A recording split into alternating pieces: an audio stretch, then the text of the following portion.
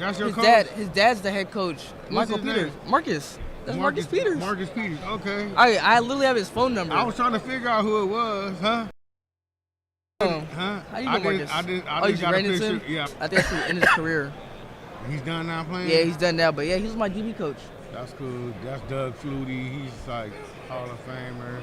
New Heisel. He's a former coach. Von Miller. Oh, he was here? That's Von Miller. I'm just trying to show you some of the cats you would know. That's my boy. I played football with him. Antonio Pierce.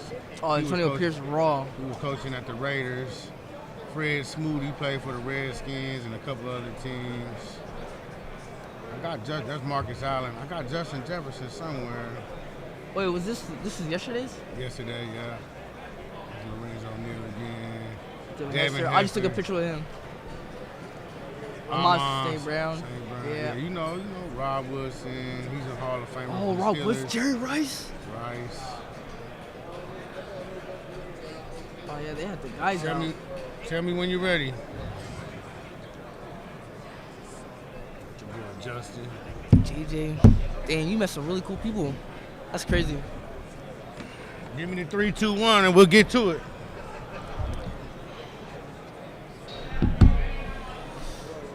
We got eight minutes. Pressure's on. You looking at that camera, right? Yeah. Okay. Okay.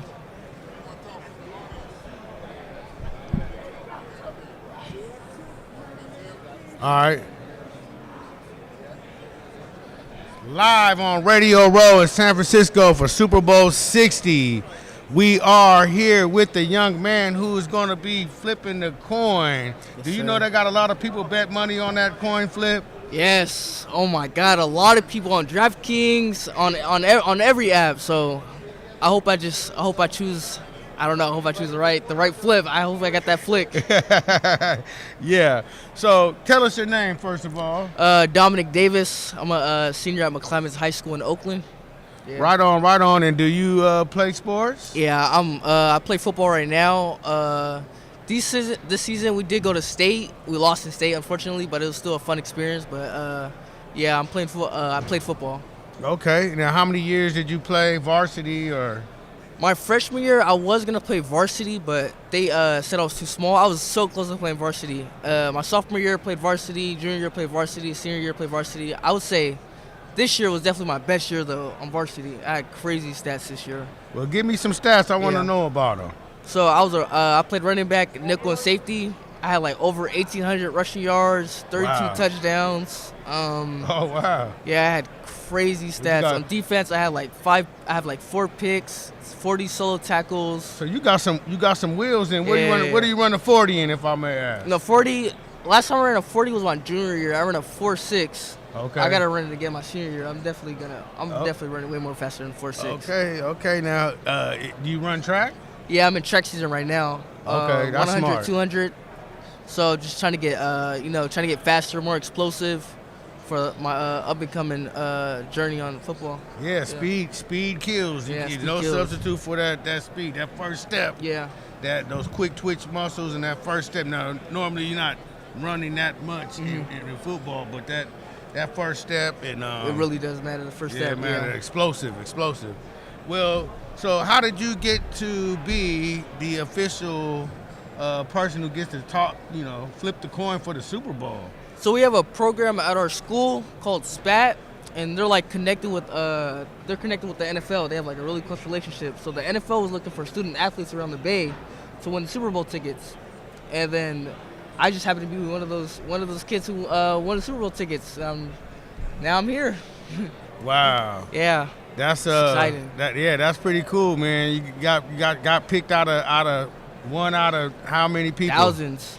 That's a blessing. Yeah. So, how many people have you told everybody on social media? Does everybody already know? Or they're hitting you up? Told me they sent an email out, so everybody knew I won the Super Bowl tickets. I was like, oh. So yeah, everybody knows now. My family knows. Everybody's excited for me. Yeah. Right on, man. That's real cool. So, talk to me about, this is your senior year in high school. What are your plans for next year? Were you going to continue your football career? Are you going just to go to school? Are you weighing all that out? My plans for next year, I definitely want to continue playing football on the next level. I'm talking to schools right now, and hopefully I can get a D1 scholarship to play football on the next level. But I'm definitely looking forward to play football. I want to go out of state just to like explore and adventure like the world. Right. I've been growing up in the Bay since I was born, so it's like I just want to like go explore like what's out there and like what's new, and build connections with people.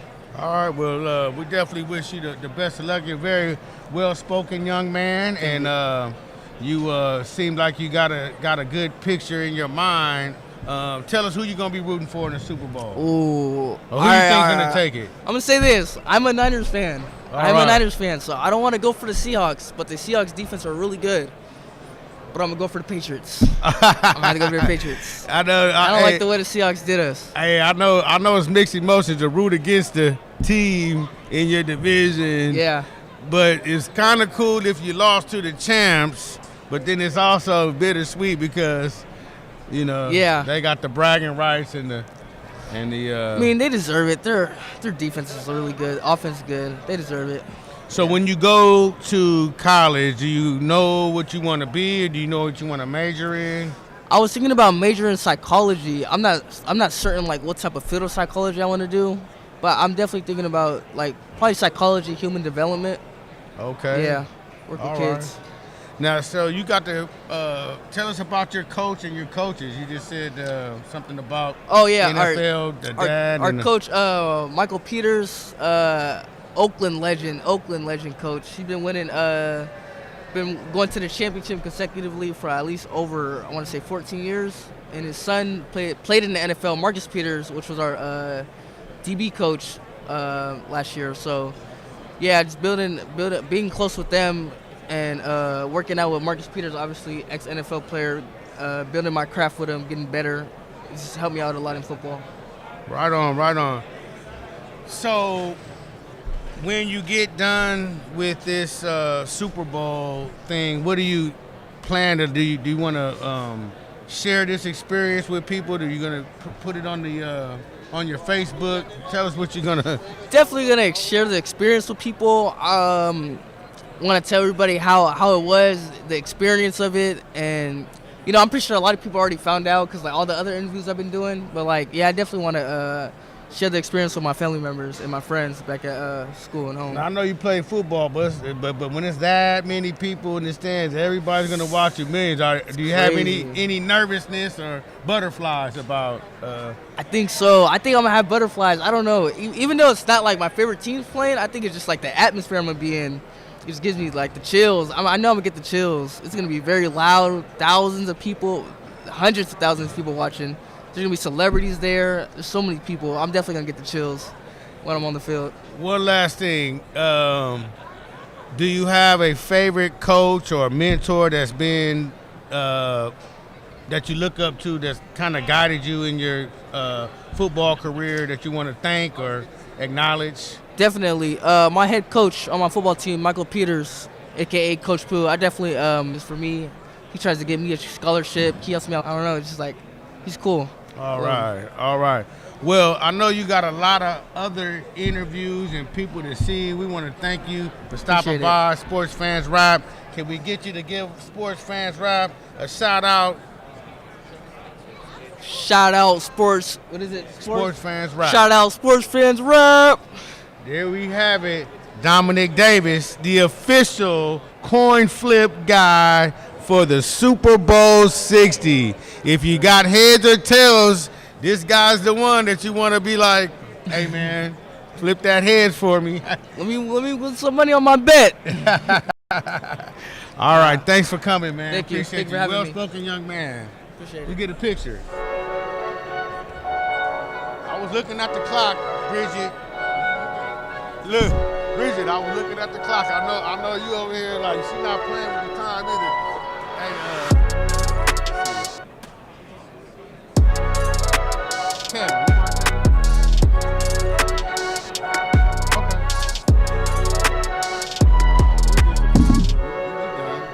We finished. I told you I was looking at the clock. All right. Thank you, Bridget. Hey, man, interrupt you, brother.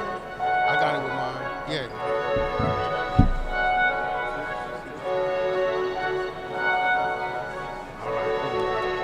Keep it going, man. Speed kills. Speed kills. Keep that. Those footwork.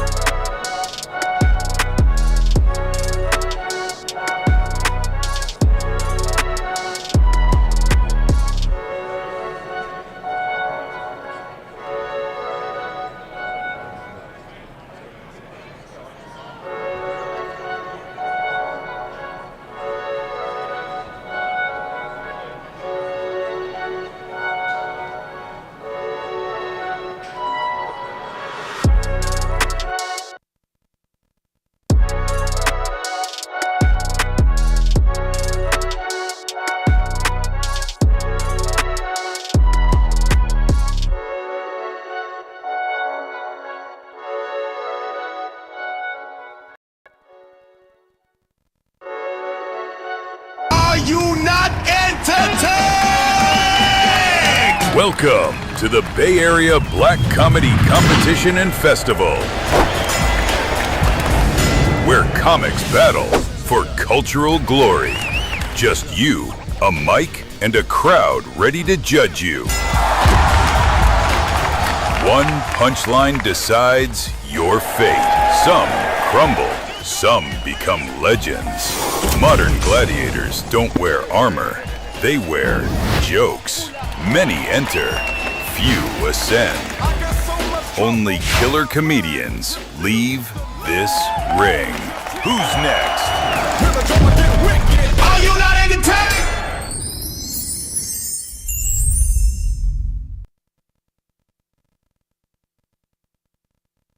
Are you not entertained? Welcome to the Bay Area Black Comedy Competition and Festival, where comics battle for cultural glory. Just you, a mic, and a crowd ready to judge you. One punchline decides your fate. Some crumble, some become legends.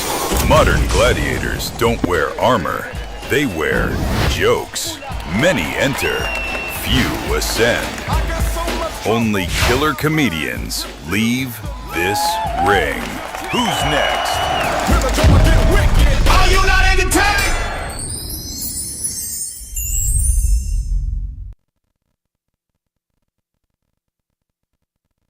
Are you not entertained?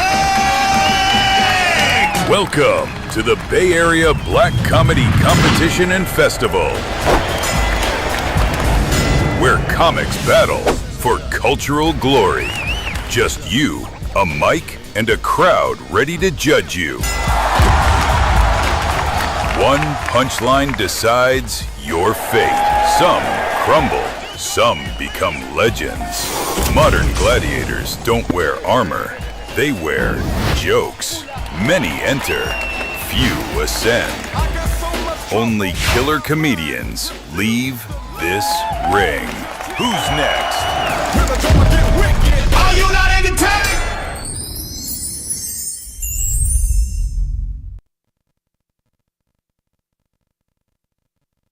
Are you not entertained? Welcome to the Bay Area Black Comedy Competition and Festival, where comics battle for cultural glory. Just you, a mic, and a crowd ready to judge you. One punchline decides your fate. Some crumble, some become legends. Modern gladiators don't wear armor, they wear jokes. Many enter, few ascend. Only killer comedians leave this ring. Who's next? Are you not entertained?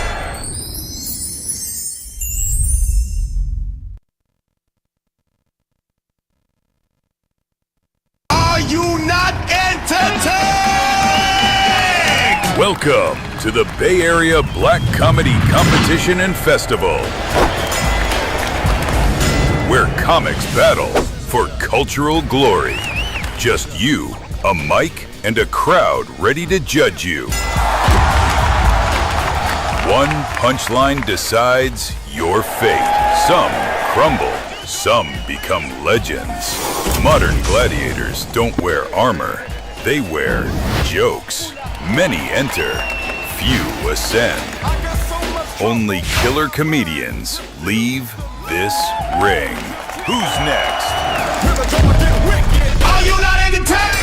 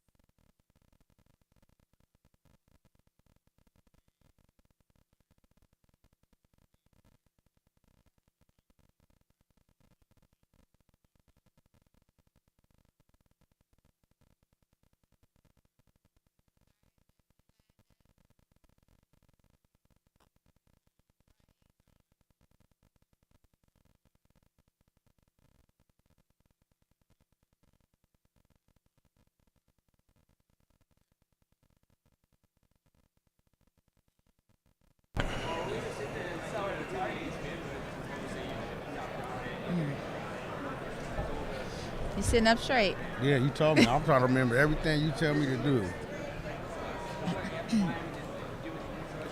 Live on Radio Row for the 2026 Super Bowl, Super Bowl 60. We have a very special guest visiting from Charlotte, North Carolina. Dr. Barb, how are you doing today? I'm great. How are you? Good. Thanks for having me back. It's been like a couple of years, right? It's been Yeah. a Vegas? couple of long years, man, that I had the pleasure of speaking with you. But that was one of my favorite interviews, if I must pick one. Okay. Well, I appreciate that. I'm honored. Yeah. So I know you're still doing your speaking schools and teaching and stuff. Tell us about the Speak Off event that took place here in San Francisco. Yeah, it's our 4th annual Dr. Barb Speak Off, and basically we had NFL players, NFL wives and significant others, and student athletes competing, and it was a very nice, intimate setting. We try and create a safe space because a lot of guys are getting up there for the first time. Oh my gosh, they killed it. It was amazing. First, the women were like just these amazing stories, and then the students did their thing, pitching Lululemon, and then the guys got up there. First, some people were crying. The next one, they were laughing. And the third player, they were like, whoa. We had a tie, the first time ever. A tie? Yeah, the judges called me out, and they're like, we don't know what to do. And I'm like, I guess we're donating to 2 nonprofits then in that category. So very impressed. Good stuff. So the winner of the Speak Off gets to pick the nonprofit, or do you already have some nonprofits that you've been working with, kind of like that pick no. out of these 3? Is it? It's whatever their favorite nonprofit is. It can be their own, someone else's, and they usually give to some pretty awesome causes if they don't have their own. Now, what about sponsorship? Do you have any sponsors that you would like to thank for helping you put the event on? Oh, yeah. So Arizona State University, the Walter Cronkite School of Journalism and Mass Communication, huge thank you for that partnership. I'm actually working with them. We're doing a 3-day all immersive public speaking certification course. So hopefully there's some tuition reimbursement opportunities for athletes. But it's for athletes, coaches, anyone in that space. And that's happening in March in their LA campus. Okay. And so we're really, really excited about that because it's from all sports, not just football, which is primarily the guys I work with, but all sports. So it's that iron sharpens iron. So they were a great partner. We also had Room at the Table. It's this wonderful woman, Dr. Renee Johnson, who sponsored this event and donated these beautiful books and did some other things for us behind the scenes. We had the National Football Wives Association. So their president came and we partnered with them on some stuff. We also had Trillium Fleur, which is a flower company that provided some beautiful arrangements for us, and she's an amazing person. And I know I'm missing a couple of them, but rest assured we are very grateful for all of them. Rework and the Pathways Foundation. Okay. Yeah. Oh, and the Dr. Barb app. Pardon, last one, Dr. Barb app. So we started an app. Okay. And it is a networking app for athletes. So basically, you have conversation starters right in your pocket. So if you're walking into an event, a venue, a community service, or whatever your team might have organized, and you're like, I don't know what to talk about, or you run out of things to talk about, be like, excuse me 1 second, maybe go get some water, look through the app. Oh, yeah, that's a good conversation starter. Oh, I can ask them that, or they might ask me this. Here's some answers. All right. So we're excited about that. We're just finishing the beta testing, so that should be out pretty soon. Well, I know that being a well-spoken athlete can definitely bring you money, so it's got to be well worth these guys and ladies' time to sit down and get some of these little things worked out so that they'll stand out in the crowd, and somebody in corporate America is going to be like, we're going to sign this person. So very admirable thing, and want to just tell you I commend you. Thank you. On what you're doing. Thank you. Well, one question, how do the people that participate in the Dr. Barb Speak Off get selected and picked? I love that you asked this question because we are recruiting them, right? So a dear friend of mine, Asia Richardson, who's also from that NFL Wife Significant Other space, recruited 3 of our speakers this year for us. And then the National Football Wives Association, they recruited another one for us. So we try and be really strategic in just the partnerships and making sure that we are sharing the opportunity. We have so many events, as you know, like Super Bowl week is like off the chain, so many things going on. So it's just really letting them understand that it's a very unique opportunity, and I think that we give them a copy of their talk really helps. and that we give them professional photo speaking. So if that's like a thing, they want to get into speaking or do it more, they have these beautiful assets they can use, and that's for all of our speakers. So, yeah. Is there anything Sports Fans Rap can do to help or participate or enhance Y'all can this sponsor us relationship? next year if you like, but also this is a great opportunity because we get to repurpose this content and share it, and we really appreciate that. So thank you. I think going to be in my hometown next year is You're LA? Yeah. Oh, okay. Yeah, you're gonna Okay. be in my hometown next year, so we got to definitely figure out how to do some networking and communicate and keep in touch. I would love to be a part of doing anything I can to help support you in your cause. Thank you. Appreciate that. And you have such a lovely smile. I want to say that again. You carry yourself in such a nice way. I can see where you can command the attention in the room, and people will listen to you. Hey, that's all to God's glory. I couldn't do any of this without His vision, without His guidance, support. So yeah, thank you for saying that though. All right. So can we get a shout out for the Sports Fans Rap on the live stream? So Sports Fans Rap has been a huge Dr. Barb Speak Off supporter since I first met this young man right here with the really nice eyes.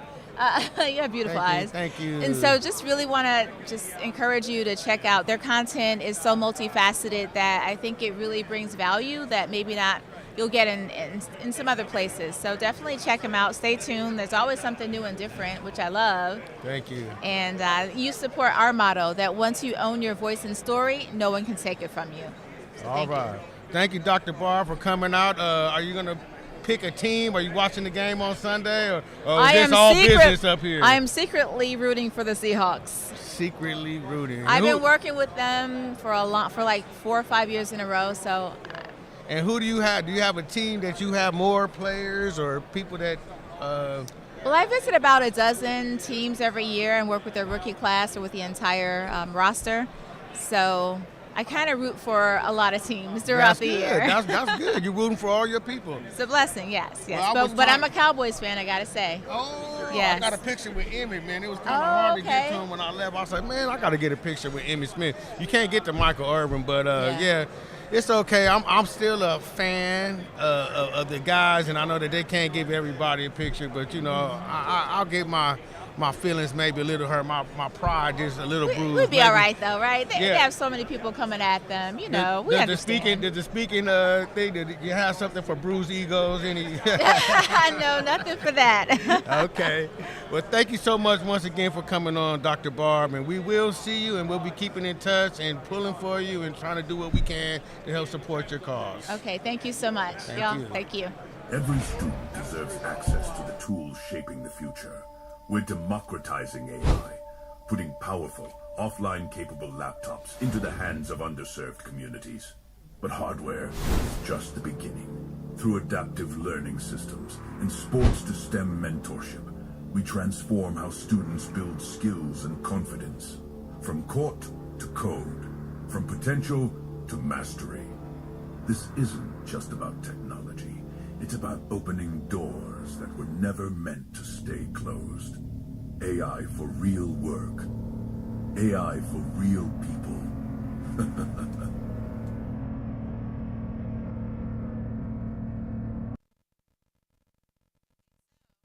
Are you not entertained?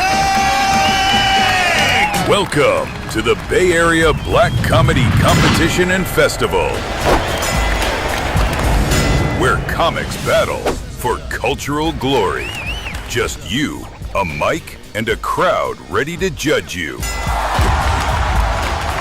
One punchline decides your fate. Some crumble, some become legends.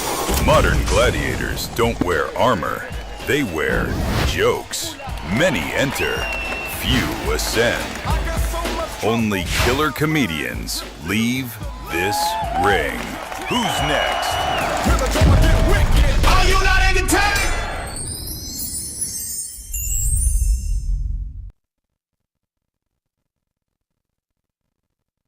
Are you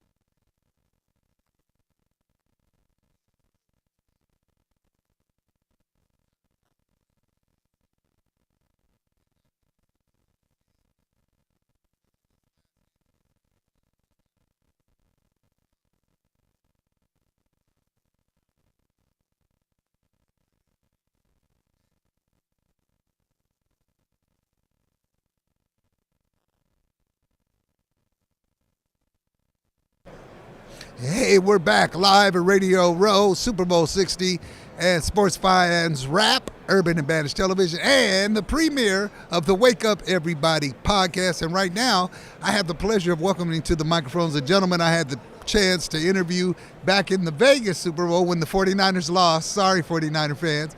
Here he is, Dr. Kevin Smith. Even though he's a Michigan alum, I believe, hey, I still got love for him. How are you, I sir? got love for you and those Buckeyes, Yes, too, I sir. suppose, at least today. Yes, sir. Right yes, now. sir.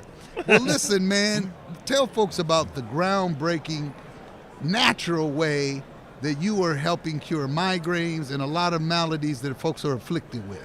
Well, you know what I've come to realize, I'm an ear, nose, and throat surgeon, and I've come to realize that the nose and the function of the nose determines your quality of life. And by that I mean, when you don't breathe well through your nose, you can have an array of problems. From runny nose all the time, postnasal drainage, which might lead to a chronic cough, which might lead to vocal cord edema and swelling, which may lead to hoarseness. Wow. Then you got sinusitis, chronic infections and things like that. You got the chronic headaches. And then you have the chronic migraines. And I found that all migraines of all type, chronic migraines that afflict people, originate in the nose and not in the brain like I was taught in medical school. Well, wait, let me stop you right Yes. there. So this is revolutionary and groundbreaking. So up until your discovery, right, the medical common knowledge was that it wasn't started It in still is. How groundbreaking is that, number one? And second, Yes. I imagine that the medical establishment didn't want to agree with you. Well, I haven't gotten to that point yet, but there are some doubters out there. I've reached out to some neurologists and told them, you know, I'd love to help the people that you don't, that kind of thing, and have been met with some resistance. However, like they say, you can lie about the numbers, but the numbers don't lie. That's right. And that's what happened. No, I got all these scans from all over the country. They all had the abnormalities that I fixed. They've been all diagnosed by neurologists all over the country with migraines for 10, 20 years.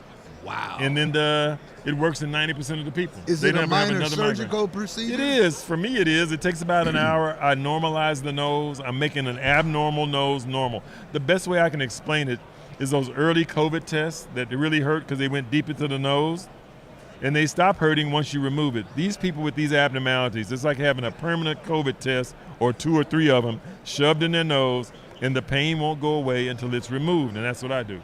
Man, this is amazing, and I hope you don't mind It me is asking amazing. this. No, As I an love it. artist, I'm always, and to me, you're an artist of Yeah, another, I am. and I'm always interested in the process. Yes, let's What hear it. led Come you on. to making this groundbreaking discovery? Because something had to click in your brain and say, wait, Yeah. it's not in the head, it's in the nose. Right. Well, what happened was, you know, I'm always doing sinus surgery on people in septoplasties early on in my career, and some of them had headaches, and their headaches would go away. And so then I'd have people come, and I'd start asking them, like, well, you know, you have this problem in your nose. Do you have headaches? They're like, shoot, Dr. Smith, I get these migraines. They so bad, blah, blah, blah. And I would say, okay, well, I'm going to do this procedure, and I'll see if it goes away or not, because I didn't know at that point. Wow. You know, so then it kept going, and finally I was on the doctor's show with a woman who'd had migraines for 41 years, and she had been migraine-free for a couple of years. And I just happened to say, if you want access to my expertise, send me your disc or your brain scan or sinus scan. I'll look at it and let you know if you have what I fixed. I got hundreds of scans from all over the country.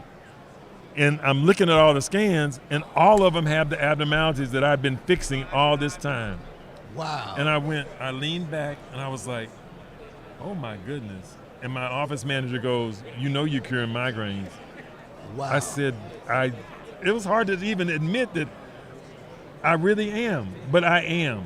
And now I've accepted that baton. I run with it strong. I'm a champion for migraine patients who are out there who are suffering needlessly every day with depression, anxiety, you know, thoughts of suicide, disability, can't Wow, work, man, that can't is interact with their amazing. family. No, it's incredible. It's and what I amazing. do is I save lives and I change lives. Man, and there's you are- nothing more rewarding than that. You are a hero. You know, what is the root cause, or do we know of what it, because explain the difference between a traditional headache, if you will, and a migraine headache. Yeah, a traditional headache you'll get every now and then. Some people get it when the weather changes, or they get it when they've eaten a salty meal and their nose is congested, things like that. A migraine is incapacitating. It's very severe every time, and sometimes it's accompanied by some aura, some things that will precede it to let you know that it's coming on. And I've had people with these unusual neurological symptoms that accompany their migraines that go away when I do the surgery. Let's talk about a few of them. Tremors, pseudo seizures they call them, temporary blindness in an eye, slurred speech, brain fog, tingling in the arms and legs, or even paralysis of the arm and leg. I've even had people sleepwalk or have blackouts where they just don't know what's going on, and they might be doing things that they don't remember. Wow. And all of that goes away when I fix the nose and normalize the nose and get rid of the migraines. You know, you made me think of Terrell Davis, who won Yes. MVP. Yes. And now that I'm talking to you about it, and I really thought it was amazing then, but now, because I remember he told Mike Shanahan, I can't see. I can't see. And he said, well, we're just going to have you be a decoy. Right. And then his vision came back. Right. So how amazing is that accomplishment for him, who suffered for years from Yes. migraines, to not only get back in the game, but become the MVP of the Super Bowl? It's amazing what people will do to adapt. I have people who can have these migraines every day and still achieve, go to college, get a job. And I simply don't see how they do it because I don't get migraines. I don't get headaches. Right. I very seldom get it. And- you know, when I get them, when I eat too much salt. There you go. See, I said that because it makes the tissues in the nose swell, and that's when you're getting contact, and that's when you're causing a problem. Yeah. So there Yeah, you go. yeah. Yeah, so it's just incredible. But then again, there's some people who are just like, I had a guy bring me a handwritten letter to my office 4 years after I had cured him. And in the letter it said, if it weren't for you, my family and I all know that I would not be here today. Because you that's were the one that beautiful, solved man. the problem.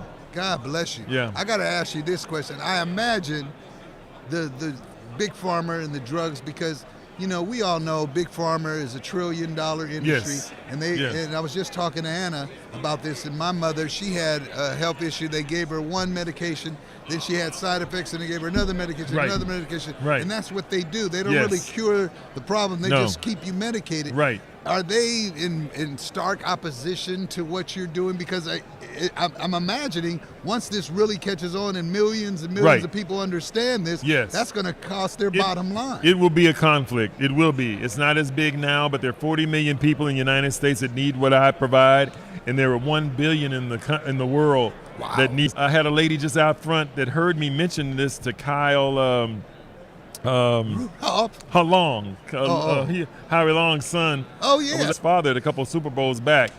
But a lady heard me. I told them while I was here, and a lady behind us heard me. And as I was walking away, she goes, I'm sorry, you said something about migraines, and I saw your jacket. I have a migraine right now. I've had it for years. Can I have your card? I said, sure. I said, so I got to talking to her. How long have you had it? That kind of thing. She said, I'm about to cry. I said, you can cry, sweetheart. I said, I cry with my patients all the time. I know what this means to you. Yeah. You know? Yeah, So yeah, yeah. it's just things like that that just fulfill me. It just Yeah. makes me know that I'm on the right track doing the right things. And so I appreciate you having me on, because through Absolutely. this, I'm able to talk to even more people and let them know they don't have to suffer with this. They don't have to think there's no hope for change. And so And give give me a that call. contact information. My phone number is 713-795-0600. My website is kevinsmithmd.com. And on Facebook, Smith Center Otolaryngology Facebook page, there are dozens and dozens of video testimonials from people who've had all type of migraines for all kinds of years who are now living their best life.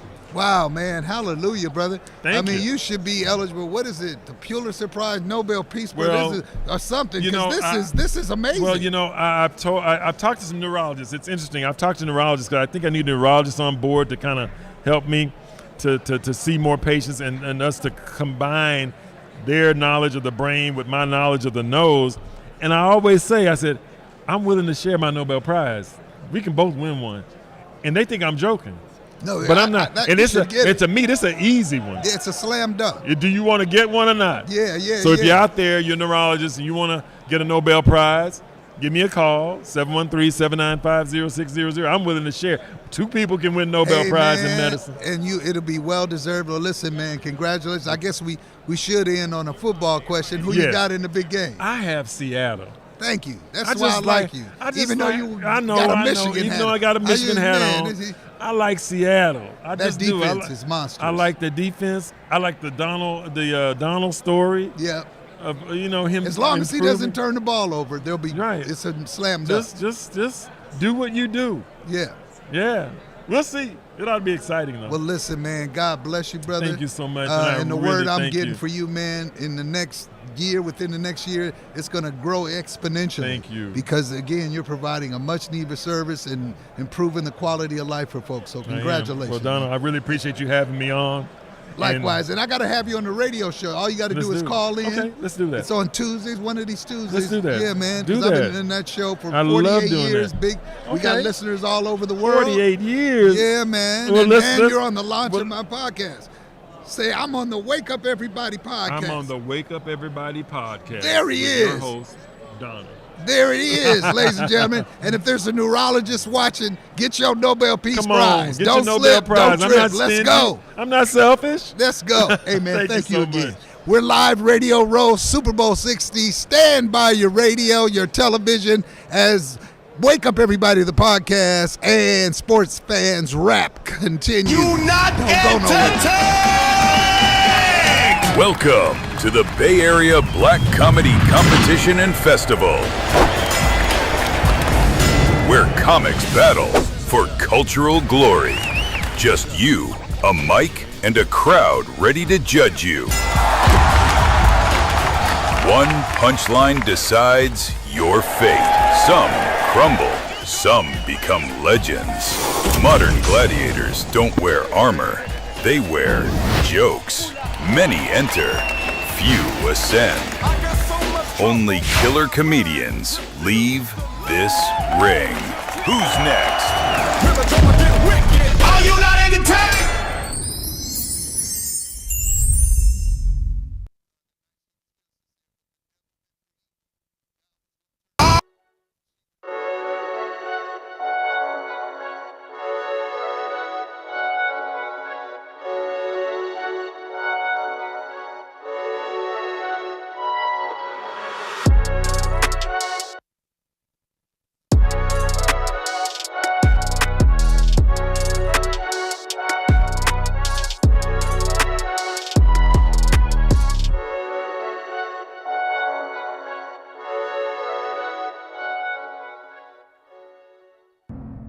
Every student deserves access to the tools shaping the future.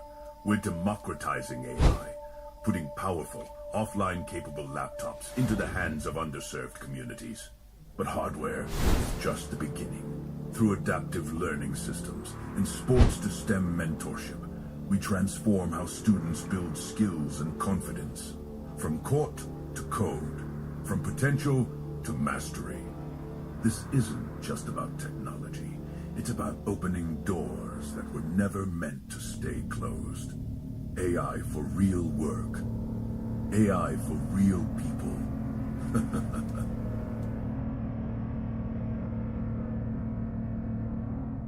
Every student deserves access to the tools shaping the future. We're democratizing AI, putting powerful, offline-capable laptops into the hands of underserved communities. But hardware is just the beginning. Through adaptive learning systems and sports-to-STEM mentorship, we transform how students build skills and confidence. From court to code, from potential to mastery.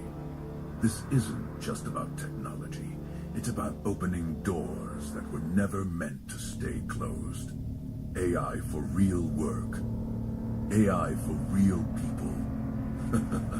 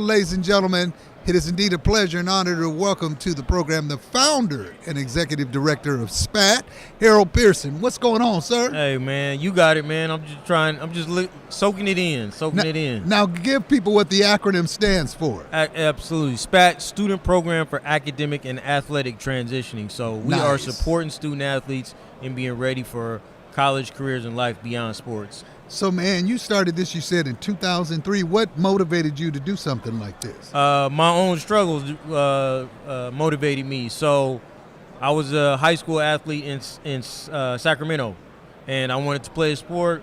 My parents didn't really know what to do, just go to school, and I ended up in community college, in English as a second language class, all remedial classes, and I was like, G thing, I need this UC credits. And so his brother was in Sacramento. Joe Samuels? No, I was thinking about, like, man, what about my friends? So now, is there like a time frame to your We're program? going to make them be successful. So we're painting a picture for them if they follow our direction on what they can do later on. Man, so as someone who's been working with youngsters, particularly youngsters in Oakland for 29 years, for me, my greatest joy is watching these youngsters succeed, man. Talk about how rewarding that is for you and the folks that work with you at SPAT to see. A lot of times when If any, have you gotten from the local municipality? Because and the reason I pretty much us, we just do municipality. And the reason I pretty much us, we just do that need to be fully funded and embraced because you're having a direct impact on. it's politics, some level you got to be a politician. But, we've been able to, do what we need to do and not have to do things that we don't necessarily, that don't align with our values, you know what I'm saying? So all the money hasn't gotten there, all the notoriety, but we do get some money. We do have some funding partnerships with the city of Oakland. We do have some funding partnerships in Stockton that keep things going. And yeah. Couple final questions for you. So what would you like to see your long-term goal for SPAT in the next 5 to 10 years? The next 5 to 10 years, we're probably in 5 or 10 states around the country. So you want to move outside of California? Absolutely. Oh, that's great. Yeah. We're working on another state right now, a city in another state right now. And there are a lot of student athletes need support in a lot of different places, and a lot more support now. But now everybody's jumping in because there's money really attached to college athletes. So, I see us expanding. We're working on that right now and supporting more students. And Stockton was our first shot at it, and that's going really well. So, that was the vision back in early on, was like, man, if we could do this at McClymonds, we could do it anywhere. Sure. And so that still stands true to today. I'm gonna say this on air, man. We definitely need to collaborate and figure out a way to, help the quality of life for our young folk, man. Congratulations on all the great work, man. And finally, I can't let you leave without asking who you got Sunday. I would like for the Patriots to win the game. We have one of our academic coaches. She's from Stockton. Her son, Jeremiah Farms, plays defensive line for the Patriots. So you got a direct connection. Yeah. Indirectly, yes. Yeah. So I would like to see him win a Super Bowl. I just think, I hear I'm a football guy, so right. I'm like, they got offense, they got dogs. They remind me of some of the great defenses to be the Ravens and on some of the older Steeler teams. The only thing is Sam Darnold. We gonna find out for real if he's live or he's Memorex, because he likes to turn that ball over. He hasn't in the playoffs. He does. But we'll see. He hasn't. He really hasn't. A little bit against the Bears. But that's right. The Patriots don't have the Bears type of defense. Nah. So, brother, proud of you, man. Congratulations, man. And that's the SPAT program, ladies and gentlemen. Look it up. Your website, y'all got a website? Yep, spaat.org. Hey, man, we'll keep up the great work, man. And y'all going to blow up big and be in a lot of states. I promise you that. Absolutely, and I appreciate you, man. And we definitely gonna do some work Definitely, together. man, because you know Love Life is the official motto of the city of Oakland. Did Hey, you know? well, we Did gotta you know be- that? no, I did not I'm know not that. sure. People need to talk about entering that. Oakland sign says Really? voted in by the Oakland City Council April Oh. 5th, 2016. Congratulations. That's, Hey man, it's that's the what best should kept be secret. happening. But That is. you're right. We need everybody We need to everybody tell to know that. everybody. Absolutely. Hey, God Absolutely. bless you, man. The Keep Love up the Life great work. Foundation. Yeah, Let's go. love life all day. Yep. Stand by. We're live at Radio Row. Mr. Harold Pearson, the SPAT program. Support this program. They're changing the quality of life for our young people. We got more guests coming up live from Radio Row. The Wake Up Everybody podcast is now. Look, boy, I want to shout out the producers, William Hammonds and Troy Belton. Yeah. These guys have been making it happen, and thank you for bringing this good brother here. Don't go nowhere. Keep your face in the place. We'll be back. Appreciate y'all. Hey, likewise, Yep. man. No, We that's got to good. connect Yep, for sure, absolutely. bro. Absolutely. Because I've heard about your.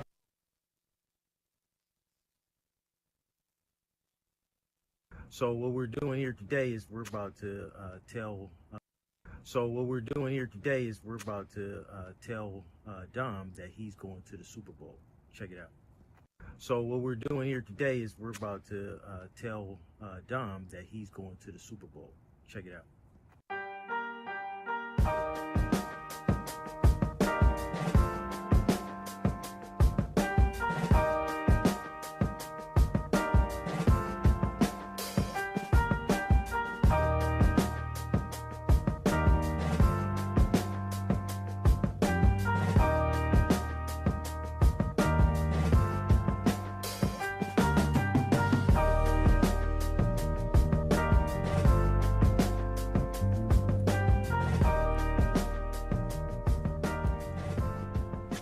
What up, Dom? What's up? How you doing, man? Good. Good to see you. Too. So I wanted to drop some news on you, man. So on behalf of the SPAT, the National Football League, you're going to the Super Bowl. What? Oh God! Oh God!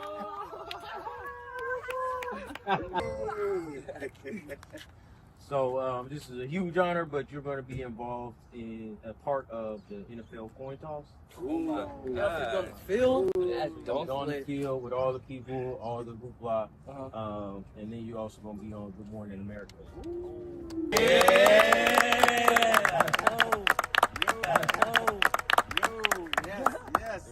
We appreciate what you've been doing, man. You've been knocking it down since you were a ninth grader. You know what I'm saying? So you've been going to class, you've been going to workouts, you've been doing everything you're supposed to do. So we've been watching you. You know what I'm saying? So we've been watching what you've been doing and you've been working with you. So I appreciate what you've been doing and everything you have done for yourself, your family, and this community. So Thank you. It's real. Seeing like a once in a lifetime thing. I get to attend the Super Bowl at Levi Stadium, and I'm just excited. I mean, like after this, I'm gonna call my mom, tell her I won the tickets. She's definitely gonna be excited. Tell my whole family. They're probably gonna be hitting me up, calling me, saying congrats. And yeah, I just want to thank SPAT, of course, HP, thank the NFL for giving me this opportunity to win the Super Bowl tickets. And like without y'all, I wouldn't have like been in this position to like attend the Super Bowl. So I just want to thank you guys. Appreciate it. Are you not entertained? Welcome to the Bay Area Black Comedy Competition and Festival, where comics battle for cultural glory. Just you, a mic, and a crowd ready to judge you. One punchline decides your fate. Some crumble, some become legends. Modern gladiators don't wear armor, they wear jokes. Many enter, few ascend. Only killer comedians leave this ring. Who's next? Are you not entertained?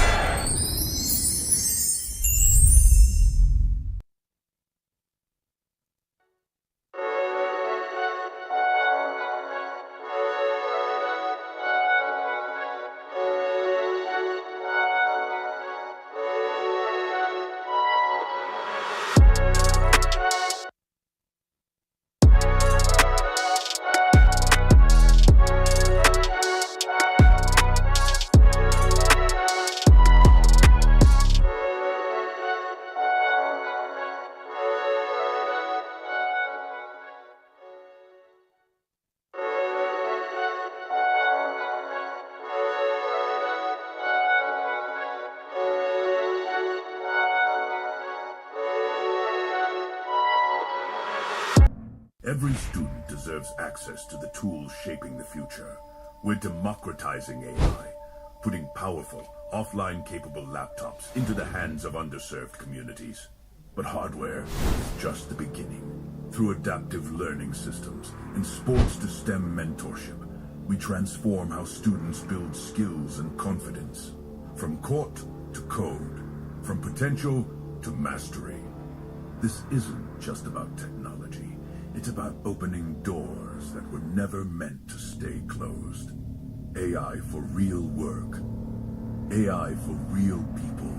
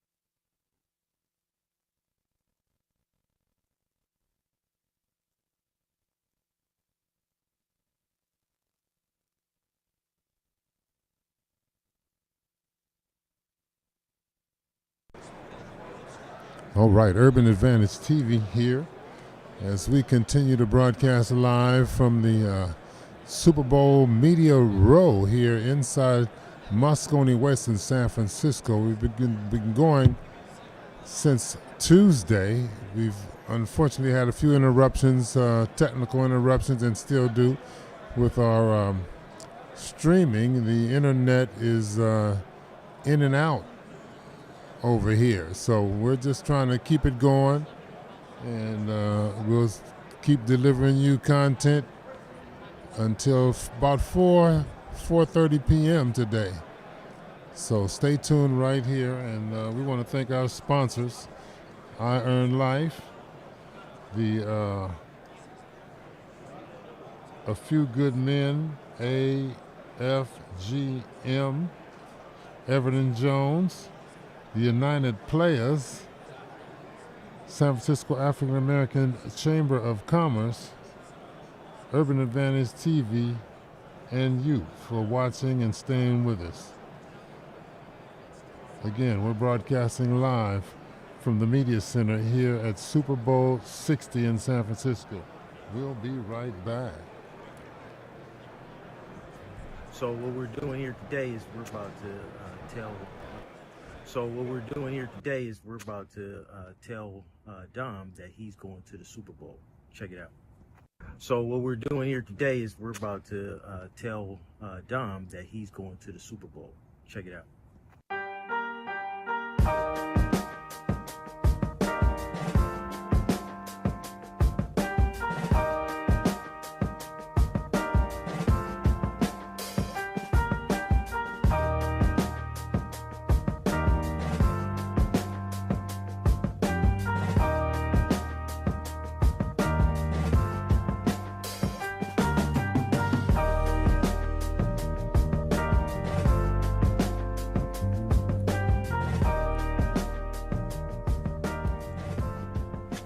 What up, Dom? What's up? How you doing, man? Good. Brother, good to see you. Too. So I wanted to drop some news on you, man. So on behalf of the SPAT, the National Football League, you're going to the Super Bowl. What? Oh God! Oh God!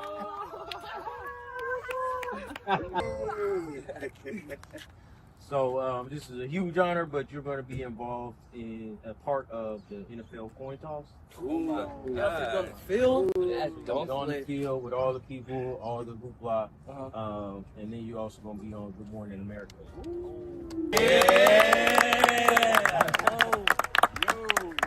Yes.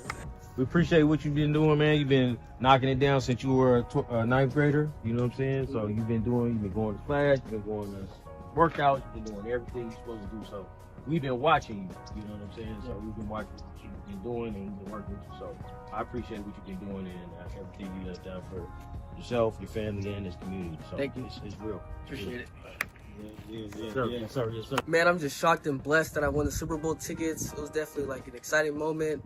Definitely a blessing, like a once in a lifetime thing. I get to attend the Super Bowl at Levi Stadium, and I'm just excited. I mean, like after this, I'm gonna call my mom, tell her I won the tickets. She's definitely gonna be excited. Tell my whole family. They're probably gonna be hitting me up, calling me, saying congrats. And yeah, I just want to thank SPAT, of course, HP, thank the NFL for giving me this opportunity to win the Super Bowl tickets. And like without y'all, I wouldn't have like been in this position to like attend the Super Bowl. So I just want to thank you guys. Appreciate it.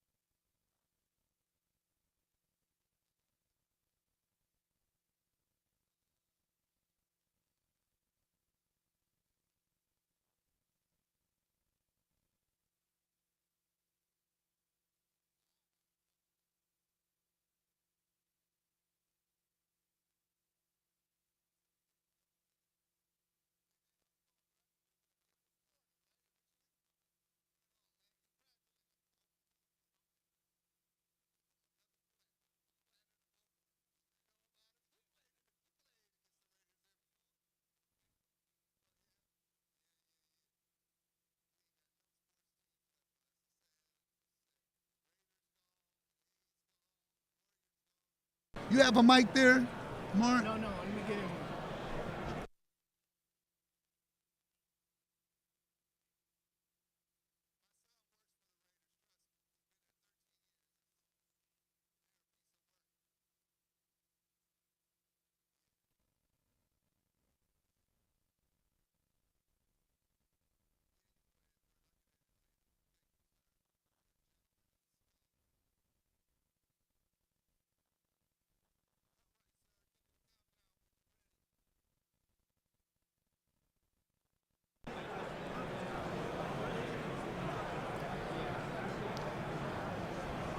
We're live back on Radio Row, Super Bowl 60.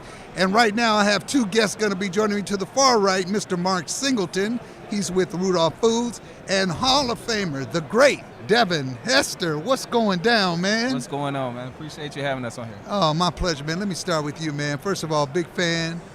People don't understand how important what you did was, and obviously the Hall of Fame did, in terms of field position and why field position is so important for any team, especially for an offense. Most definitely, because it gives, when you say field position, it brings the field, it shrinks the field down as a returner.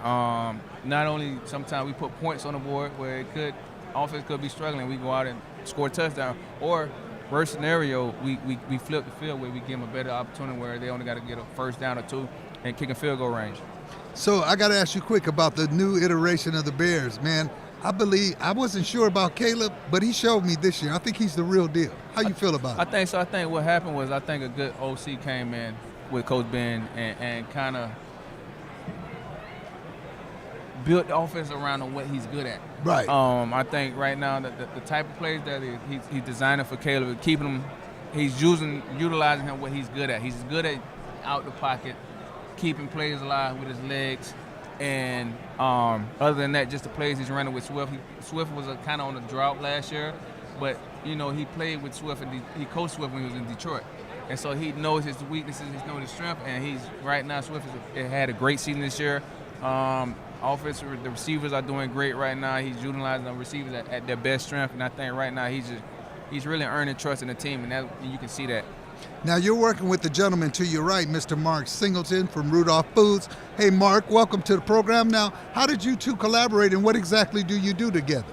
So years ago, we teamed up with Mike Dicken, the Gridiron Greats Foundation, the legendary coach of the Bears, and started coming to Radio Row to talk about the Jaws and Ditka Cigar Party and to get interest in it and raise money for gridirongreats.org. Over the years, we've raised millions of dollars because, Donald, as you know, as Devin can really attest to, the players before '92 did not make a lot of money. Wow. Kenny Houston was a school teacher in the offseason, one of the best free safeties in the history of the game, had 2 jobs. So many people had 2 jobs. They didn't have the pensions. They didn't have the insurance. Now, something I wasn't aware of, even as much as I've been involved, is all these guys, after 5 years, lose their insurance. Are you kidding me? No. Yeah. 5 years after they're finished playing? After retire. Yeah, man. That's crazy. So when Coach asked us to help raise money and awareness to help these guys at gridirongreats.org, it was just a natural. Such a class guy, such a great coach, such a legendary effect he had upon the game. And he's been great about providing us great spokesperson like Devin through obviously his long history with the Bears to help us get the word out and help these guys, man. People need knees replaced. And these injuries don't show up right away, do they? No, they don't. It's a lot of injuries where we have throughout the season where you can kind of like, I can play with this injury. Right, You know what I mean? And it just let time just heals it. But eventually, 8-10 years from now, that injury comes back. And sometimes it comes back 10 times worse where you do have to go in and get surgery. And now you have a situation where you have a guy that's been like that in the 70s and the 80s where the technology wasn't that good. So any type of surgery they did have, nowadays they have to go back and redo it. And so now in a situation where you paying, sometimes I heard $15,000 to $30,000 for a knee replacement. Wow. For a guy that don't have it. And they have no medical coverage. So unless you get it on your own, and then it's like you're paying a ton of money. You know what I mean? And some of these guys, like you say, back in the day, didn't make a lot of money. So right. 30 grand, 20 grand. Walt Garrison got a horse trailer as his signing bonus. That's crazy. Yeah. So it's mind-boggling to me that a $1 trillion enterprise like the NFL and the owners making buku bucks doesn't take care of its players. In addition to the great work you guys are doing to help, is there something fundamentally that can be done to change it? Because as you know, I think it was Vince Lombardi said it's not a contact sport, it's a collision sport. It's like a car wreck every time, and the sacrifice that players like yourself have to do for protracted years to their bodies to not get health coverage 5 years, that's criminal to me. Yeah, most definitely. And I feel like if you can do it for the 5 years after a player's retired after 5 years, then go ahead and just make it lifetime. Exactly. You know, and that's the benefit I feel like we can get as a former NFL player. You know what I mean? Because at the end of the day, like regular jobs, you get the benefit, you get a retired plan and all that. But when it comes to NFL, I know NBA and baseball, they get life insurance. Right. We're probably the most popular sport out of those three. No doubt. Just go ahead and give it to us too. We don't want to take the most injuries anyways. Right. You were going to say, Mark? Yeah, well, I mean, this is America's holiday. This is our big celebration. This is the most American day of all. And to not help these guys 17 years ago just blew my mind. And to hear the stories and to continue to help. Last night we had a great party where we raised a ton of money, ton of awareness. People can go to gridirongreats.org right now and still help. And they can go to porkrinds.com and enter to win our Super Bowl tickets next year and be out here with us for the game and for Radio Row and to go to the cigar party. Wow, that is great. That's Mr. Mark Singleton along with Hall of Famer Devin Hester. Just a few more questions, and appreciate you guys taking so much time for us. I noticed one thing the league is doing that I agree with, and I had an interesting guest on yesterday about injuries, but he made an interesting point. He's saying most of the injuries are related to the turf and not having natural grass, and a lot of soft tissue injuries are occurring more and more because the shoes are so good that they don't give. Man, what was it like for you playing on some of these? I don't know why grass, because I'm in my 60s, man. I was a season ticket holder for the Raiders. We had natural grass. What is it about this turf, and what can be done to prevent some of these injuries? My experience when playing on the turf, it was it gripped real hard. So for fast people, you loved it because you can run fast on it. But then when you stick it in the ground, your feet stay in the ground. Right. That knee probably ain't want. That knee want to go somewhere else. Right. And so those are the type of injuries that when it comes to the pros and the cons against playing on the turf, it's cool when you just straight ahead full speed running. But when you making plants and you making cuts and you want to plant this way, but that knee still going that way. You know what I mean? Those are the type of injuries that come about when you're playing on turf. Yeah, and of course concussions has been in the news over the last 10 years or so. And I've noticed players now have those big, whatever they are, accoutrements on their helmets, and I'm all for the whatever makes it safe. Did you ever suffer a concussion, and how did you recover from that? I think I had like maybe one or two that I spoke up on. You know what I mean? You just, back when we played, we were so afraid to let anybody know if something was wrong up top. Wow, To the point where you're like, hold on, just take me out the game, let me sit down, and I'll let you know when I'm ready. So I'm almost 100% sure I had plenty of concussion did not have on paper. Because as a player, I know if I had the concussion, y'all gonna take me out the game, and now I'm gonna be sitting out for probably 2 or 3 weeks. Right. And I want to play football. And so like I say, me personally, I think I have like 1 or 2 on record. But I know it's way more than that, but it's just a game of football that we play that we feel like it's just a little ding, we got a little dizzy, lightheaded, head hurting a little bit, but we'll get over it. That's just how we was growing up.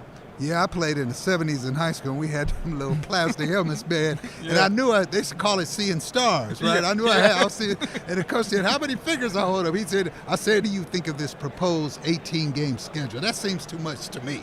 Yeah, I think it's 18 is, and when you're talking about 18 regular season or 18 with preseason too? No, 18 regular season. In addition, I don't know if they're going to decrease the preseason. Yeah, games right there. On top of that, the Super Bowl. Yeah. So you know what I mean? It's a lot. Yeah. You know what I mean? And that situation is like you're not getting paid no more money. They just breaking the money up into from how many games we played before. You just dividing it into 18 now. Yeah. So I mean, I think 18 is a little too much when you consider 18 is not considered preseason and playoff games. It's a lot. So a couple final questions. So first of all, Mark, how can folks watching, listening, viewing this, support Gridiron Greats. It's a great cause. I want to be the biggest backer, man. Whenever you guys are doing something, please let us know, because, man, it's like you said, particularly for the older. I see some. I don't know if you know Wendell Hayes. He used to play for the Kansas City Chiefs. Sure. Him and I became friends. You know, I work with youth. He works with youth. And, man, he can barely walk, you know, because of all the hits and everything he takes. Because back in those days, like Earl Campbell, yeah, and so many others, man. So how can folks watching this support Gridiron Greats? Because I think it's a great cause. Yeah, they can go to gridirongreats.org. They can go to porkrinds.com. Either one. Entering to win our contest helps the Gridiron Greats. Certainly go to gridirongreats.org. There's tons of auction items on there all the time, signed by some of the legends of the game. I saw a Jack Youngblood football last night that I had to have. I mean, just had And by to the have. way, people don't know, Jack Youngblood played in the playoffs with a broken leg. Yes, and he told us. What a beast. I wouldn't advise the youngsters, don't try this at home. He came to us, he came out here on Radio Row with us, and he goes, you know, if I'd known I'd have to talk about it every interview I did for the rest of my life, I might have not played. Exactly. But it was a tough time. And lastly, let's start with you, Devin. Who you got for Sunday? I like Seattle. I think Seattle going to pull it out. They got some dogs. What about you, Mark? Man, Smith's from my hometown, Rockwall, Texas. And DeMarcus, after those years with the Cowboys, I'd like to see him get a ring. And finally, is there a website for Gridiron Greats? gridirongreats.org. Hey, go do it. Great Help cause. us out. Thank you both, man. God bless you both. Congratulations, man. Thank you so much. So nice to meet you. There it is. Stand by Radio Row, Super Bowl 60, the Wake Up Everybody podcast, and Sports Fans Rap right here live from San Francisco. Don't go nowhere. Thank you, guys. Hey, that was beautiful, man. Are you not entertained? Welcome to the Bay Area Black Comedy Competition and Festival, where comics battle for cultural glory. Just you, a mic, and a crowd ready to judge you. One punchline decides your fate. Some crumble, some become legends. Modern gladiators don't wear armor, they wear jokes. Many enter, few ascend. Only killer comedians leave this ring. Who's next? Are you not entertained?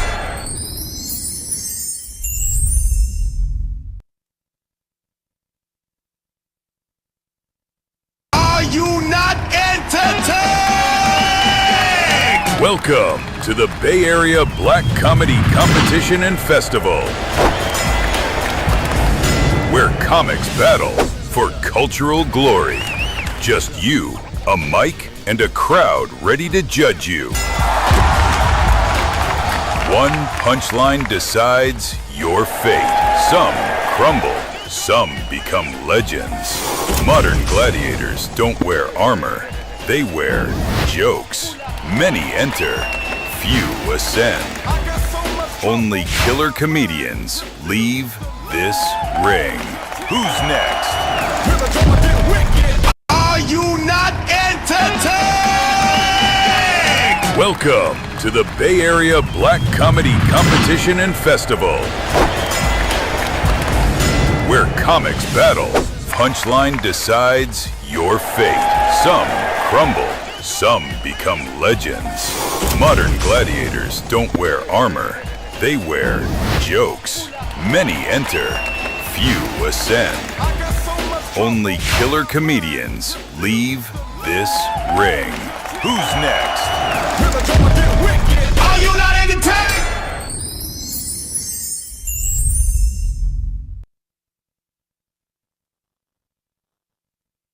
Are you not entertained? Welcome, cultural glory. Just you, a mic, and a crowd ready to judge you. One punchline decides your fate. Some crumble, some become legends. Modern gladiators don't wear armor, they wear jokes. Many enter, few ascend.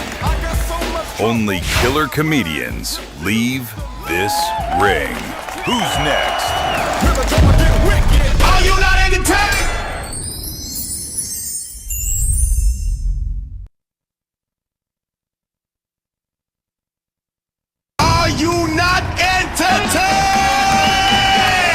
Welcome to the Bay Area Black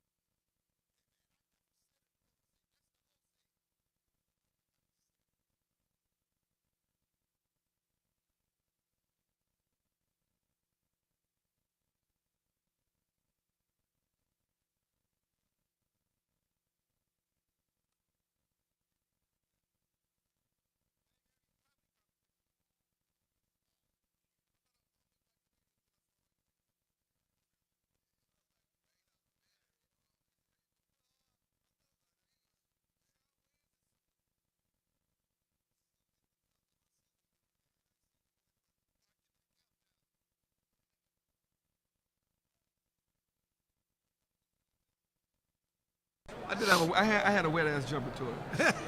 Wow. That's funny. Oh, sorry. The mic So I so told high. the bitch no. I'm telling you. Then if you it got him wasn't- say ice. You know who got the best pink cocaine? Oh, shoot. Stupid. Which camera's mine? Because yesterday I was looking at this and it wasn't looking at me. We're live in Radio Row. It's no telling what's gonna happen. Okay. The guy over there They is get the old yelling. dude from the Muppets to be the producers. My guy I've known forever and ever, Chris Spencer to my right and to his right, former NFL player and Super Bowl champion. Yes. Toy Cook. What's up, gentlemen? Thank you for having When us. it was the Pac-10. When it was the Pac-10. when it was a real when conference. We ruled the I don't know sports about world. ruled. We, Oh, you talking about Stanford or Pac-10? no, the Pac-10. Oh, yeah, ruled it did. Yeah. Yes. What is it now? I'm a Bruin. Yeah. In his phone, I'm a UCLA basketball player. Because you're multi-talented. Thank you so much. So is it ACC You're now? a What the hell four. is it? We're going to talk golf soon, too, because he's a I'm a fucking four. 4-4. Hey, man. According to Jen. Let me see what I am. Keep talking. First of all, Let's see what I am. congratulations on your special, Let's man. talk about that. Let's Yes. talk about your special, man. Man, I've seen long clips time on coming. Instagram. It's hilarious. Thank you, man. Long time coming. Shot a few years back, and I did it independently. It wasn't like some superstar gave me some money. It was my boy I played golf with, another boy I played golf with, and my cousin. And then my cousin needed his money back, so I gave him his money back. And then my childhood friend from the 7th grade took over. So 4 executive producers, all family. Yeah. it should be. That's how you Yes, do it it. should be. Yes. Now, where can folks see it? On Hulu. Hulu. That's Hulu. dope. Black Now, people don't bootleg the show. Well- Just get Hulu for a month and watch my stuff. You guys are both actors, so what was that process like, trying to go from the show to getting it made to actually getting it on Hulu? It was arduous because I had a lot of promises. I had people going. Can you just say what arduous means for them? But go ahead. yeah, Go all ahead. right. It was tough. Thank It was you, tough. thank you. Not I everyone got went to you, but UCLA. you know, Dean Lacey still got it. Yeah, them Negroes over there. Y'all saw him look like arduous. I know her, but anyway. They still go got ahead. dictionaries. Let's They ask didn't- AI. But go ahead. Arduous. Stupid. ER. Yeah. Hilarious. So it was. Here's what's funny. I had so many people promising me, and I kept waiting for my superstar friends to give me the money. That didn't happen. Then I'm playing golf with my boy. He goes, "How much you need?" I was like, $7 million. I didn't say that. I told him the number. He says, "I got you." Gave him boom money. Called my cousin. I got you. Called my other boy. I got you. And so that's one process. Then there's post, the editing. There's jokes you love, and it's like do I gotta cut this? You have to, because camera 5 is showing the cameraman that's on stage. Right. I'm like, put it on camera 3. That's too much of a wide shot, and this dude is on his phone. We should have took people's. So that's a process to post. Then there's the shopping, We're trying not to get going to blame the distribution. director, but go ahead. Yes, I blame. Who did direct it, by the way? One of my great friends who just passed away, Michael Mahale. Oh, wow. Yes. Rest in peace. Yes. No, it was his fault still. Thank you. Yeah, you know it was your fault. No, it wasn't his fault. No. He's used to shooting movies, videos, that's that kind of hilarious. form. If he didn't understand, but the shots of me, the shots that he got of me with the cameraman on stage. Fabulous. Love well, you, Mike. it's on Hulu, so it works. But wait, Hulu, I yeah. gotta, wait, Exactly. wait, hold on. I got to give you your flowers though, because some people in the business know. This man been writing for almost every award show. It's to the point now, I'll wait for the credits. If I don't see his name, I'm ready to call Al Sharpton. What the hell's going on? This Where's is Chris when I Spencer? knew it was time. When people would call me watching award shows and go, "You wrote that, didn't you?" I go, "No, we have a writer's room. There's Right. I know you. You wrote that specific joke." So yeah, and it was time. You know what I mean? And I call it goat adjacent because I'm not the goat, but I do be feeding these niggas. You know what I mean? Yeah, I've seen it. And like gasoline, yes, the fuel that's needed. yes. But wait, how do y'all know each other? That's black, the story I want to hear. black in L.A. Black in Okay. LA. We go to the light skin meetings. I don't know why you ain't been to none of them. Yeah. Wow. Boris There's Kojo, the Rodney screaming, Howard, there's the Rodney screaming. Shamar. So I'm not dark in the light skin community enough to be at the light skin Yeah, we meeting? gotta- you definitely. man. There's a Bay Area chapter you should be a part of. Okay, I want to take you And I know back. y'all looking at me going, "You ain't dark. This is golf." You stupid. Morris Chestnut, Boris Kojo. Okay. There we go. And then a little. Hey man, German. I want to take Shabba Do, Shabba Ranks. I like the D's Lisa rap. nuts. Remember that? Huh? D's nuts. D's nuts. Yes. Okay, that It was. I think that's when Jamie got.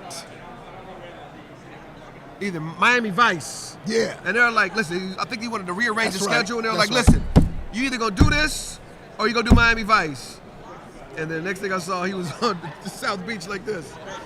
Right. So he was just coming off the Jamie Foxx show, which Right, you were a right, big part right. of. And I was like, oh, I started buying shit that I'm still paying for. And when King said, hey, man, it's a no-go, I was like, I cried like a bitch. I ain't gonna lie. But go ahead, Toy. You wanted to say something. Well, no, you just brought up a good point. We were just talking to Ron Pitts about the great Ron Pitts used to be on Fox. Right there where you needed a yes and it was a no. You can tell he does a lot of public speaking because his shit is way better than mine. Yeah. no, but it happens. What you need to do. Rest in peace, Come on, man. T.K. Carter. Yes. That's my guy. Big shout out to Come on, man. T.K. Carter. Yes. That's my guy. Big shout out to TK Super Carter. talented. TK Super Carter. talented. Yes. Right when he You know what? writes. I got to ask you about one of my favorite scenes. They get wilder. The stuff that didn't make, and every time I watch the movie, I see something I didn't see. Like I had seen the movie, it was like 10 years later, and I didn't realize when they walked in the liquor store that the thing, he just goes ding dong, and then it went niggas. Yeah. That's man, I've seen that movie at least 15, 20 Dude, times. when people recognize me, I start Your naming all character, the bro. other credits. They're like, no, my milk of magnesia. Milk of magnesia. Let's go That through. What are shit was your hilarious. 5 favorite Chris Spencer films? It ain't that many films. Hilarious. Black Dynamite. Black Dynamite. Oh, yeah, Black Don't Be a Diamond. Menace. Don't be a menace. The Sixth Man. Oh, you was in that? Yeah, I played the dude that looked like me. I played the dude Yeah, who looked man, like I me. thought that was your cousin. Low Down Dirty Shame was fun. Oh, that's right. Yeah. And then I That did a movie's whole bunch of underrated, different. by the way. Yes, I think Keenan did an amazing Yeah, and there's a job whole bunch on of that. independent stuff that I did that you Who guys was the probably star in Black Dynamite? Michael J. Michael White. J. Michael White. J. Yes, White. Michael J. Yeah, White. yeah, That's yeah, right. yeah, Hey, yeah. you like this? We did a movie. We did a movie with Boris Kojo and Zoe Saldana called The Playmaker. Boris was in that? It never got financed because we ran out of money. This was in New Orleans. This was going to be Zoe Saldana's first film. I think I hadn't started the Gersh Agency yet, but Michael J. White was the gangster. Wow. He was going to be the gangster. So we did shoot some scenes, but I got to hang out with Michael J. White. He's the greatest. Right. Listen, my favorite, I told you, are athletes and actors. Yes. I grew up with Barry White, Johnny Guitar Watson, Dick Clark, Robert Wow, Conrad. Dick Clark. Yeah, John Tesh. My dad was a Where'd you go to high school? Conrad from That was Wild what? Wild West. You went to Montclair Went Prep? to Montclair Prep. So where were you supposed to go? Because Montclair Prep, ladies and gentlemen, It's in Van is for Nuys. the bad kids after they get kicked out of the good private schools. Not then. Because that's where Robin Thicke went. Yeah. No, afterwards. Montclair Prep. Montclair Prep. The one off of Van Nuys. Yes. In Van Nuys. Yeah. Right. No, that's now like a continuation. Not a continuation. No, but it's no longer. So all Yeah. my brother's records are safe. That's what I tell him. But Torey Lavello, the head coach of the Phoenix or Arizona Diamondbacks, went to high school. Rob Cavallo, manager of Green Day, whose dad used to manage Earth, Wind, and Fire. The Cavallos went there. Michael Jackson went there. Robert Conrad's kids went there. Tom Bosley's daughter went there.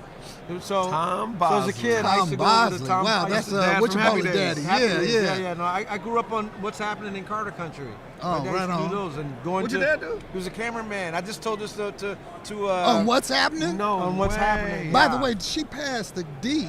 D, lady. I D, didn't know Danielle she had Spencer, passed. just Danielle Danielle Spencer. She was did great just- in that Roger's show. the only one left. She's our age. Is that right? Ernest Thomas. Ernest, Ernest yeah. Thomas? No, wait, Hayward Ernest is Nelson's still still. alive. Hayward Nelson still. Yeah, He but was Shirley young. gone, Rerun gone, Yeah. Danielle. Yeah. I gotta ask you this, they man. missed Ozempic. I got to ask you this because you are a master of joke writing. The great Warren Thomas, rest in peace. who Warren Marcus King. Thomas. Man, people don't know. Wow. He started me in the game. But he said something I never forgot. I asked him, I said, Warren, when is a joke? When are you finished writing a joke? He said, never. And what I love about you, I always like the way to see you tag. Is that like your process? You always, you know a joke hits, but what's extra sauce can I add to stretch Right, that what bad boy out? I stopped doing was actually physically writing the joke. I let the joke write me. So when I'm on stage and I say something, I get a laugh. I go, what else? There's more meat on the bone. Daryl Heath Daryl Heath was the yeah. king of that. Alex Yeah. Thomas. Alex You know, Thomas. I came up with some guys that would not. We would say, yo, there's meat on the bone. Right. There's meat on the bone. Yo, you could have went here. Damon, I came up under Damon. Yeah. Damon was my Warren for you. Yeah. You know what I mean? Yeah. So Damon Wayans and me and Sean, we were in the clubs, listening to Damon, watching him stretch stuff, not working. Yeah. Comedians in the back dying. The audience is like, why y'all laughing? But I see Monday get better, Tuesday, Wednesday, Thursday, and then all of a sudden, boom.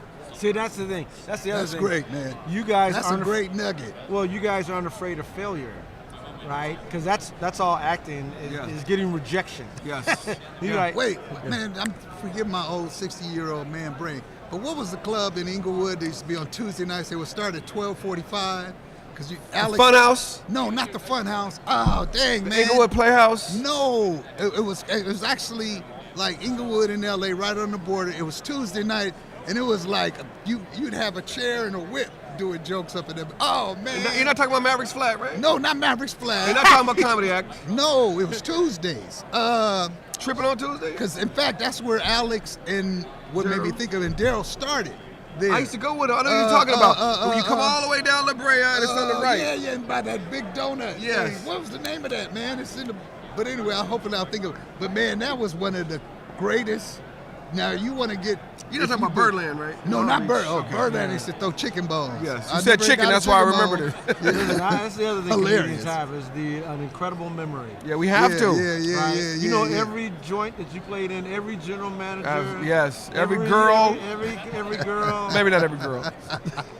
Every guy. Donna Lacey. Every guy. Donna Lacey was pretty, so he had all type of women. No. Look, I tried to get him with every I've guy. been He married just skipped 40 that. years. How you doing, babe? Yeah. This is before you. Yeah, this is way before you. But man, I'm so happy for all of your success, bro. Thank you, We man. got to stay Thank you so connected, much. man. I'm gonna tell King, Yeah, man, and we got to get him in the light skin meetings. Oh, no, he's in. He's You know what the he's problem the Grand is? Poobah. I've been in the lights. He's the Grand It's Poobah. the way your hair is. See, it's the good hair. The It's Taliban good are hair. trying to recruit you. You know what I mean? Hey, the devil in the blue dress. Or That's devil in the red dress. hilarious. Devil in the blue dress. I can go bald if you need You me could go to. Mexican if you want to. Listen, that Puerto Mexican, Rican- Iraq, This is Iran. Ricky Ricardo. All I know is, listen, I need you to put on something a little bit more Negro because ICE is out front and you can be picked up. Yeah. Make sure you have your papers on you. Hey, man, I keep my lawyer on speed Look, in dial, New York, just listen, so you know. But look, in New York, we're Puerto Rican. That's Right? hilarious. You know, down in Louisiana, you Cajun. Creole and yeah, all that's that. right, Yeah, Mexican, yeah, Mexican, yeah. right? In France, we're Frenchmen. Frenchman, Yeah, yes. okay. Black Frenchmen. I remember that. So yeah, also When I Black get Comedy in pulled over, America, I'm black. which Yeah. we got to get you on next season, is coming back. Oh, It's yeah. actually it's back. I saw your episode with Will Smith last Wasn't night. that dope? It was, man, amazing. Aren't I good? You brought out No, I'm some joking. really, that whole thing about the theme of Bel Air and Quincy, that was freaking So you know what? hilarious. Tell that story real quick. Please. So I don't remember the whole story, but I want you guys to I know the whole story, but I need y'all to watch it. Yes. But let me just tell you about Black Comedy in America. 10 episodes, taking you from the chillin' circuit all the way to social media. Kevin Hart, I did an episode on him. I did Will Smith. We did HBO's Def Comedy Jam. We did the Kings of Comedy. We did 80 sitcoms. We did Eddie Murphy. I mean, there's a wealth of entertainment and information that you're gonna learn by watching this show. It was that Will Smith. That's the only one I've seen. I did it along with It was I did it great. How many episodes? So It was this is your comedians in cars getting Hey, coffee. we're the Earth. But we don't only talk to comedians. We talk to Who Al is Sharpton. who is producing this? Is this Your friend Michael Strahan. Is this? Oh, this is Strahan. This is Constance Smack. Schwartz. And Constance Schwartz. Smack Entertainment. Anthony Nice. Smith, my wife Vanessa Rodriguez Spencer. Yeah, Smack Entertainment. You have a chance of success. Smack got me this. Yes, Hilarious. Smack. Constance Schwartz. Shout out to Constance Schwartz. Monster. Hey man, well I'm glad you came back, even though you was here Absolutely. yesterday. This Yes. is my guy right Yes. here. This is my guy You're right way, here. Thank you, you're sir. way better than the other host. I love that dude. The views and opinions expressed. No. Well, thank you. The one and only Chris Spencer, the one and only Toy Cook, live from Radio the Row. floor. Yeah. And wait, didn't you play in the world? But I remember That's it right. when I I brought did it tell you up. that. I did tell you that. So you Not got even- it right not here. even Dion. Yeah. Take that. I love Prime. me some Dion. Hey, y'all stick and stay right here live from Radio Row, Super Bowl. Wait, who y'all got? I got Seattle. Lakers. I got the Dodgers. Y'all stand by. We got more right from Radio Row. Keep your face in the place. Comedy competition and festival, where comics battle for cultural glory. Just you, a mic, and a crowd ready to judge you. One punchline decides your fate. Some crumble, some become legends. Modern gladiators don't wear armor, they wear jokes. Many enter, few ascend. Only killer comedians leave this ring. Who's next? Are you not entertained?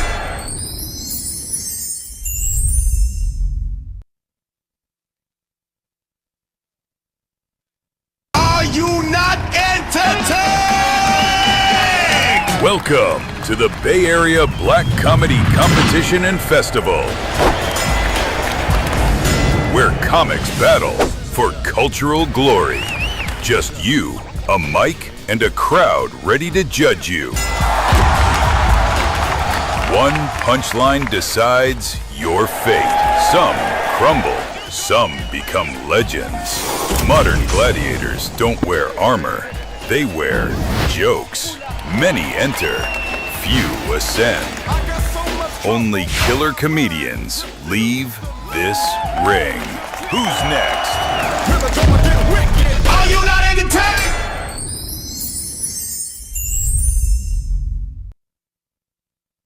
Every student deserves access to the tools shaping the future.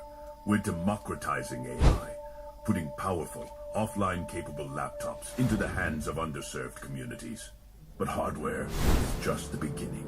Through adaptive learning systems and sports to STEM mentorship, we transform how students build skills and confidence. From court to code, from potential to mastery. This isn't just about technology. It's about opening doors that were never meant to stay closed. AI for real work. AI for real people.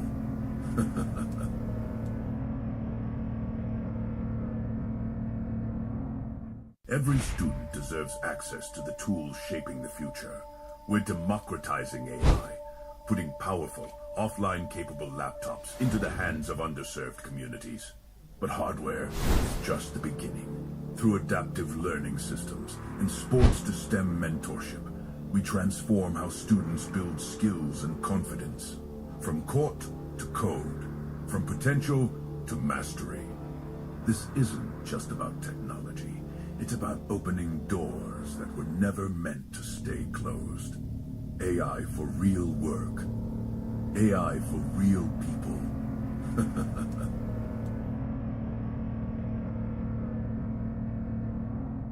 Every student deserves access to the tools shaping the future.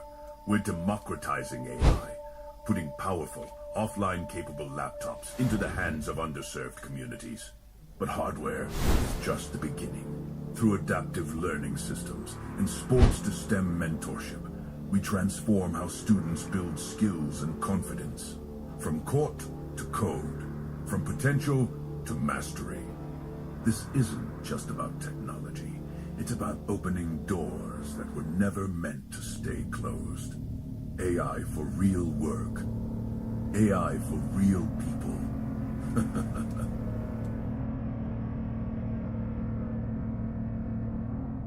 Every student deserves access to the tools shaping the future. We're democratizing AI, putting powerful, offline-capable laptops into the hands of underserved communities. But hardware is just the beginning.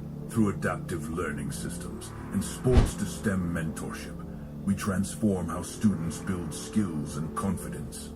From court to code, from potential to mastery. This isn't just about technology. It's about opening doors that were never meant to stay closed. AI for real work. AI for real people.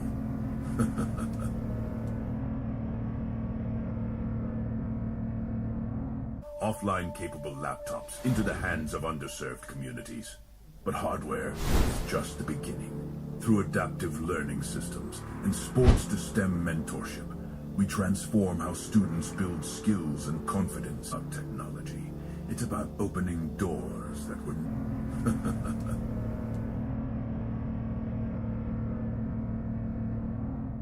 Every student deserves access to the tools shaping the future. We're just the beginning. Through adaptive learning systems and sports to STEM mentorship, we transform how students build skills and confidence. From court to code, from potential to mastery. This isn't just about technology. It's about opening doors that were never meant to stay closed. AI for real work. AI for real people.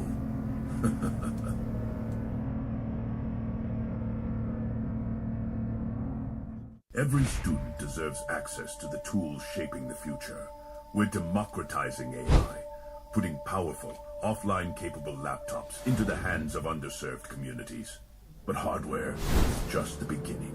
Through adaptive learning systems and sports to STEM mentorship, we transform how students build skills and confidence. From court to code, from potential to mastery. This isn't just about technology. It's about opening doors that were never meant to stay closed. AI for real work. AI for real people.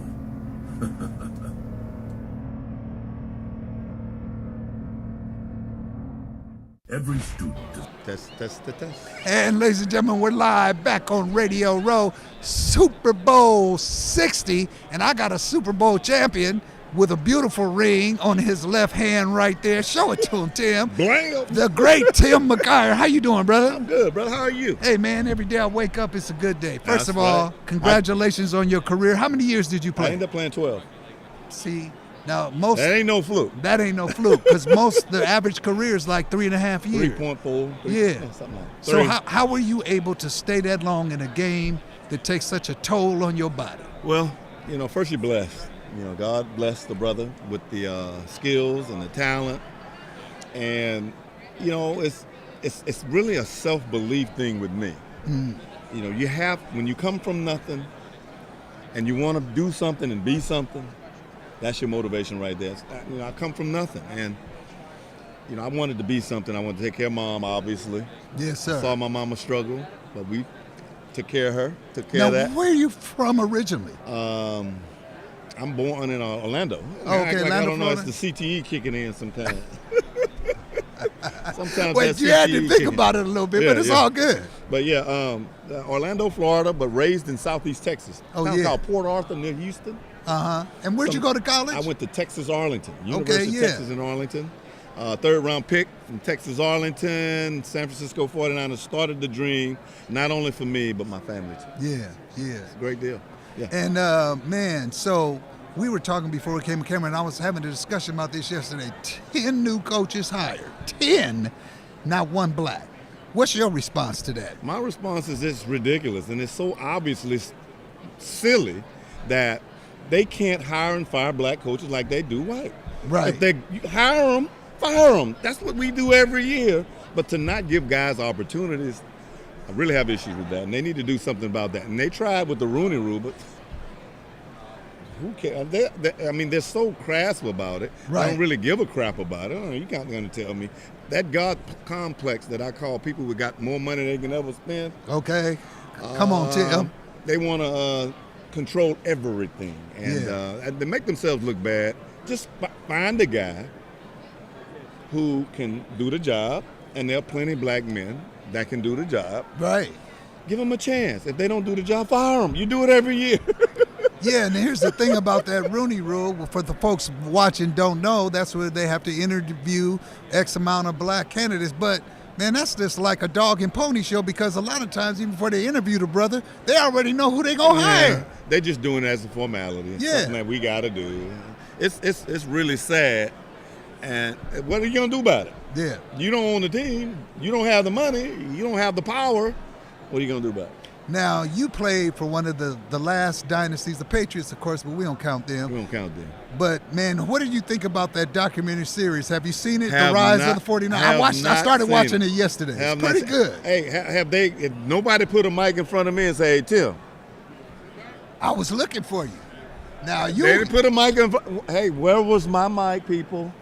I led the team in picks with 7 when we Super Bowl 23. You remember that ring? Uh-huh. Monterey, that's the ring I lost. I lost my Super Bowl ring, 23. If you see it, you find it. Now wait, which one was that? That was against the Dolphins? Bengals. Oh, Bengals, right. The one when Ronnie Lott ended Ickey Wood's career? Well, I guess. I remember he hit him that, remember the hit I'm talking about? Yeah. I saw your boy on the sideline like, man, I got to get a new occupation. I know. What was it like playing with that dude, man? It was incredible. I mean, he taught me a lot, taught me about longevity, and I think the advice I got from Lott and Carlton and E. Wright allowed me to play 12 years because the knowledge that they gave me were winning knowledge, longevity knowledge, and the ability to get the jury knowledge. So I'm grateful to those guys. I really appreciate them. And they made a great life for me and my family. Yeah, man, you guys had a great defensive backfield. One of my favorites. I'm a little older than you, but I remember the Soul Patrol when I was the Oakland Raiders. It was Jack Tatum, Willie Brown, Skip Thomas, and George Atkinson, and they called them the Soul Patrol. Well, no, I'm talking about, we called the New Orleans Saints the Soul Patrol because it was all 11 of them on defense. Oh, that's right. Bros. Was that Pat Swilling, Ricky Jackson, Sam I remember Mills. Sam Mills, Hall of Famer. All of those guys, yeah. Yeah, man. So how, when you played, you could be a little more physical. And Absolutely. A lot of people resist this terminology, but is the NFL a little soft? A little soft? Now, in your mind? Especially, yes. Yeah, especially with the quarterbacks. I mean, the goal as a defense was if we can knock Marino out the game, we know the performance going to drop off. Yeah. So I think they're being soft on the quarterbacks now, real soft. And the receivers are whining like little girls because if you hit them hard, they start flying. Performing for the referee, so the referee looking at, oh, well, let me just get it. Right. Come on.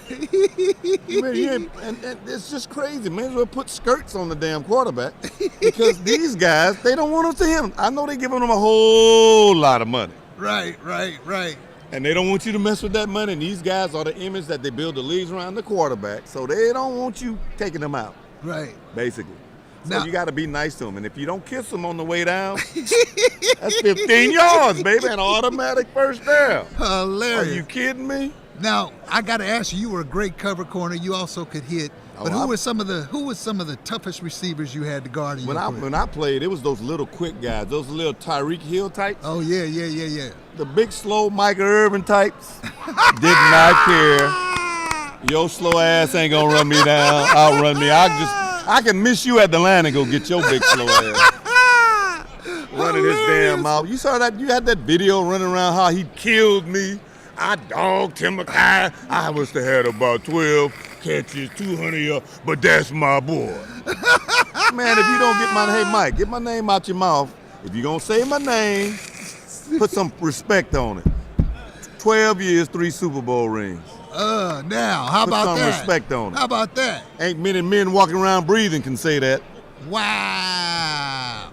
Bam. And guess what? How many corners in the hall? How many corners got rings? Deion got his 2 because he had to come to my team to get one. Right. Darryl Green got a couple. So when they talk about cornerbacks, they don't even mention my name. Like I was fucking invisible. Excuse my language. No, that's all right. Let it out, Tim. Invisible. And I got more picks than Revis. I got more years of service than Revis, and definitely more rings than Revis. Okay, and wait. They don't even mention my Let name. me interrupt you, Tim. We're going to say this right as a gamer. Put this man in the Hall of Fame right now. Put him in right now. Go ahead. And why you wasting your breath? Yeah, why y'all wasting time? No, I'm telling you. Oh, yeah. They wouldn't let, if they would let Bill Belichick in, first ballot hall, who am I? Well, you just said the stats of why you should be in there. Yeah, every time I see Revis, man, love, but can I get my jacket? Give me my jacket. Give me my jacket, Tim man. McKayer's a real one, boy. Are you kidding Have me? you even been nominated? No. I finally ran into Mel Blunt, and I say, Mel, you know my stats better than Revis.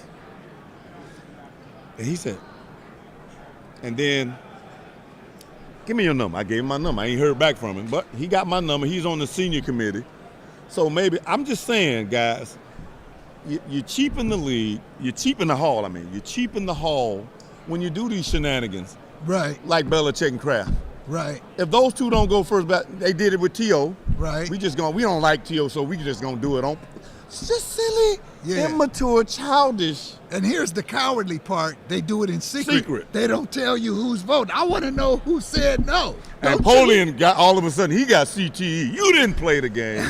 You know who you voted for. Yeah. Stop it, Bill Polian. I know you don't like me, but I don't care. Man, Still played we 12 love it. years, and I got more rings than you. You got How many? 0. 1, 2, 3. I got 3. You got zip, Bill Polian. I can't stand. All these guys don't like me for what? I asked him, why don't you like Tim McKay?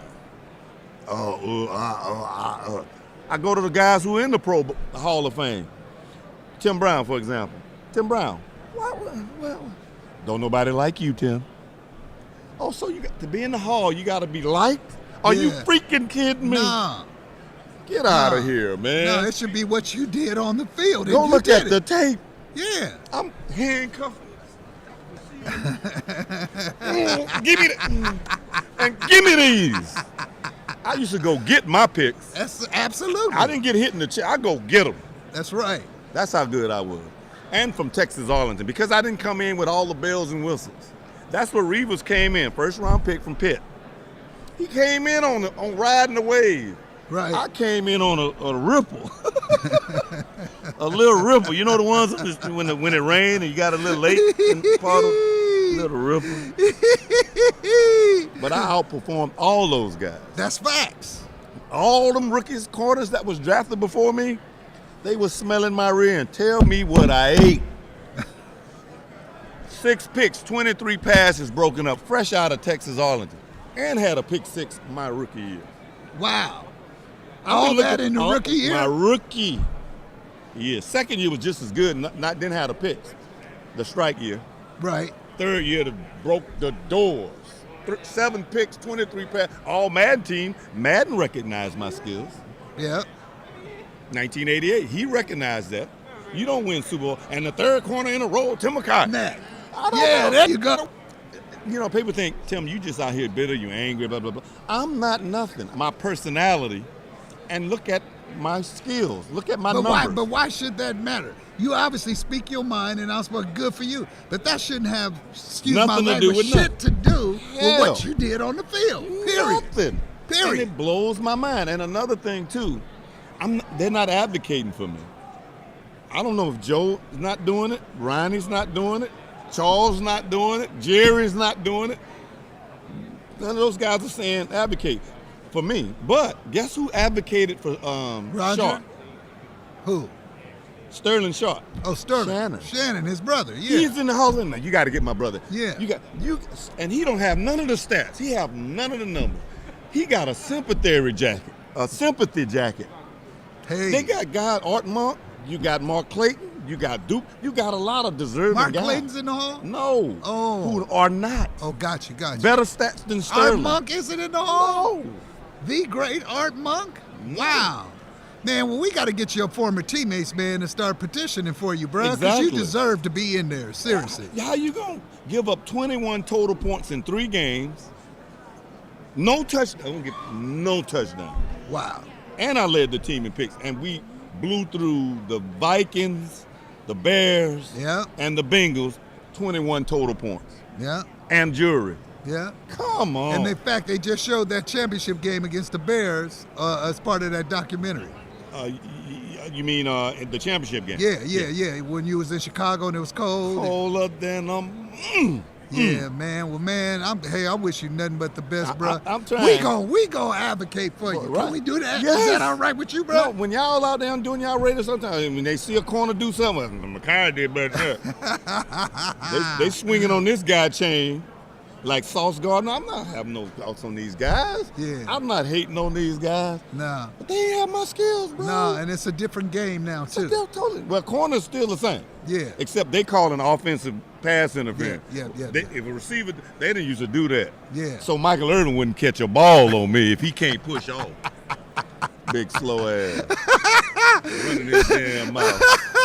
Talking about how he burnt me up. Oh, that's funny. I ate him up and all this kind of crap. Well, ladies and gentlemen, this has been one of the funnest interviews of the whole week. Always. Hey, put this man in the HOF right now. Give him his gold jacket. He's well deserving. And man, it's a pleasure to meet you, sir. And you won't look bad. Yeah. You'll look good because my stats better than Revis. And what I'm looking forward to when you gonna get in, this is gonna be one of the best acceptance speeches ever. Oh, I'm going off on all you. I already know. And to the ones that ain't even here, all you haters that ain't here on the earth, I'm here. You thought I wasn't gonna get here. Just make sure for me you say Michael Irvin slow ass. Would you Slow just do that ass. for me in the Big speech? slow ass. Get your big slow ass out the way, There he bro. is, ladies and gentlemen, the great 3-time Super Bowl champion, Tim McKyer. Put him in the Hall of Fame right now. We're live from Radio Row, Super Bowl 60. Stand by. We'll be back. Keep your face in the place. Boom. That was great, man. That was a classic, bro. I cussed a little too much. but I No, don't that's give a all shit. right. That's all Y'all right. bleep that shit.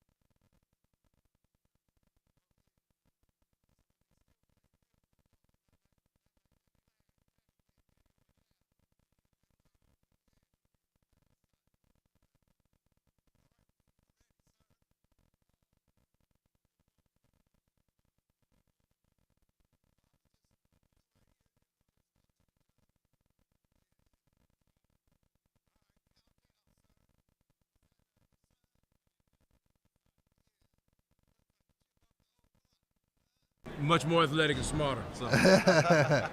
We're live from Radio Row, Super Bowl 60. Oh, yeah. The Wake Up Everybody podcast, sports fans, rap, Urban Advantage Television. And now, ladies and gentlemen, it's indeed my privilege and honor to welcome to the microphones Dr. Joseph Bryant and Jimmy Bell. And they are both with Pro Speaks. And Dr. Bryant, welcome to the show. How are you, it's sir? so good to see you, Likewise, man. You're looking younger and younger every year. Hey, man. I don't know what's in the water where you at, but you're looking good. I'm just following doing whatever my wife tell me to do. I was getting old and ugly when I wasn't listening, so I got hip, Jimmy. You got cute in your leg. Yeah, man. Yeah, man. Let me throw this velvet. Hey, man. Little crushed velvet. It's clean, ain't it? I got a fearless leader, and I don't mind bowing down to her. Oh, my gosh. There you go. So, gentlemen, now tell us all about Pro Speaks. Let's start with you, Dr. Bryant. Yes, sir. How long has this organization been in existence, and tell us what you do? Man, it's been a blessing, man, to really have Pro Speak. This is our 10th anniversary of Pro Speak. I've actually been working with pro athletes for 27 years. Wow. And over the years, as a life coach and advisor, I was helping athletes really find their purpose when they finish playing, help them to develop, nonprofits, help them with transitioning, just the emotion of leaving the field and finding your new career, or the emotion of how to deal with, not being on the team anymore, and so over time, it just continued to grow, and because it was growing, I needed to put it into a structure, and so we started Pro Speak 10 years ago so we could help athletes find and fulfill their purpose off the field. And our tagline is winning in sports and winning in life. And what we do is we take the same principles that made you a great athlete, we make them a part of your new life. So discipline and learning how to play by the rules, being at your best, effectively using, your skills, you working with your teammates, all of that, man, translates into any career and translates to any part of life. So, well, I got to ask Brother Bell, so is that how you two connected? How did you get with Dr. Bryant? Well, we actually connected on the south side of Chi-Town. Okay. The south side of Chi-Town. He's from San Fran, and I'm in Columbus, Ohio, and we met up serving the community in Operation Push back in the day. Well, wasn't that back in the day? About 10 years. 8 years ago. About 8 years ago. Yeah. And I was doing some speaking and stuff and some coaching with the kids. And at the time I was doing Pro Speak and I was still National Sports Director of Rainbow Push. So we ended up being on, he came as a guest of a guest. Gosh. And the Most High grabbed him and told him to grab me as a whippersnapper back then. And he was obedient and I was obedient. So here we are in an incredible marriage. He needs me and I need him. So man, that's beautiful. And you just reminded me of one of my favorite tenements of the Old Testament, trust and obey. 100%. Because I found that one of the biggest mistakes I've made in my life, God say turn left and I go, huh? Bam! And I just slapped him. But now when he say turn left, bam. Before gone. I hear left all the way, I'm gone. Hey man, the post smack and the pre snap, they both hurt. Slaps, excuse me. Now, I was just talking to someone, I believe it was Devin Hester, and I didn't know this. And Mr. Bell, you would know this, and you probably know this too. He was saying 5 years after they retire, that's right, they don't have any benefits. No health insurance. And with all the, you played Yeah. the game, all the hurt you put your body through, that's criminal to me. You don't have health insurance, you don't have benefits, but some of it. Listen. I'm I love history, and I'm a non-victim. Some of it is our fault. Okay. Because what ends up happening is that we live our life, and that's why part of Pro Speak is so important. Mm-hmm. We live our lives thinking that football is our life. Come on. Football is not our life. Football is an incredible platform. Yes, sir. To develop the gift in who you are, and to learn some incredible lessons, to take that into the life after football. Right? Listen, think about it. The Most High created us with a gift. This forever. Yes, we sir. can't play ball forever. Right. Yes, right. sir. You see what I'm saying? But the thing is, it's crazy that most of the fellas think that way, literally. That's why you see a lot of guys continuing to hold on, Right. is because the fear and the scared factor of, man, what am I going to do? What's my identity going to be when I'm done? Yeah. But that's what Pro Speaks is that they help us identify, they help us put it in a space, and then help us execute, the best of what our gift is. And what it begins to happen, though, too, is we started trying to make sure that players had a second career. You know what I'm saying? Because careers in the NFL are short. You know, I mean, not 3.4 years. Right. Everybody not gonna be Tom Brady and play 2 decades, or Aaron Rodgers playing almost 20. That's not the norm. Most guys, like you said, 3.5 years. And so I'm 27, 28 years old. I got 50, 60 years to go. And so we've been actually blessed to be able to help guys find a career path after they finish playing. What are they passionate about? We connect them with Silicon Valley. They want to do tech. We connect them with Wall Street. They want to do financial literacy or financial wealth management. We connect them with real estate around the country, guys that are doing real estate projects, but most that go back to their hometown, Boys and Girls Club. Yeah. But when we met with them in the morning, is there an internet? You can click. We want to make sure that you don't have to feel like you're out there alone. Check this out. Now you got massage therapists, you name it, right? You don't do nothing, and then you stop playing. You don't have anybody around. And so my job is to be a coach. Now I want to coach you in life. And so again, to be able to have not only, myself, but our team around you, have someone who played the game, who can be a voice to you. We have HR specialists, we have a legal analyst, we have HR specialists, we have a legal analyst, we have a entertainment, a person that does PR. We have some and have both of you out of USC, was a number 1 draft pick, first round draft pick rather, and he had just signed a great kind of, unfortunately, was drinking all that and died in a great kind of, unfortunately, was drinking all that and died in a racing accident. Right. But I've seen so many youngsters that cope. How important is it to instill in these young cats, man, how to take care of their money and make financial smart decisions so they can have longevity after football? It should be everything, right? But it starts, believe it or not, it starts at home. And that's what a lot of people who even want to help don't understand. In my opinion, you have to understand who you're helping so you can understand how you can help them. A lot of folks come from homes that financial literacy wasn't even applicable, right? Because they may have been living check to check, right? Or just not necessarily responsible. Never learned how to budget. They never learned how to budget, handle, and it doesn't have to come from an underserved home. Yeah. That's just the lifestyle of the individual. Yep. So when kids, young adults, come up on a particular type of money, then you have to believe they're only going to go as far as their upbringing has prepared them to be. So it's totally important, and believe it or not, there's a lot of avenues for the homies to get it. But just like we were, our parents told us all different type of things. There was one particular person told us the same thing and it resonated with. Right.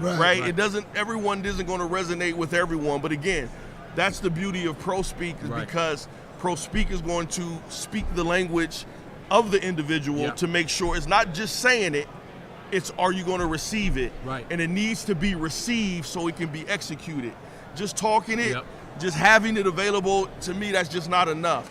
How do we make it very actionable so that it's progressing and moving forward? That's very well said. And the other thing we do too is we work with the family, because a lot of times, they're these are young guys, still close to mama, you know what I'm saying? So it's like, and we try to make sure, and we've just been fortunate, we don't mess with knuckleheads. Guys that know everything, don't want to listen. We don't even waste our time. And it's no disrespect, but it's like, you already got your mind on your thing. You got to go get it. We ain't gonna work with you. So, but the reality is, if you come to me and you want me to help you, I will help you. And so one of the first guys I helped out, man, he was playing for the Steelers. Then he got let go, ended up getting picked up by the Ravens. Got a fat contract from the Ravens. His mama called me and said, I need you to come talk to my son. I need you to come meet with him because he's making all this money. He hasn't started wasting it yet because I'm managing it. But I can't manage it the rest of my life, and I'm not going to. He's got this fat contract. He need to figure it out. And he's staying at home every day playing video games. So he's not even trying to get better. So you know what I'm saying? So every situation is different. So dude's sitting on a case of money. Mama's trying to figure out what to do with it, but he didn't even have it on his mind to do anything with it because the money he got was generationally changing. If he put it aside, invested it, he would be straight for the rest of his life and take care of his mama now. Then you got other guys that I helped out. Tom Brady, bless his heart, man, he's set for life. I've had his backups. I've had his, guys that were on his teams that I've worked with that didn't have a job. Wow. They got cut And we help write resumes. We help them get, jobs with, different NFL alumni groups or connected affiliates or, some of these partnerships, like the companies you see around here. We got them jobs, doing stuff like, that was still connected to football. Sometimes you just need to be willing to learn. And if you're willing to learn, we're willing to help. Yep. Couple of final questions for both of you. First of all, so it occurred to me, since you're getting them after their careers, do you reach out to them while they're still actively playing to make that? Because once they get out, who knows what they're gonna do once they, you know what I'm saying? You singing a strong song there, man. That's a strong song. So one of the things that we are very fortunate, and I'm gonna say this because out of love and respect, Troy Vincent, senior vice president of the NFL. That brother, he's always asked me. He said, when you're ready, I want you to bring some of these things to the league because, help the alumni. Because you think about it, though. There's so many of the alumni that need help. They're already on the ground. Right. They're already struggling. Right. So that's where we started. So we go to alumni events. We go to NFLPA. We go to stuff where guys just need it, like, right now. But Troy said to me, hey, man, when you're ready, let's bring this to the league. Let's bring this to, people that, are still there and they need to learn. So we've had some moments with Troy. Usually once a year, we'll do an event with some current guys so we can help get the message out, especially around financial literacy. Matter of fact, 6-7 years in a row, me and Troy would do an event in New York on Wall Street just so that we could help athletes, figure it out in advance. And he'd always bring a handful of current guys so we could help them out. So yeah, you're absolutely right, man. We're trying to, salvage those brothers that have already been cast aside, but now we're about to flip it, especially this year. This is our year, man, to flip it and really grab some of those guys that are already in the league. And let me ask you, Jimmy, is there, you don't have to necessarily name the person, because I work with young people, and to me, I always say my biggest reward, the parents, I say, well, what do you want, Mr. Lee? I said, I don't want nothing but for them to succeed. Yeah. Can you share like a story of a brother who you guys may have helped over the years of doing this work, man, and now he's doing well in his post-NFL career? What's our man's name? You mean Mike? Big Mike, yeah. Big Mike.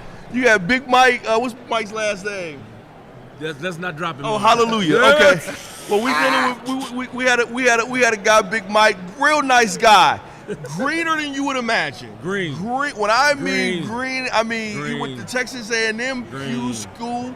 He was a star in high school, Hughes School, but very inexperienced. I mean, I think he told us he had his first intimate contact after he went to the NFL. Wow. Yep. He played about 4 years. And he was trying to figure some things out. He was trying to figure some things out from a speaking perspective. He was trying to do some podcasting. He was trying to do some business stuff. Right. He was just trying to figure it out. Yeah. Because something in him was telling him that there's more to this like there's something else I'm supposed to be doing. And he could not figure it out. Right. And he got with Bishop, and I happened to be with him already. I call Doc Bishop. And I was already working with him. He comes on, and then I remember we did a speaking engagement one year, and he was a little, hallelujah. Rough on the edges. Oh, Lord, have mercy. And then, to say the least. And then we worked with him. I said coaching stuff, and I promise you, the very next year, the difference that we seen, the confidence, the inflections. And he got his own podcast. Describe for the people, because I know. Tell them what that feels like. Isn't that a great feeling when you see a young man who was struggling and doing well? Listen, because I'm going to be honest with you, that's how it's supposed to be. Right. Yes, sir. Exactly. That's how the community's supposed to be, yes, bro. Sir. That's how the tribe is supposed to be. Yes, sir. I'm not supposed to be doing this thing on my own. Right. I have no problem being dope at what I'm dope at. Yeah. But I'm also honest that I'm not dope at everything. And when I get connected to people who are dope at what they are, I submit to that, and that's how it's supposed to be. Listen, this is a true story. I got a little ill recently on the back end of some COVID stuff, and I'm giving it the old college try. Mm-hmm. And the Most High was like, "You dummy! I got people in your life who are literally dope to get you better. Sit down, shut up, and do exactly what they tell you to do." And I've been on my healing journey. I've been like that, but that's life, period. That's how it's supposed to be. Yes, you're dope, you got a gift. Allow the Most High to surround you with the people who are dope at what they do. You shut up, learn, listen, execute based upon what they've taught you, and we all benefit. Not just one. Right. We all benefit from our journeys. That's how it should be. One last quick one, man, because this dude, and I can say his whole name, Dave DeRochers. Dave, He said, I can say his Dave is now the president of the Orange Yes. County NFL alumni. He is on the leadership council nationally for the NFL. Nice. And he's working with Tony Dungy on Baskets of Hope. And 5 years ago, he had no job, no path. Look at God. No, and Laid out on the park bench. He'll tell you a story. Look Yeah, at God. and now he has the top podcast of retired players for the Seattle Seahawks, and he's doing all this great work. So, Man. and all we're doing is trying to let our light shine, man. You know, we're not brilliant in terms of just having all the answers, but we let God guide us, and we protect people with things that they can do. And like Jimmy said, it's something in you that's great. We're gonna try to bring it out and let you win. Well, listen, you guys are doing God's work. Congratulations, man. However, we can partner with y'all. 29 years. I'm in Okasan and all that. Almost made it to 102. Grandma told me the night she was killed, what the devil meant for evil, God was going to turn it good, and she was prophetic. So, man, I applaud you, brothers. I stand shoulder to shoulder with you. Man, yeah. They don't have to. That's the key. But that's why we're important. So the decisions we made that we don't like the consequences of them came because your journey specifically is going to literally minimize the back. So real. It's going to be a H.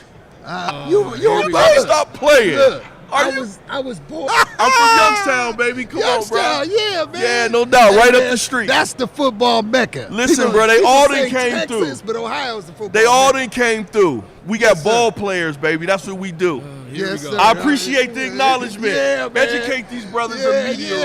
Yeah. We got Buckeyes and it's all about thee. Well, listen, man. God bless you both. Appreciate you, man. And thank you so much. And Thanks keep up for the and letting give that internet.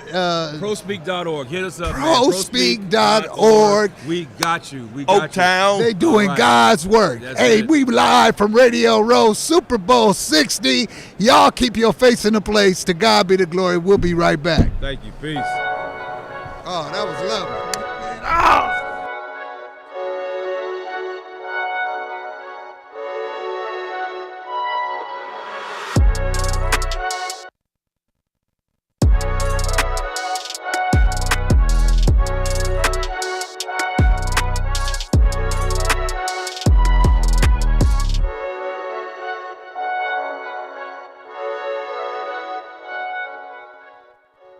Deserves access to the tools shaping the future. We're democratizing AI, putting powerful, offline-capable laptops into the hands of underserved communities. But hardware is just the beginning. Through adaptive learning systems and sports to STEM mentorship, we transform how students build skills and confidence. From court to code, from potential to mastery. This isn't just about technology. It's about opening doors that were never meant to stay closed. AI for real work. AI for real people.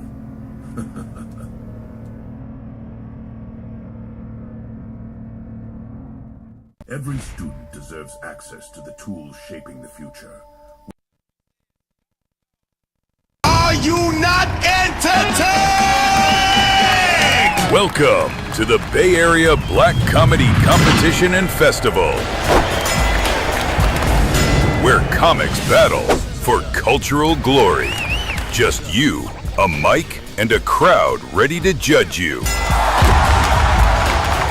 One punchline decides your fate. Some crumble, some become legends. Modern gladiators don't wear armor, they wear jokes. Many enter, few ascend. Only killer comedians leave this ring. Who's next? Are you not entertained?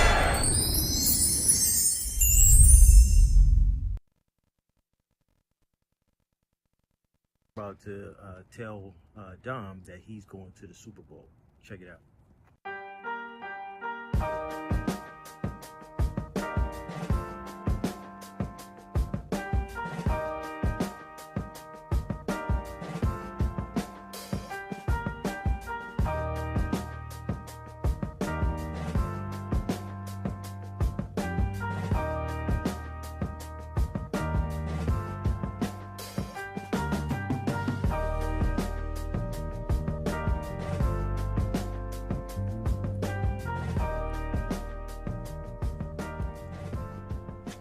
What up, Don? What's up? How you doing, man? Good, good, good. Brother, good to see you too.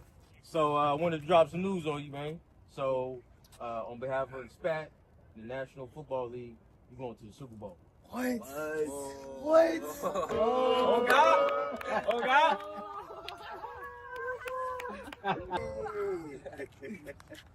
So this is a huge honor, but you're going to be involved in a part of the NFL coin toss. Ooh, on the field? On the field with all the people, all the hoopla, and then you're also going to be on Good Morning America. For a ninth grader, you know what I'm saying? So you've been going to class, you've been going to appreciate what you've been doing and everything you have done for yourself, your family, and this community. So Thank you. It's real. Appreciate it. Yes, sir. Yes, sir. Yes, sir. Man, I'm just shocked and blessed that I won the Super Bowl tickets. It was definitely like an exciting moment. Definitely a blessing, like a once in a lifetime thing. I get to attend the Super Bowl at Levi Stadium, and I'm just excited. I mean, like after this, I'm gonna call my mom, tell her I won the tickets. She's definitely gonna be excited. Tell my whole family. They're probably gonna be hitting me up, calling me, saying congrats. And yeah, I just want to thank SPAT, of course, HP, thank the NFL for giving me this opportunity. Appreciate it.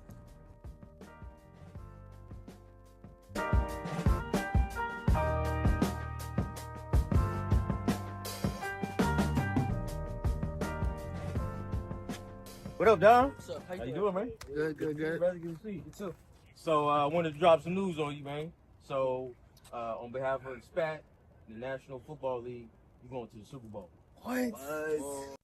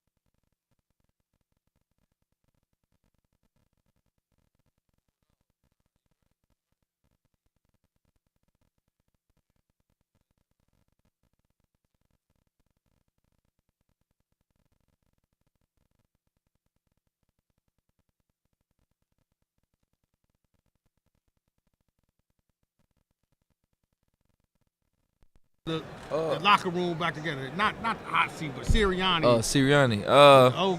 They got to get it done. They didn't keep plucking from y'all. It's hard to keep learning new offenses. Yeah. Jay Herzen had a new offense I think he's been in the league, 6-7 years? I think every year he had a new offensive coordinator.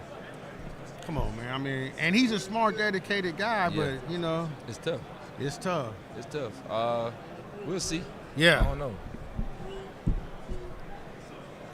Live on Radio Row for the Super Bowl 2026, Super Bowl 60. We have one of the young, up-and-coming NFL linebackers, could cover, tackle, and lay. So tell us what it was like Super Bowl week. Yeah. That's kind of like in the back of your mind the whole time. Like, you're not even really worried about nothing else. You're so focused on the game, and it's way more relaxed. Now I can just do it. This is my first time doing Radio Row, so it's been nice. It's been cool experience, but I'd rather be playing. So, man, I know it's got to be pretty cool that you and some of your college bros got to get the natty and then go on and get the Super Bowl together, man. Describe being able to be like, hey, man, we done did, yeah. Oh, man. Hey, with all the terrorists and crazy shit going on. You see me? But it's a surreal feeling. It's a surreal feeling, man, just being able to win that with the guys that you won a national championship with and guys that you consider your, like, true brothers. Like, I was just with Nolan in the last 3 weeks, and we didn't talk about football once. We didn't talk about football once because he's truly my brother, and, like, it goes way deeper, and that goes for all those guys. So, it's a real feeling just being able to do that and accomplish that together and doing it in the fashion that we did it is like, man, it was like we have times where we're on the field in the huddle and we'd just be like, man, look at us. Like, look at us on the field all together and from where we came from and everything. So it's definitely a blessing. It's definitely a blessing. Wanted to ask you about what it was like leading up to the Super Bowl with all the distractions. Did you have to turn your phone off? Like you heard mine just go off. Did you have to turn your phone off? Did you have to get a lot of people accommodations and set up, or did you have somebody to help you with that? Yeah, it's a lot. It is a lot, but you kind of people kind of understand that, like, I mean, there's a lot of not texting back and not a lot of hitting people back because you can't hit everybody back. It's way too many people just hitting you up, either congratulating you or like trying to get tickets and everything. Like, you ain't come to a regular season game the whole time. I ain't heard from you all year. Now you want to come to the Super Bowl. But either way, you kind of go through that the first week, like. But then the week of the game, you kind of put that all behind you. Everything should be accommodated, or you kind of got somebody in your party. If it's your girl, your wife, your mother, somebody that's kind of over that. So the week of the game, you kind of all focused and locked in. I gotta say, nobody had shut down the Chiefs like you guys did. It was like they couldn't get nothing. It almost looked like junior high or JV versus varsity. I've never seen anything like that out of the former champs. I mean, you guys put a thorough ass whooping on it. I mean, were you guys already like, not to say overconfident, but did you know there's no way at halftime? Well, it was like we went in the game. We were in the game like real mad in the sense, like real kind of like, I'm not mad, but like pissed off in the sense of, man, it's time to get it. You know, it's time to go. Like, everything we worked so hard for, and it's almost like it's disrespectful to even think that you're going to beat us in a game like this, that we done made it to and we done worked so hard for. That's how we felt, right. You know, and it showed on the field. It showed on the field. I mean, I honestly think that they'll never be the same after that ass whooping. It'll be like when Tyson got knocked out. I don't think they'll ever be the same, man, after you guys did them like that. But anyway, it's something to be proud of. Let's go back to University of Georgia, the UGA days, man. My daughter got to stay in Buzzme. I got to fly back there a couple of times. Good. I had no idea, and maybe you didn't either, how big college football is in Athens. I mean, it turned like a sea of red, like a cult or something. I knew how big SEC ball was to the South. I mean, I'm from Mississippi. Okay. So in Mississippi we had Ole Miss and Mississippi State. So and we had no professional team. So college football reigned supreme. So I knew how big SEC college football was in the South, in that conference. So when I got to Georgia, I expected none less. Yeah, I was personally just like blown away walking around in downtown, and I said, golly, this looked like it was a cult or something. It was little kids, everybody. I never seen nothing like it. I'm from LA. I never seen anything like this SEC college, and I haven't been to another school or whatever to witness that, but I did get to see Athens. Yeah, it's like that probably at every SEC school. Okay. Yeah, it's crazy. It was all the way live. But so transitioning from college to pro, what was the biggest thing that you had to like, oh shit, like open up your eyes? Or it was probably more off the field stuff than on the field, because it was like I stayed on campus all 3 years, so now I'm in an apartment now. I got to pay rent. I had to move from down south to up north. Never been up north for real before. I'm in Philly. People parking in the middle of the street. I'm like, what's going on? People that you kind of grew up with, that you had a good relationship with, but you ain't talked to in a couple years because you've been in college. They ask you for money out the blue. You like, huh? So it was a lot of like juggling that. The game, to be honest, for me, the game was the game. Football was football. Okay. You can handle that. Only the biggest difference was the speed of the offensive lineman. But other than that, man, football was football. You can play. We're gonna line that ball up and we're gonna play. And I'm gonna do what I do. But it was the biggest thing was the off the field stuff. Now, not to get into counting nobody's money, but I'm sure that quite a few of these former Bulldogs are gonna be up for that money bag thing and everything. You guys. Any of you guys share like agents or anything like that? A couple guys share agents. Me, I personally don't share agents with any of them, but a couple guys share agents. I'm actually in my contract year now, so I'm a free agent. So the money back. Yeah, it's time. It's time for it. Yeah, it's time for it, and we looking to get it too. So it's time for a lot of the guys who got drafted my year to get to it too. So like me, Quay. JD already got his 5th-year option picked up. George Pickens, a lot of the guys kind of looking for that next big contract. Right on. Talk to us about what inspired you or who got you into football and mentored you and made you want to be the guy. I started in the Boys and Girls Club, so I was playing football, basketball, and baseball. So I was always just playing that all the way up until I got to high school. So I never really distinguished that I was going to be focused on football until I got to 9th grade. But it was always those 3 until I got to 9th grade. So it was just something that I loved to do. It was something that I really loved to do, and I really started taking it serious when I found out like I get my college paid for. And really, my mom was like, if y'all can get a full ride scholarship, I'll buy y'all a car. If y'all go to college, I'll get y'all a car. But she'll get us a car. We go to college. Brothers and sisters. And I had played football too. Or? Nah, well, my older brother. I had an older brother. He didn't really play. I mean, he played a little. He played, and then he got to high school. He stopped playing. Then when I got to high school, he was a senior. I was a freshman. He got back on the team because he wanted to play together, and that was really it. And then he ended up walking on at Ole Miss for a year. Other than that, I had a younger sister. And I'm kind of first generational athlete. All right. Definitely in college. So it was kind of like we all had to I had to figure it out. I kind of figured it out. So I have it. I got the blueprint now for for when I have my kids.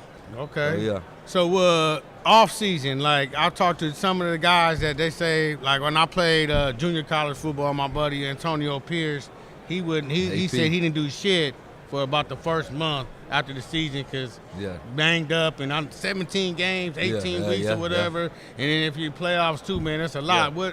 How long do you give yourself to rest after the season? I'm gonna say a lot of guys don't do shit for the first month.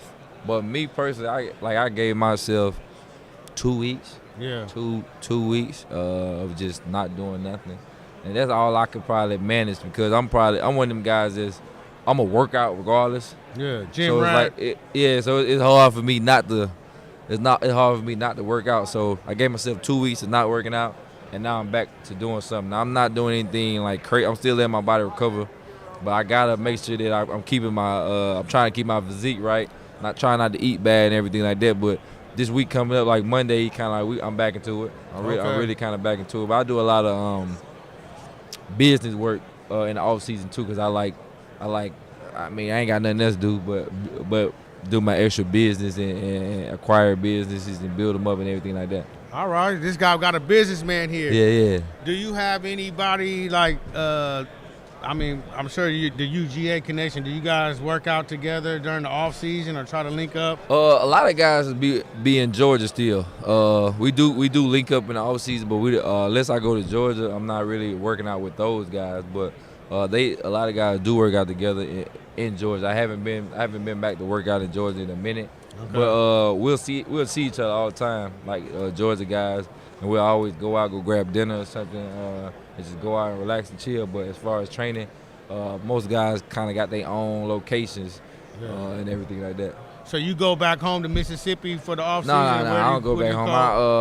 I've been going to Vegas for the last couple. Oh, you're not far then. Yeah, I've been going to Vegas for the last couple years. Okay, I live about 2 hours from there in Victorville, man. Okay. Right down the 50. Yeah, I've been in Vegas or Florida, so. Okay. I'm in Florida right now because it's still a little chilly in Vegas, but then about time March, I'll probably go back out to Vegas. Right on, man. Well, look, man, I've been following you, and it's very, very, very glad that I got to do this interview. He said to Kobe Dean, I don't have to look up nothing on the phone or nothing. Man. So appreciate you. And I've been following you from Bulldog Nation all the way to the Eagles, man. Definitely. I used to watch you come up and lay that hat in college, and it's still going, man. Yeah, but for sure. I wish you nothing but the best. And do you have a Super Bowl prediction? I got to still keep my conversation. I don't care who wins. I just hope I hope the score be like 10-3. I want a low-scoring game, good defensive game, and I feel like the team who control the ground game, who rush for the most yards, win the game. Right on. Let me think. Anything else I could think of? Oh, offensive coordinator, Eagles, and what's going on right now? Another offensive coordinator. Did we hired somebody? Yeah, I forgot who they hired. Monken? No, not Monken. Somebody else got Monken. I can't think. No worries. I was following it, but yeah, you got a new offensive coordinator. I'm hoping that the guys stick together, man. The AJ Brown and all that. They kind of try to keep a little gossip going. They bring me back. Huh? I hope they bring me back. Oh, man, they got to bring you back, man. And if not, somebody else about to give you that bag, man. Yeah, I hope when you get it, get all. Get the bag, I gotta do it. Get the bag. Buy mom that house. For sure. You know what I'm saying? And then you gotta maybe narrow down your other roster too, like, so you don't be tempted to be out there having too much fun, man. Yeah, I can't do it. You have some fun, but wait, try to keep it. I got my girl for that. We good. That's a good guy. Good guy right here. Well, we got Nakobe Dean. Want to thank you, man. Can we get a shout out for Sports Fans Rap before we get out of here? That's the name of the shout out Sports Fan Rap coming straight from Nakobe Dean. Yep. Yeah. Eagles, Bulldogs. Yeah, Bulldogs, baby. Natty and the Super Bowl, man. Where those rings at? Tucked away somewhere. I would have came with them, but I wasn't where they were. I wasn't with them. I wasn't gonna let nobody fly with them. Okay, all right. You can't tell them where it's at. They know where it's at. Well, the person who would have grabbed them, they know where it's at. But nah, leave them alone. Only I can touch these. Yeah. I like it, man. Well, you earned them, and definitely proud that I got to do this interview with you, brother. Yes, sir. You keep up the good work, Yes, man. Sir. Appreciate all right. you. Thank you, man. Definitely. Thank Let me you. get a picture with you, man. Let's do it. I'm gonna call my daughter. My daughter's in Argentina. Putting I powerful, tell her, man, I'm over offline here capable fucking with laptops into the Kobe hands of Dean. underserved And communities. my daughter But tell you, hardware is just the man, beginning. who we got number Through 17? adaptive learning systems and sports to STEM mentorship, we transform how students build skills and confidence from court to code, My daughter from been potential traveling since to she mastery. graduated in This 22 or isn't whatever, just about 23. technology. It's about opening doors that were She never been meant traveling, to man. stay Hey, closed. AI for real work. Kevin, can you? AI Kevin, for real can you people. give me a picture? This guy, my daughter, I shouldn't say went to school with my daughter, but they went to the same college, Every UGA. student deserves access Probably to stayed in tools Busby. Did you stay in Busby? We're democratizing AI, putting powerful, offline capable laptops into the hands of underserved communities. But hardware is just the beginning. Through adaptive learning systems and sports to STEM mentorship, we transform how students build skills and Come on, man. confidence. I'm keeping in touch From with court Nicole, man. Can I code, keep in touch with you, from brother? I know potential you can't be giving to everybody your mastery. number. I could be a This NASCAR isn't driver. just about So, technology. It's you know, I about got to opening hang out with doors that were never travel meant to like stay y'all a little bit. And I played a little junior AI college for ball. real work. Me and Antonio. AI for real people. Okay. Yeah, we played junior college. Every student How'd you deserves spell it, man? access I don't to the wanna- tools shaping the future. Yeah, I We're had it right. democratizing AI, putting powerful, offline capable laptops into the hands of underserved communities. But hardware I'm gonna call you is right just now. the beginning. I'll text you. Through adaptive learning systems and sports to STEM mentorship, we transform how students build skills and confidence.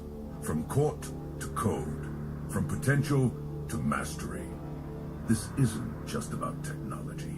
It's about opening doors that were never meant to stay closed. AI for real work. AI for real people.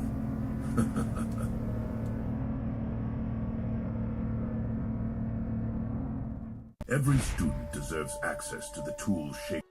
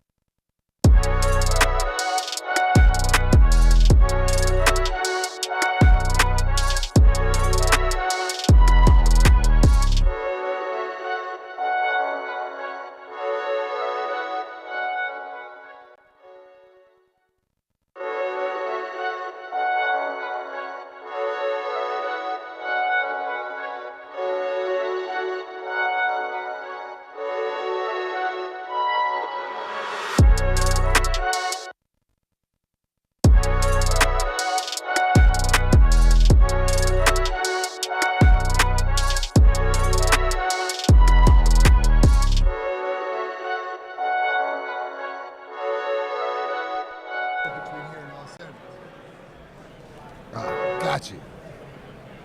And we're back live on Radio Row, Super Bowl 60. Yes, indeed. And I'm joined by three-time, not one, not two, but three-time Super Bowl champion Bart Oates. And along with Bart, we have Steve Blumenshine. And they're here to talk about life-altering benefits of red light therapy. And I know what red light therapy is, so I'm anxious to find out that. But let me start with you, Mr. Oates. Yes. Hey, congratulations. You said you played 14 years? I got 14 years in, yes. It's not as smart, so you just play longer. So, man, congratulations on that. Thank you. Three-time Super Bowl. And you're the first person I've really asked this, and we've been talking about all these different causes and everything.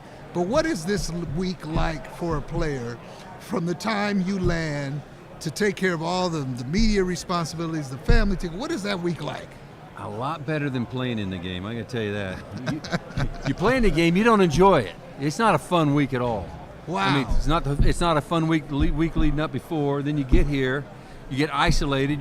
You got to focus. I mean, it's so hard to focus on the game because there's so many distractions. And so it's those teams that are able to do that the best, they'll wind up performing to their potential the best. But it's hard. So not having, not being part of it, not having that responsibility, it is actually much more enjoyable, more fun. You stay out at late at night. You got multiple shifts of parties, right? You got like three shifts of parties every night, and so it's a great time to be here. Now you played with LT, right? Yes. What made me think of that when you said party, he was like the roast master, toast master. So now some people are different now, right? Now they're DNA. Some people actually, the parties actually help them play better. And so Lawrence must have had a lot of parties because he played pretty well during the Super Bowl.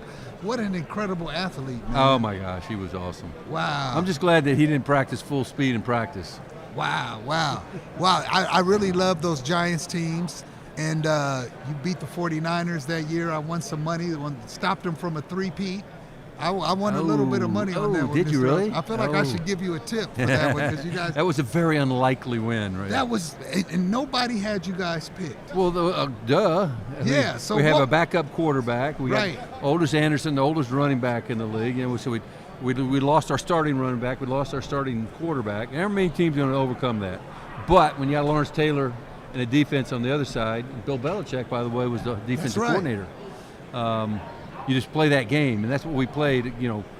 Both when coming down here playing San Francisco, and then and that was interesting. That was one of the only times there was only 1 week between the Super Bowl and the championship. We flew straight to Tampa, played them the next Sunday, and beat them. And Steve, I'm going to come to your promise, but you brought up Bill Belichick, and I've been having this discussion all week long. It's inexplicable that he's not in the Hall of Fame. But here's what it hurts the Hall of Fame's credibility. It really does. And what really bothers me. That there were 10 guys. Yeah. I mean, there were 10 people. 10 people. That did not vote. I mean, not 9, but 10. And here's the thing, Mr. Oates, that really bothers me. These guys remain anonymous. If you're cowardly enough not to put that man in the Hall of Fame on the first ballot, we should at least know. There should be public ballots. It should be open ballots. Let your votes be known. Right. Now, Steve, let me turn to you. Red light therapy, this is obviously your baby? Yes. And how long have you been involved with this? So I started doing research in about 2019. So we're a little bit newer company, but we really wanted to put in the time into research. We wanted to make sure that we were getting good results. We're not just flash in the pan, something you buy off Amazon. We're a clinical grade device. So we started quite a while ago. Now describe for people the medicinal benefits of red light therapy, because I've actually experienced it once for some back issues I was going through. I had a slight tear in my L5 disc, and it was revelatory for me. Yeah. So and Bart has had this same experience on our device. The Dahlia device is different. We are following some laws of physics that other devices don't follow. We get very close to the skin. That allows us to penetrate deep, so into those tendons, muscles, and nerves. So what's happening is we're really working on cells that are inflamed. So we're hitting them with photons of light. Those special wavelengths of light are really, they're penetrating an inflamed cell. They're allowing that cell to reinvigorate.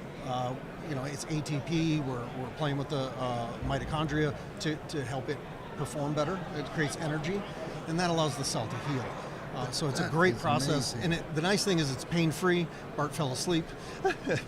It's very comfortable. It's comfortable. And it's warm. You yeah. know, it's just fantastic for the body. I got to ask you, as someone who played in 14 years, when did you first find out about this red light therapy, and how much of a godsend was it to help heal your body? 4 or 5 years ago, probably something like that. Yeah. So it's listen, it's not going to cure me, right? Right. I mean, you play 14 years, beat up your body. You got, I got a fake knee. I got joint issues, and they're not, it's not going to heal my cartilage, right? Sure. It's not a miracle, but it certainly is therapeutic, and it helps me where I don't have as much discomfort, as much pain.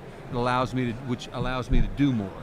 Right. And on that note, there's been several stories over the years. Brett Favre jumps to mind of people who were taking pains and got hooked on opioids and other drugs. Yeah, let's just call them that, Yeah. to relieve their pain, because nobody wants to live their life Right. in pain. So is this a great alternative to getting on opioids and other drugs? Oh yeah, because it's completely drug-free. It's all natural. It's using your body to help heal itself and to restore that function. So it's non-invasive. Like you said, he falls asleep. So it's that comfortable. Yeah. We have a zero gravity bed design. We're close to the skin. It's warm.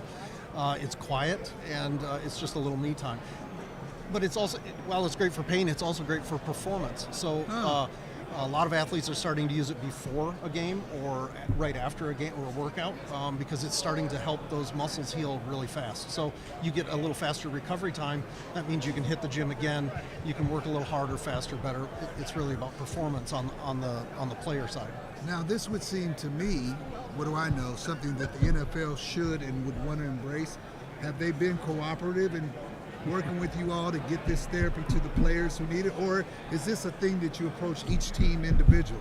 So I'm going to the former players. There's more of us than there are current guys. So, Sure. and we probably, in my opinion, we need it more. Yeah. So that's where I've at. Let's get to our former guys. I'm kidding, of course, but I thought you were serious. I To didn't know. get into the NFL, that's just a whole different. You Yeah. got to go through a whole host of other issues to do that, and a lot of that has to do with money. Sure. So at this point, I'm more about how do we help guys, my colleagues, teammates, etc., my brothers. And I imagine former players are open to this type of treatment.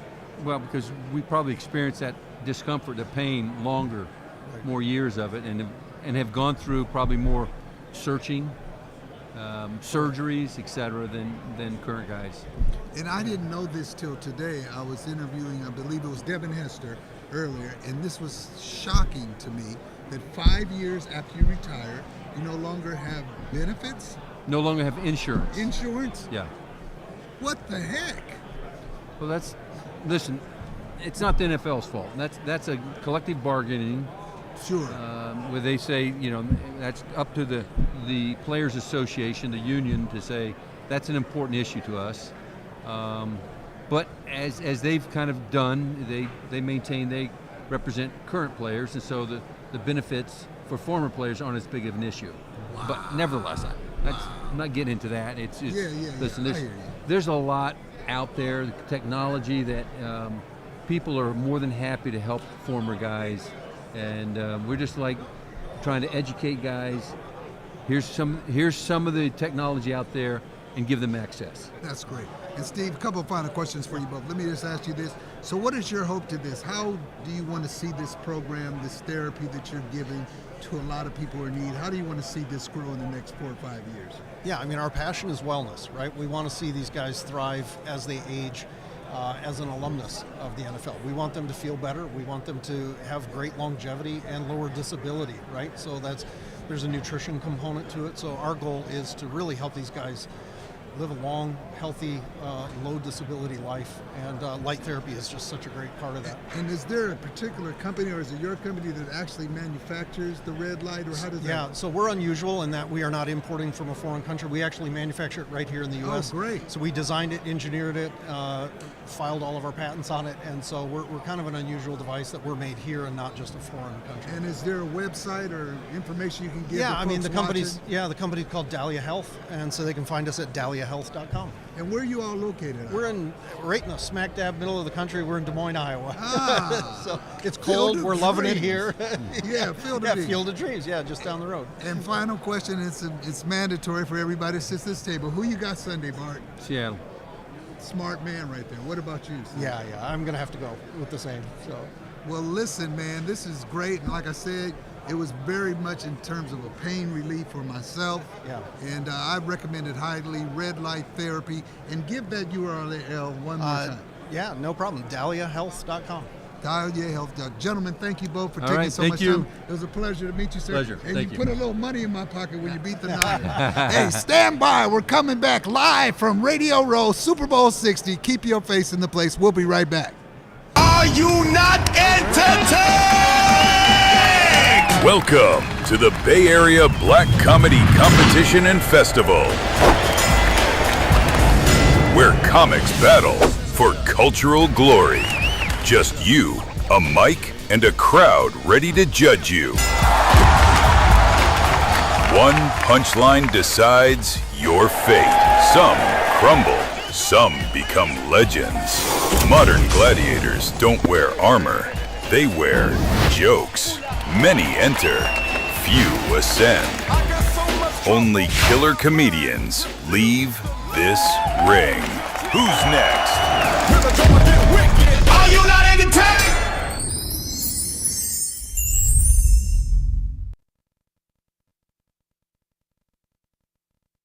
Are you not entertained? Welcome to the Bay Area Black Comedy Competition and Festival, where comics battle for cultural glory.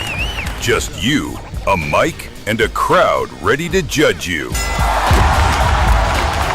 One punchline decides your fate. Some crumble, some become legends. Modern gladiators don't wear armor, they wear jokes. Many enter, few ascend. Only killer comedians leave this ring. Who's next? Are you not entertained?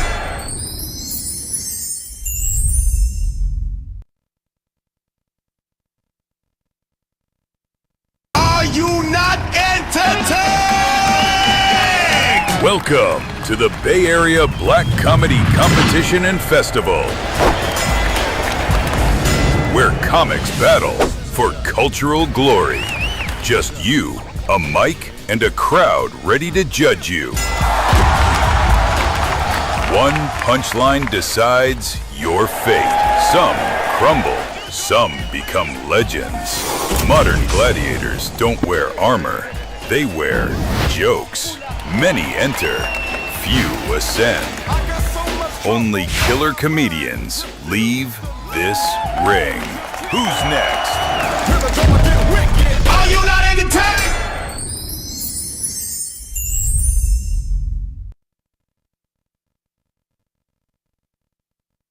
Are you not entertained?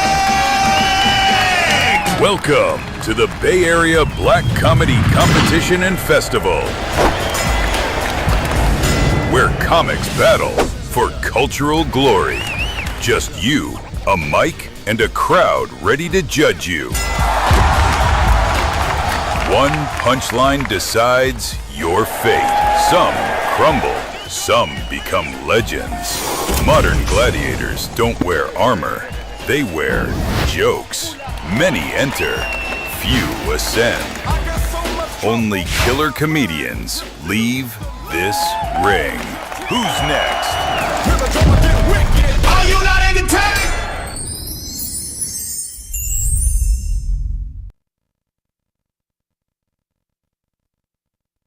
Are you not entertained? Welcome to the Bay Area Black Comedy Competition and Festival, where comics battle for cultural glory. Just you, a mic, and a crowd ready to judge you. One punchline decides your fate.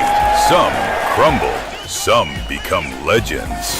Modern gladiators don't wear armor, they wear jokes. Many enter, few ascend. Only killer comedians leave this ring. Who's next?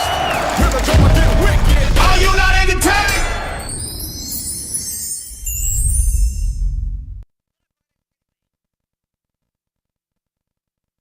Are you not entertained?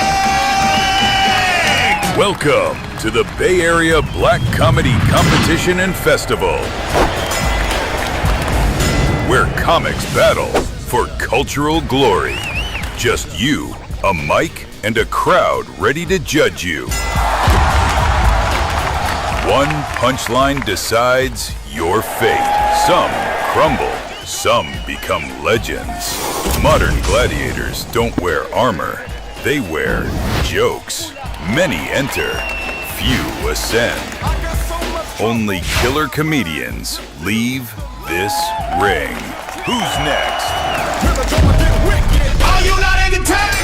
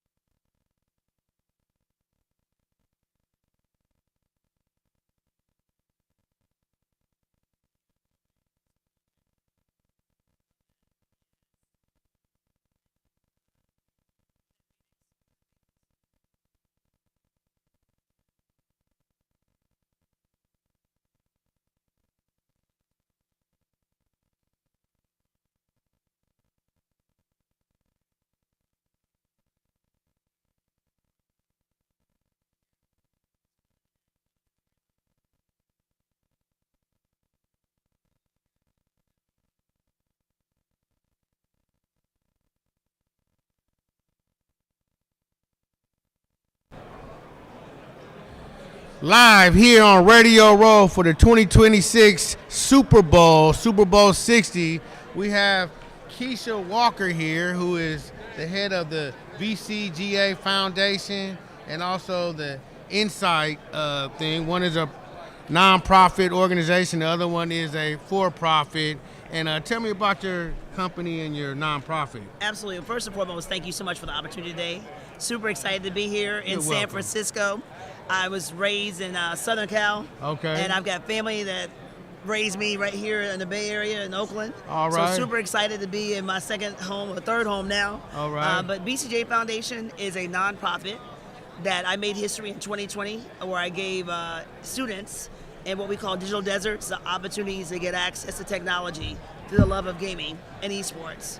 And so we've got 19 member HBCU institutions in 11 states around the country. And we have 5 platforms, scholarships, and mentorships. We have career opportunities with internship and job opportunities with our amazing partners. And then we also have gaming labs, dedicated gaming innovation labs on those campuses. So students any day of the week can go and not just play the video games, but learn about opportunities to work in the industry. Oh, that's awesome. So I have been hearing about students and young kids being able to make money playing video games. So tell us about this, or how does that work? Absolutely. Youth can start as early as 15 years old playing video games and making money. There's so many opportunities now, and it's so much bigger than coding and game development. Don't get me wrong, that's a main part of the space because you can't play if you don't have game developers. But there's opportunities now in accounting, sales. You could do sound, music, you could do caricatures, so graphic design, animation.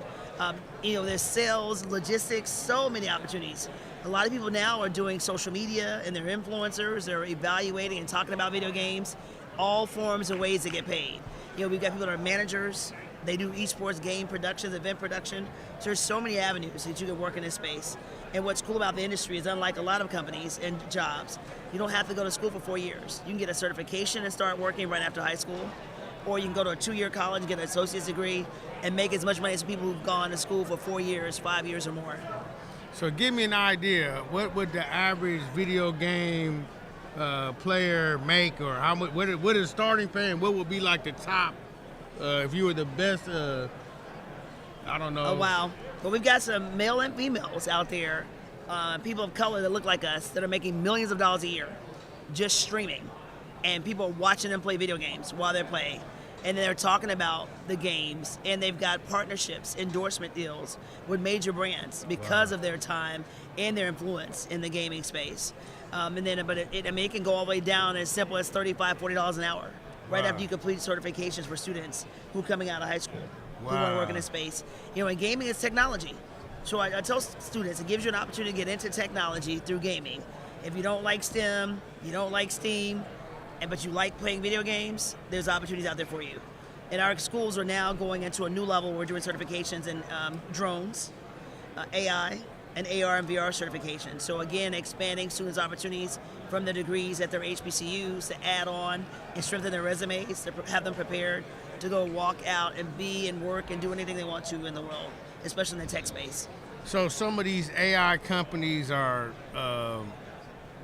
connected with this. What about the crypto? I was hearing something about the crypto. Yeah, crypto. It's kind of like trying to link up with the video games. Tell me, like, how does that all work together? Like, now that crypto space and gaming, I still haven't quite researched or figured out yet, because I was like, I want to stay with, because there's two sides to every story. Right. And unfortunately, crypto has gotten some bad raps with some people who've gotten into the wrong side of crypto. Right. So we try and stay clear of anything that may get our students into an area or industry that may cause them or their friends and family some type of financial challenges and or harm. Okay. So we're sticking with what we know. Okay. And opportunities in the drones. In the drones industry, technology overall, less than 3% of the industry is black. Less than 0.5% is women of color. So there's a huge opportunity to diversify the pipeline, even in this current administration. And there are some amazing people already in the industry, but we have so much more that we can do. So that's where we're focusing our efforts on, getting them trained, prepared, and ready to be able to go after those jobs, interview and successfully obtain them, and help increase the diversity representation in the pipeline. How excited when you talk to kids of color and they find out they can make money doing this? How excited are they about wanting to get in it? Because it seems like if I was a kid again, I could go back to the future. I'd love to be like, man, you get paid to do this? See, exactly. I've been playing video games since the original Atari. And so I told them I wish I had the opportunities they have now, because there are 200 colleges in the country where you can go and get a full or a partial scholarship playing video games. Wow. So I tell them to tell your parents that it's not just playing games anymore. There's an opportunity to go to school on a full ride or even a partial ride, and you've got an opportunity to work, while you're in college, you can play in video game tournaments, and win games. Wow. And make money that comes to help you offset your costs to stay in college.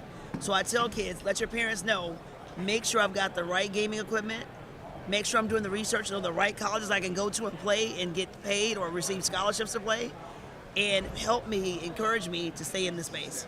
So you might have to come to some kid's defense going, look, take his phone, don't let him go out and party, but let him play his video games. He has a talent. Absolutely. And don't punish him with that.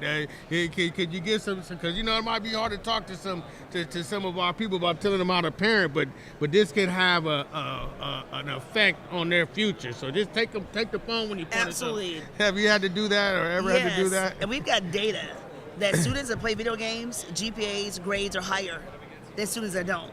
Because their critical thinking, their analysis, their ability to communicate, and look logistically out and figure out ways to problem solve are much higher than students that don't. So we tell parents, embrace and encourage your students, just like you would. And with me, it's even bigger than a traditional professional sport, which we also work in that industry. But there's so many more avenues with their playing video gaming that can make them successful 15, 20, 25 years down the line than your traditional sports. Gotta ask you this. So they got a lot of these video games that have, some violence or violent content. Where does that factor into, I guess, the popularity of what gaming are paying the money? Are they the more violent games? Are they fun games? Or a mixture of them? I'll let you. Oh, no, great question. I tell parents that you'd rather them do it at home as opposed to doing it out on the streets.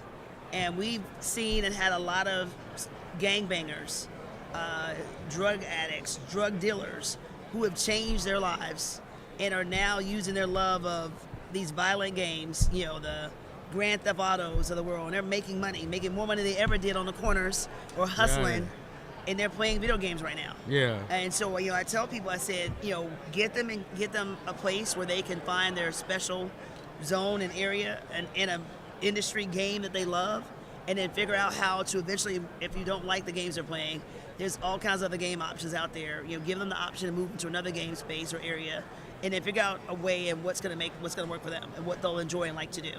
Wow. It sometimes takes people to take something that's got a bad rap or maybe a bad negative perception and turn it around, and that sounds like you've done that and then some, and also to be able to encourage people of color to get involved in it, since it's a low percentage, man. That's very honorable, and want to commend you on that. The one thing I want to say too is this misconception women don't play video games. Cell phones, the number one video gaming mechanism over consoles, laptops, and PCs. Women make up 60% of people that play video games on our cell phones. My mom, perfect example. She's like, I don't play video games. Why are you starting a video game company? I'm like, Mom, you're playing Candy Crush right now. That is a video game. Monopoly. There's a lot of games on phones that people are playing. And video phone games is a huge opportunity, a space, again, that we talk to students about getting into, thinking about working on designing games for phones. Sometimes the lead times to create phone games are a lot shorter than it does for traditional consoles. So there's so many opportunities out there. It is. How do we, at Sports Fans Rap, or I have a lot of family in Atlanta. Yes. How do we try to help build or add on to what it is you've already started, recruiting people? How can we be a part of making your business even more successful and more inclusive, or more participation, so to speak, from African Americans? Yes. I would love to do that. Well, we appreciate it. So you can follow us on all social media platforms at BCGA USA, and that's BCGA USA. Twitter, Instagram, Facebook, X, TikTok, BCGA USA. And our website is bcgausa.org. If you'd like to go donate to help us continue to do the great work we're doing, your donation will go to a 501c3, tax donation, tax write-off. We would appreciate the support. Now, what about football? So we're here at the Super Bowl Radio Row. How do you tie all of this in with football, and are you are there football video games that pay money too? Like Oh, does my Madden goodness, pay? Madden. I never heard of anybody getting paid doing Madden, but Oh, I was yeah. like, let me ask. So about Madden Bowl is going on this evening. What? The finals are this evening right here in San Francisco. They brought 26 of the top players here to San Francisco. They've been playing this whole week. What? And the finals is tonight. What? Right here. And winning prize is $1 million. So Madden is my favorite video game of all time. I've been a football fan since day one. I've had the blessing of working with over 57 NFL players in my 27 years. A lot of them are retired now and have moved on to other amazing opportunities, investments, companies. But the ones I still have playing, they play video games. My former clients play video games. So we do events. I've had some clients on the cover of Madden over the years. And so to be able to have them here and a chance for them to network, come and hang out, and meet and connect again every year. This is like a big family reunion. I absolutely love it. And the fact that I've had a chance to work with some of the biggest names in the NFL is nothing but a blessing. Wow. I can't even lie to you. This is like a fun interview for me because I'm like, man, this is like everybody else is a little bit more serious and serious topics, but this is serious, but it sounds like fun because it's like, I don't know, man. It makes me want to be a kid again and come up. Absolutely. Been playing video games. I could have been a top-ranked Madden player playing for $1 million. Like, that's crazy. Yes. But I really want to thank you for coming out. Thank you. To Sports Fans Rap. Can you give us it's something, a fun Black history fact. Madden was created by a black man. Really? People don't know that. Wow. John Madden was just the name on the game. Wow. Amazing media analyst, former coach. But the actual game itself, designed and created by a black man. He's still working in the industry at the gaming, at the College of Gaming at the University of Southern California, USC. Wow, I am totally grateful to get some Black history. Yes. To know that you are a part of this movement. And two more things. Xbox One, created by a black female. Wow. And the NBA 2K24 cover of the game, designed by a black man. Out of Atlanta, Georgia. Well, I'm not gonna ask any more questions. Why don't you just tell us everything that I might have missed? If I missed something, give us all the history because I want to know about it. I want to sit back and listen and learn. Gerald Lawson, the original gaming console, created by a black man. And they have a documentary they're working on right now for him, so the world will know. But we started this space. Wow. Yeah. Just like the cell phone that we created, joystick, and people don't know, a black woman created the cell phone. I'm getting all and the kind same of cell phone we history play video lesson. games on. But Gerald Lawson, our hats off to him. Without him, there would be no us. Wow. And he really created an industry that's now recognized worldwide. Wow, I learned something today. This was a fun interview. Live on Radio Row, we have learned some Black history in terms of video gaming and who started it and how we're gonna take it back over like we do the rest of these sports. Yeah, we need all of that video gaming money and help get these kids off of some of the negative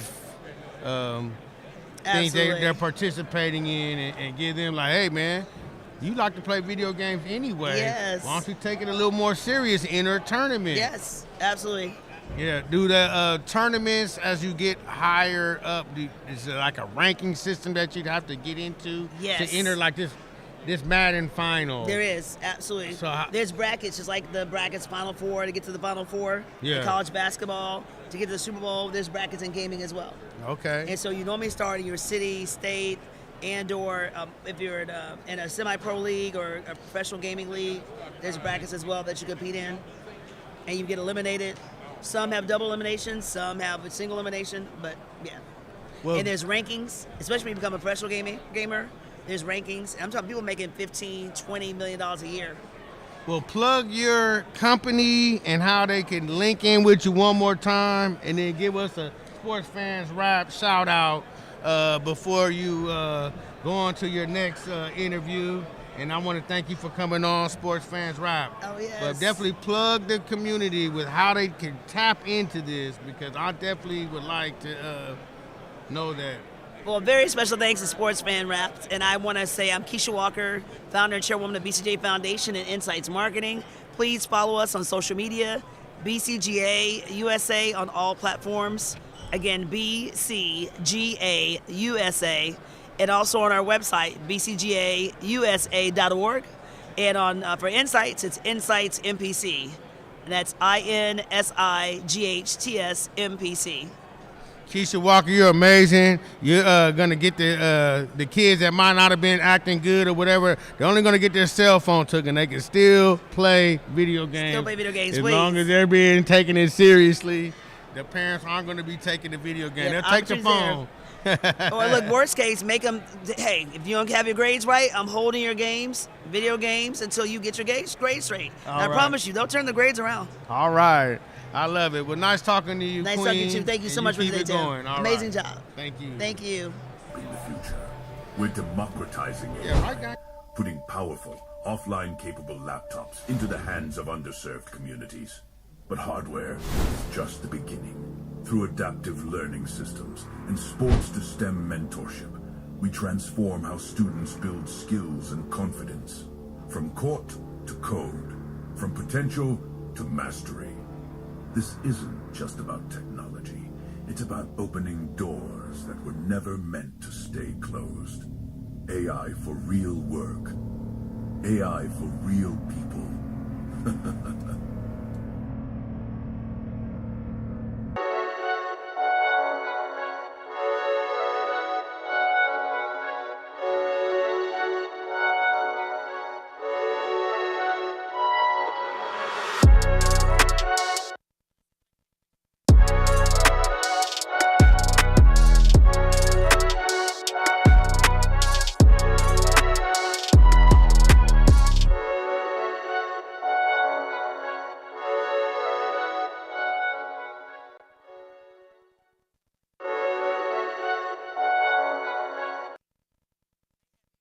Are you not entertained?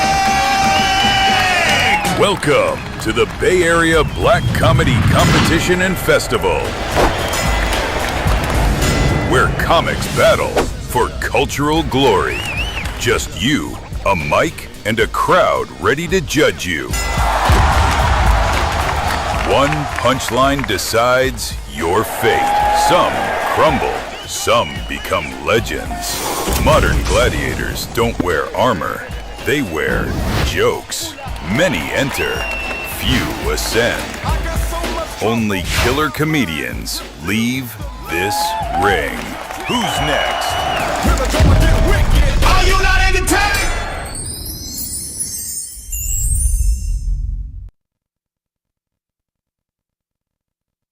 What? Oh God! Oh God!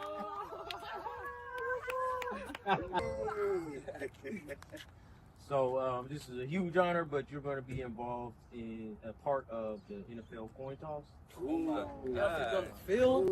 on the field with all the people, all the hoopla, and then you're also going to be on Good Morning America.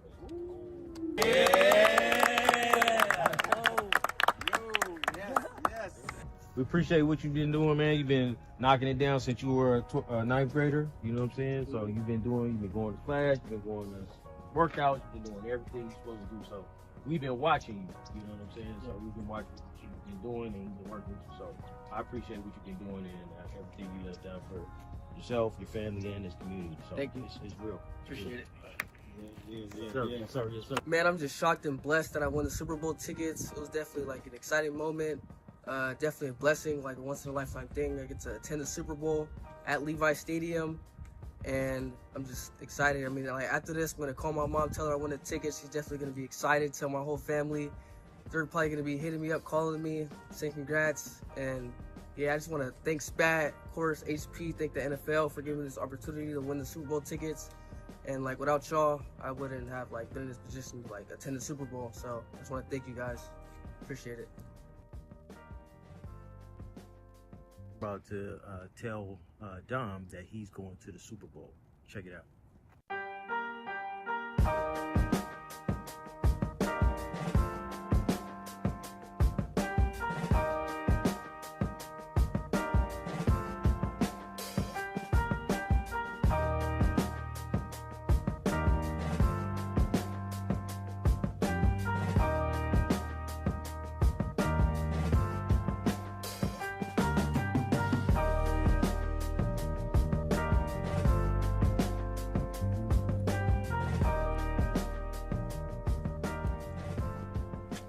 What up, Don? What's up? How you doing, man? Good, good, good. Brother, good to see you. You too. So I wanted to drop some news on you, man. So on behalf of the SPAT, the National Football League, you're going to the Super Bowl. What? What? Oh, God. Oh, God.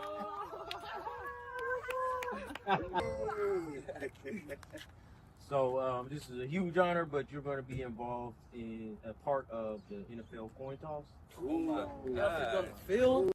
On the field with all the people, all the hoopla, and then you're also going to be on Good Morning America.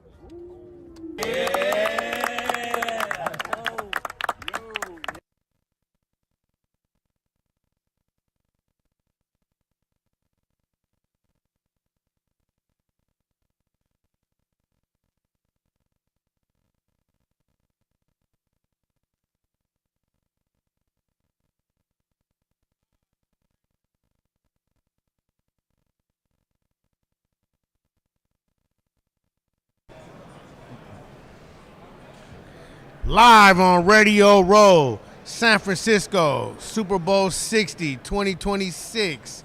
We are here with Kevin Massey. How you doing today, Kevin? I am doing great, Tim. It's good to see you, man. It's good to be here. I've really had a wonderful time today. So this is a new experience for me, but it's been just absolutely fantastic. Now, we're up here in your neck of the woods where in Napa, the Raiders used to do their off-season training and stuff.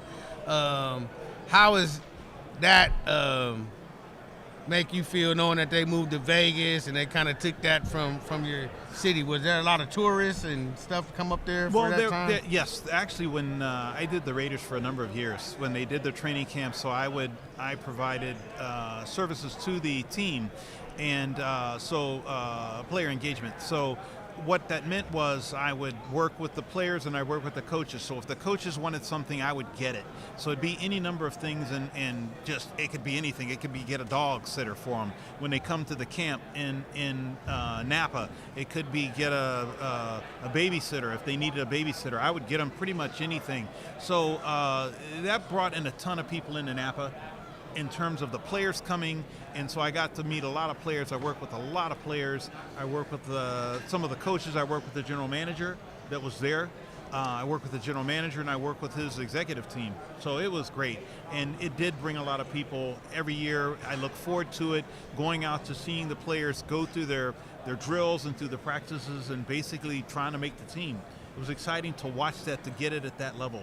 To watch them when they're hoping and wishful that they can make the team and actually be able to get a paycheck, other than coming to the camp where they really didn't make much, and then most of them were not going to make the team. So it was good, and it was sad too, because you knew that most of them weren't going to make it. Yeah. So I got a chance to see that, which I had never seen before that. Wow. Now, what do you think about the Raiders leaving the Bay Area for the second time? Did they lose some of their fan base? Did that cost them fans, or are diehard Raider fans from the Bay now Las Vegas fans? What did you hear? As I understood it, and talking with the general manager, and that's how I basically learned what was going on. The Raiders had a heavily Hispanic following, and the most Hispanic following within the United States. That's why they allowed them to move, because when the Raiders were in Oakland, they would have the people fly up every weekend from Los Angeles that were diehard Raiders fans. They'd fly in before the game and fly back home after the game. And I would see that because the Raiders airport, or the airport was right next to Raiders Stadium when it was in Oakland. So you'd see all the people go over to the airport, and all the people come back on the little metro, little train thing. They'd come over, they'd fly in and take the little train over and come to the game, and then go home after the game. So they were able to maintain a lot of their fans. Their fan base followed them. Their fan base followed them to Oakland. I know that, I understand a lot of the fan base was disappointed that they left. I know I was disappointed that they left, and I think that my interest level dropped dramatically for me, because they weren't there. I can't see them live and enjoy some of the fan experience. Do you think, from a political aspect, that the elected politicians and the people that wouldn't build a new stadium, they lost the Warriors, they lost the A's, and they lost their football team? I mean, like, golly, they just took all the professional sports from Oakland. I'm kind of feel bad for them. What are they saying up here about all that? I think that in terms of, as a city, you have to support your sports teams. What's sad for me is I looked at the number of people that had a job because the Raider Stadium was there. They did parking, they did concessions, and they did various services. There were people, a lot of times, they were from the community, and all those people lost those opportunities. And I think that also you get the fan base, and I would see the fans wearing the Raiders gear and the excitement, and I think that politically, I think you have to have a professional team if you can. If you can, that just makes it more inviting for your city to say we have a diversity of things that people can enjoy and get involved in whatever way they may want to get involved, media or going to the game or selling hot dogs or whatever it may be. I think that it helps build your city. And that's to watch them lose the Warriors to San Francisco, to watch them lose the A's, and now they're sitting in Sacramento trying to play there. Their fans aren't really following. They're not doing very well, and the team isn't playing very well, so that really hurts them. But then looking at the Raiders going to Las Vegas, I mean, the money was crazy. I would have stayed and gone to Las Vegas as well. The money, the economics just made sense for them to go. Right on. Well, it is sad from a fan's perspective, but you know the businesses in corporate America, and it's pretty hard to fight the dollar and the influence of the dollar. So the sports, I just kind of feel bad for the fans up here in Oakland, even though I'm not from here. Now transitioning the conversation into businesses, you're a businessman, have been for years. Do you have any suggestions for people to get into business and how to start a business, or what businesses they need to maybe look into? You know, like what opportunities do you see coming up for maybe some young African Americans that want to get into business? Well, pretty much just everything. If you see a business there, that could be you. And really it's about picking something that you enjoy, really picking a task that you enjoy doing. Can you look at the task that you enjoy doing, and can you make an economic success of that in terms of, can I pay myself by doing this task where others will buy? Because no matter what, you're going to have a customer. No matter what, you're going to have to sell it. It could be on the internet. It could be in person. You're going to have to sell it to somebody. Do you have something that somebody's willing to pay you a service, a fee, or something for that you can sell to somebody and do it and make a living? And again, you don't have to be able to say, I make $1 million.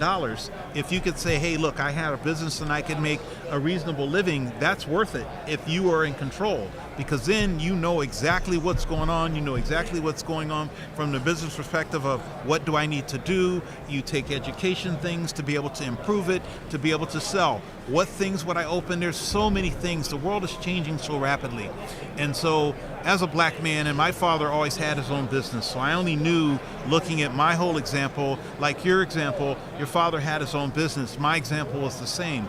And so I looked at my father and said, that's success to me.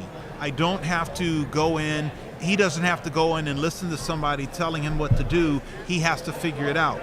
That is success. That's always what I pictured as success. And I always strive to want to do that. So again, just picking something that you enjoy, go in, learn as much as you can, and start it. Here's the thing. Most people fail in business. Many of the successful business you've seen that are out there today, in another business they failed, you don't always hit the ball and hit it out of the park. You'll certainly know what an Amazon is, but how many other companies are similar to that and do things like that and they make a good living? Would that like to be you? Would you like to do that? And blacks just need to start. One of the toughest things is access to economics, access to capital, and I say the economics. You have to get access to capital. You have to start with the base that you have and be able to get going. So you may not have $1 zillion to start. Pick something that allows you to grow, to get that money, to be able to grow your business and start your business.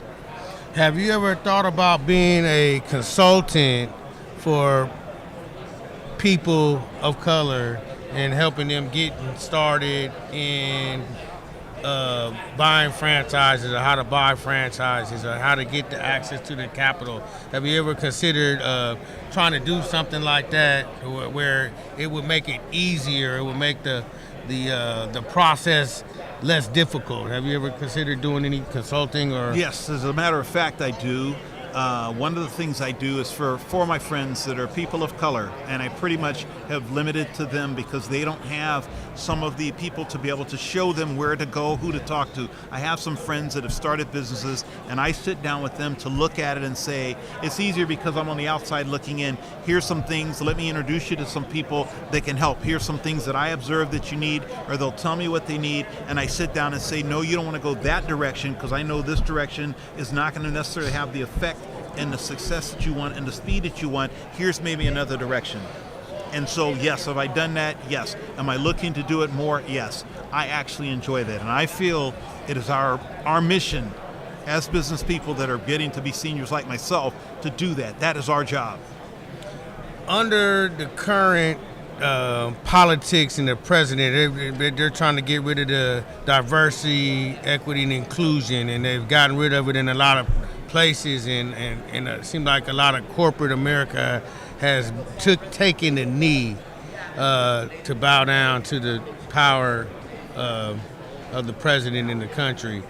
How and what suggestions do you maybe have to try to counter that, or are there any things that you would suggest? Because it seems like the diversity, equity, inclusion thing was a big part of a lot of us getting a few opportunities here and there. Maybe not even a number that we deserve or whatever with the amount of money we spend and contribute to correlate. But how do we work through the current economic state that we're in right now? Here's the thing. I think that so many companies are scared of Donald J. Trump. And I think that Donald J. Trump taking blacks out of pilots that were in the museums, and they talked about the success that they had, Tuskegee Airmen and things like that, and he's tried to erase them off the books. You can't change history. I don't care who you are. You're a president that's going to be there for 4 years. You may get, if you get a second term, you get 4 more years, you get 8, like he's in his second term. He won't be there again. He's an older gentleman. He's not going to be around that much longer, I don't think. Maybe he will be. I'm not certainly wishing bad on him. I don't do that. However, I think that as a man or a woman, you have to stand up and you have to say, look, we're going to do the right thing. At the end of the day, what you want as a business is colors of everybody to come into your business. You don't care what the color is. The color's called green. It's the green color. And if you're black, you're white, you're Asian, you're Hispanic, I want your green. That has no color based on it. Right. The color is green. I want you to come and give me an opportunity. You have many choices. I want you to give me an opportunity. When people get enough courage, they'll do it. And when I look at the corporations that are afraid of him, and they're saying, I'm going to do this and do that to you, he doesn't own your company. He didn't build your company. The things that he built, and they talk about bankruptcy, he went bankrupt many times. He keeps trying, and he kept going. Now I look at the money that he's getting, and I look at some of the crypto and some of the outside corporations or the outside countries giving money, I begin to look at that and say, that's questionable. Yeah. There's a lot of economic uncertainty and a lot of, I think, roadblocks that have been re-put in our pathway, and it's unfortunate. But I want to thank you, Kevin, for sharing your insight. You're welcome. As an African-American entrepreneur, always being a friend to me and to others, and to giving back. I just want to give you big ups for that. Thank you. I appreciate it. I want to tell you, can you say something for Sports Fans Rap before we get out of here? And this again is part of what stands up. Sports Fans Rap stands up to changing what the world looks like, to give it the other people that all of us are having a chance to be included. That's what this stands for. I love it. All right. Thanks for coming on, Kevin. You're welcome. You have a good rest of Okay, your you Super Bowl too, brother. weekend, Okay, all thanks, right, man. All right. You know, I'll be hanging with you in a minute. Let me talk meet this guy. Every student deserves access to I'll get one with Kevin later. We're democratizing AI, putting powerful, offline-capable laptops into the hands of underserved communities. But hardware is just the beginning. Through adaptive learning systems and sports-to-STEM mentorship, we transform how students build skills and confidence. From court to code, from potential to mastery. This isn't just about technology. It's about opening doors that were never meant to stay closed. AI for real work. AI for real people.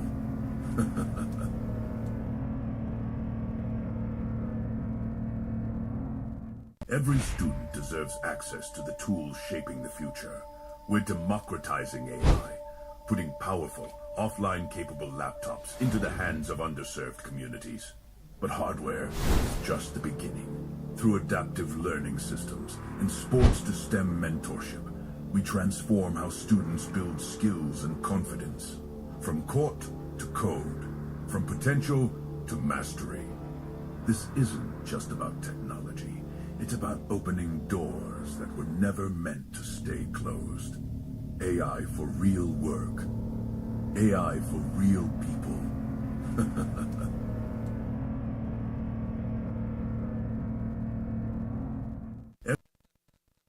That's fun. Yeah. 2026 live on Radio Row, Super Bowl 60. We are here Wow. with Mr. Chris Kelly. Tell us about your company and what's the name and what it does. CK Solutions, baby. Tim, thank you so much for having me on. I appreciate you. Appreciate you guys out there. We've had a great week helping out. We've been doing some media work, but my core business is helping retired NFL players, retired athletes, with their payment processing and banking for any of their business ventures, helping them save money on any of the payment infrastructure, whether they're selling a coat, whether they're selling CBD for joint pain, whether they're in the world of casino processing, if they're in the world of nutraceuticals or longevity. We specialize in those sort of high-risk businesses, also medium and low risk, helping to save money. Okay, so you guys are kind of like a consulting firm for whatever business you might have. You know how to come in, maybe look at the books. Absolutely, 100%. Look at what they're putting money into, maybe telling them you might want to advertise more here, a little bit less here. Exactly. So that's a good point. Thank you for that. So we'll take a look at the payment structure. We'll take a look at the rates and the fees that people have. Consider remember PayPal or Stripe or Square, any of those. We're competitors of them, but we actually help save money. We're cheaper than Square. We're cheaper than Toast for restaurants, cheaper than PayPal certainly, and Stripe as well. We'll take a look at your rates. We can even pass on the fees to the card holder, meaning that the business will pay 0%. The card holder will pick up the 3%. Which the cardholder doesn't really care about too much because it's one-time transaction. Let's say you have a little restaurant or a coffee shop, something. You're seeing thousands of transactions a day. You're saving those 20, 30 cents a transaction. Doesn't seem like much at once, but you have 1,000 people going through a day. Then you multiply that by 30 over the month, you're saving a lot of money. We also can help people with redundancy, giving them backup in case if it's let's say it's like a longevity product, like a GLP-1. Those are very hot right now, like Ozempic, Zepbound. A lot of athletes are pushing those. A lot of people are taking them right now. It's like sweeping the market. Since it's a new market, it's difficult for people to really kind of navigate and understand, but we can help them with the processing there, reduce the fees, give them redundancy so that if they get shut down, which happens when an account has too many chargebacks or fraud or anything like that, that's maybe not even the business's fault. Account can get shut down. Stripe is famous for holding people's money.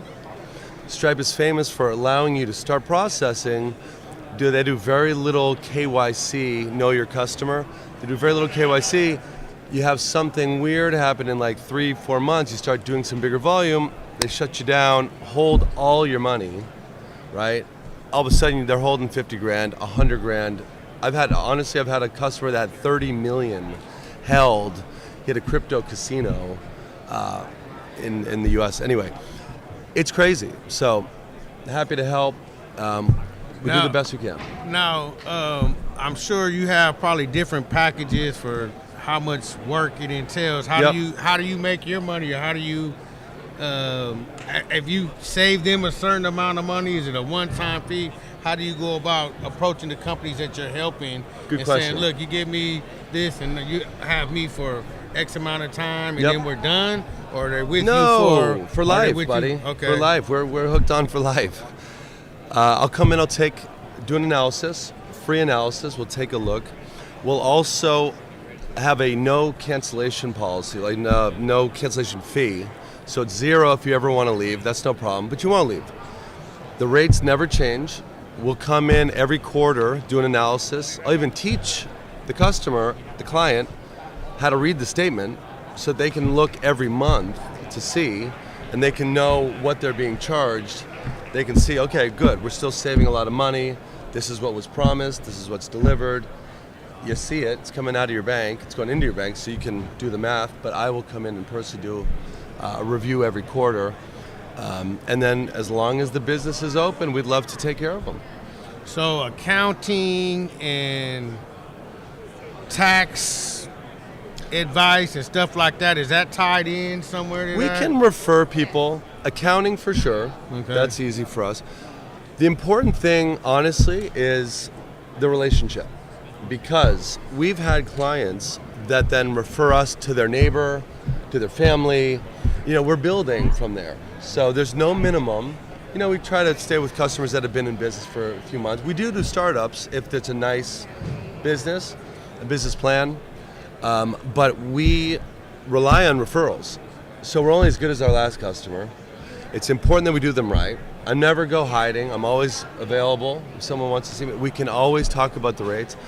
But it's important that we build that relationship, and then I can refer a few people for tax advice, whatever. We also can, with NFL players, we can, or even other athletes, we can offer a sort of a, what would you call it? Like you could make a donation to a charity that they like as well. So if there's a charity that someone's closely aligned with, we can take some of our profits and push them, to the charity. And we get paid basically by the fees of the business. To get back to your question, because I'm kind my ear, you said we can make some money together. Oh, yeah. So how can sports fans rap Yep. and CK Solutions. CK Solutions, I'm sorry. You got it? You got Calvin Klein, baby. Let's go. Calvin Klein. How can sports fans rap and CK Solutions work together? How can we make some money together? How will we be able to help you and you help us if Sure. we were to say, hey, let's do it. work together? I mean, I'm just coming off the top of the dome. So I think what we could do is we could offer maybe a flat rate that is very advantageous to a customer, and then we could be a referral deal together. Maybe we could do a promo code, something like that they can put on our site. We have a whole platform on the site. We can maybe put a promo code so we know that it's coming from you guys. We'll give a special price. We can make something happen. Do you have employees outside of Florida? You got people working from phone, from home? It sounds like. So yeah, I'm from Boston originally.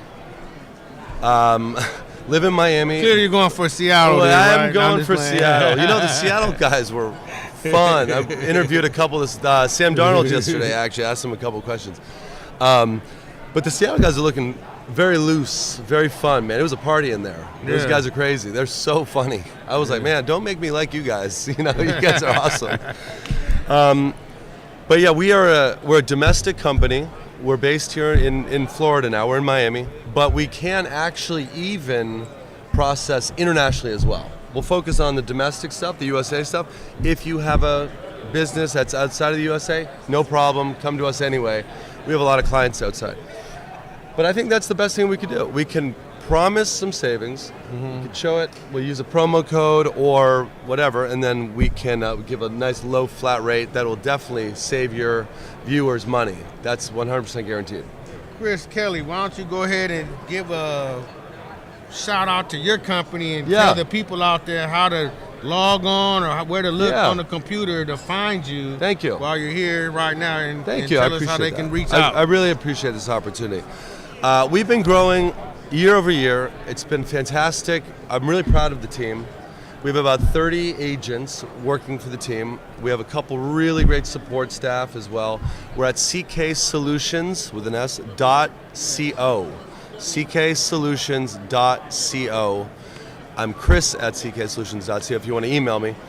I'm happy to answer. And yeah, man, we're just doing the thing. You know, we got the nice ethics and morals. We are always available. We never go hiding. We're good. All right, can we get a shout out for Sports Fans Rap? Sports Fans CK Rap. Solutions. I'm a huge fan, and I'm so excited to get this partnership going. Hoping to help you guys. Hoping to help Tim. We got a new friend here. Finally get to meet you. It's great to meet you at Super Bowl Sunday. Okay? Nice to meet you, Chris Kelly. All right, see ya. Best wishes to you, Thank man. you guys. Enjoy the rest All of right, your week. take care. All right, buddy.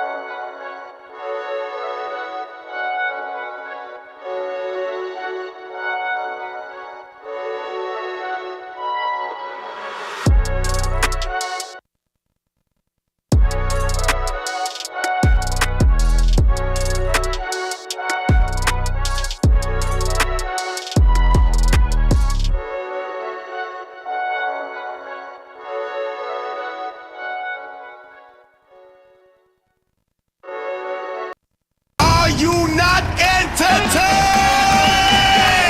Welcome to the Bay Area Black Comedy Competition and Festival, where comics battle for cultural glory. Just you, a mic, and a crowd ready to judge you. One punchline decides your fate. Some crumble, some become legends. Modern gladiators don't wear armor, they wear jokes. Many enter, few ascend. Only killer comedians leave this ring. Who's next? Are you not entertained?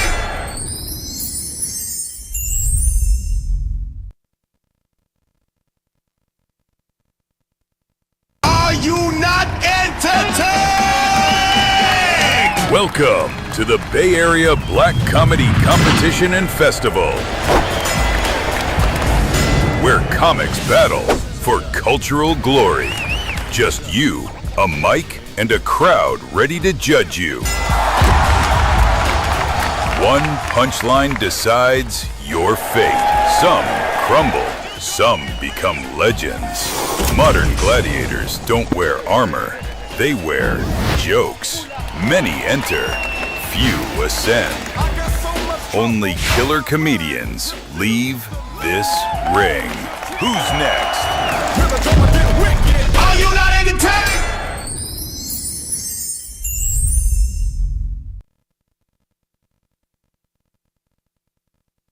Are you not entertained?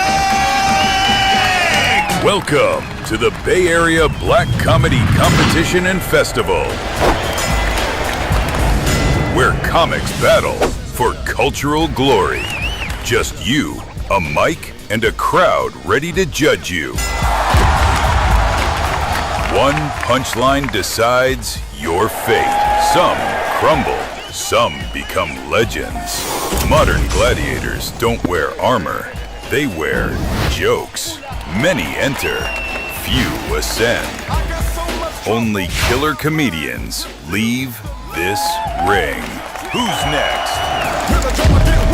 Are you not entertained?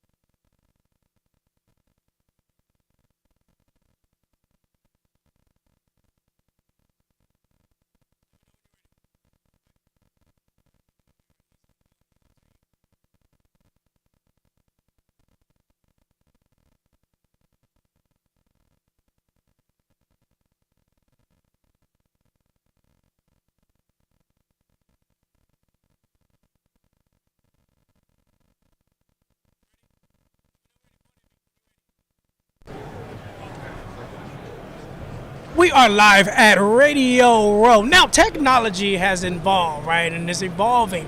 And these two gentlemen here is doing something that's going to help young people, that's going to help their education, and also going to give them an opportunity to learn better long term. Okay, so what's your name, sir? My name is Darius Scott.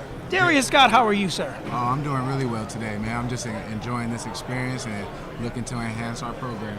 Absolutely. And your name, sir?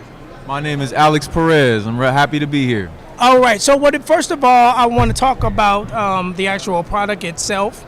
And I just want to know if you guys have this new product, it's a venture. And FCTC, what does that mean?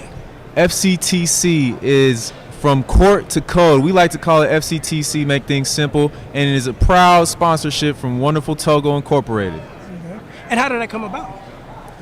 Well, it came about through our own experiences. See, me and Darius, we were student athletes. We experienced it all. We had teammates that went through a lot of stuff. And in the student athlete world, a lot of dark things happen, and we just thought of a technological solution that could help that. And it's a struggle being a student athlete, right? You know, you got school, then you got to get on the grind and get on the field and do a variety of different things in your particular sport, right? So this tool is going to help time management and a variety of different things. So explain that to me. So I can explain that to you really well. I'm actually a college coach currently. I coach at Lamar College men's basketball. Okay. So I actually deal with junior college athletes on a day-to-day basis, and I see the struggles and the pros and cons of being a junior college athlete is we don't have a lot of resources at that level. Right. So the kids are kind of left on an island to basically figure it out on their own to enhance themselves to get to the next level. Right. So what we're trying to bring with FCTC is we're trying to enhance the student athlete so we can breach the gap from junior college to the Division I, Division II, the Division III NAIA level, so we can give our kids just basically a better chance to get an academic or athletic scholarship in that realm. And it's tough sometimes, right? It's being an athlete, right, Alex? And also it's tough, right? You know, you got to do a variety of different things, and then at the same time, education. And you're like, I got a paper due that is late, and I'm like, wait, what am I going to do here? Like, how am I going to help my time management? How am I going to help myself in school? I need something to do that, and this product does that, right? And that's exactly what FCT is doing. It's going to be a personal assistant. It ain't meant to replace anybody. It's there to help you, and it's to make you think. Now, this ain't no ChatGPT. This is something a lot more different, a lot more tailored and specified to whatever student athlete and whatever sport they got going and whatever situation they got. What were some of the struggles you faced? Oh man, just juggling school, trying to make some money. You know, it goes endless. But I also wanted to say, we all had, to all my student athletes out there, we all had them teammates, right? They came from around the way. They didn't come from the best upbringing, so they got different kind of problems that maybe you and I didn't have. And this FCTC can help recognize those problems and help coaches manage their team a lot more efficiently. And Darius, what kind of struggles did you go through, my man? Man, to be honest, I played in junior college. I played at the Division II level, and I got to play professional basketball. So I've seen all the different things. I wasn't the best high school student. I felt like maybe the 7 hours of school just didn't do it for me, because when I went to college, 2 hours or 3 hours, I became a 3.5 student. So I think once I just kind of just seeing what time management does for you as a student athlete, if you know how to basically manage it to the best of your ability, man, once I learned how to manage my time management, it took me to the next level. And when is this a product available for people? Oh man, it is available now. We are trying to get it through to every single university, school across the Golden State of California. And you can find us at wonderfultogoinc.com. All right, and repeat that for me one more time. wonderfultogoinc.com. Inc. as in incorporated. All right, so long-term solutions, FCTC. Gentlemen, thank you for stopping by and Thank hanging out with me on Radio Row, all right? It's our pleasure. It was a pleasure. Thank you. Every student deserves access to the tools shaping the future. Got it, Will? We're democratizing AI. Okay. Putting powerful, offline-capable laptops into the hands of underserved communities. But hardware is just the beginning. Through adaptive learning systems and sports-to-STEM mentorship, we transform how students build skills and confidence. From court to code, from potential to mastery. This isn't just about technology. It's about opening doors that were never meant to stay closed. AI for real work. AI for real people.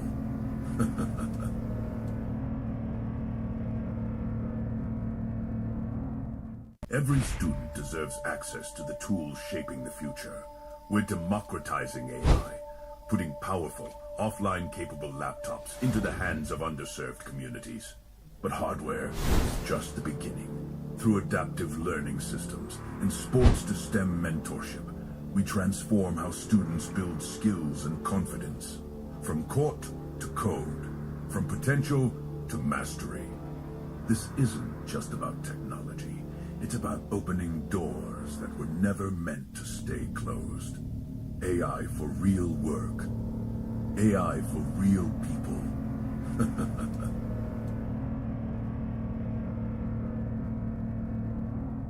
Every student deserves access to the tools shaping the future. We're democratizing AI, putting powerful, offline-capable laptops into the hands of underserved communities. But hardware is just the beginning. Through adaptive learning systems and sports-to-STEM mentorship, we transform how students build skills and confidence. From court to code, from potential to mastery. This isn't just about technology. It's about opening doors that were never meant to stay closed. AI for real work. AI for real people.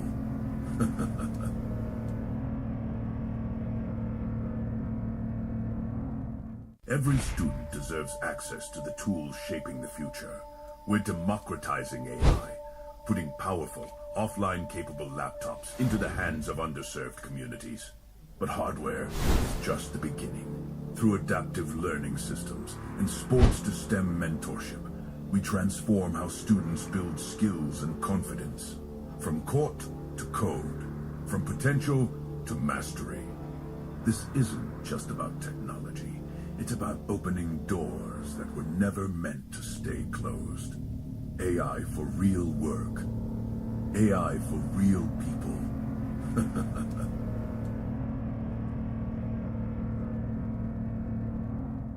Every student deserves access to the tools shaping the future. We're democratizing AI, putting powerful, offline-capable laptops into the hands of underserved communities. But hardware is just the beginning. Through adaptive learning systems and sports-to-STEM mentorship, we transform how students build skills and confidence. From court to code, from potential to mastery. This isn't just about technology. It's about opening doors that were never meant to stay closed. AI for real work. AI for real people.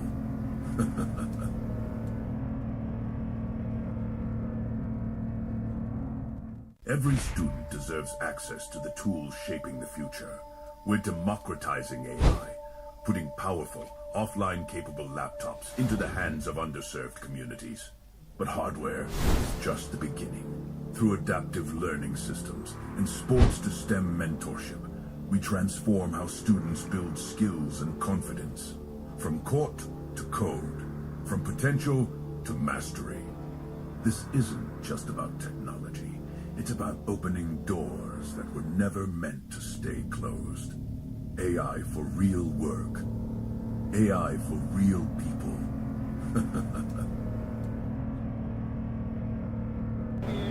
He said pull up to this mic, right?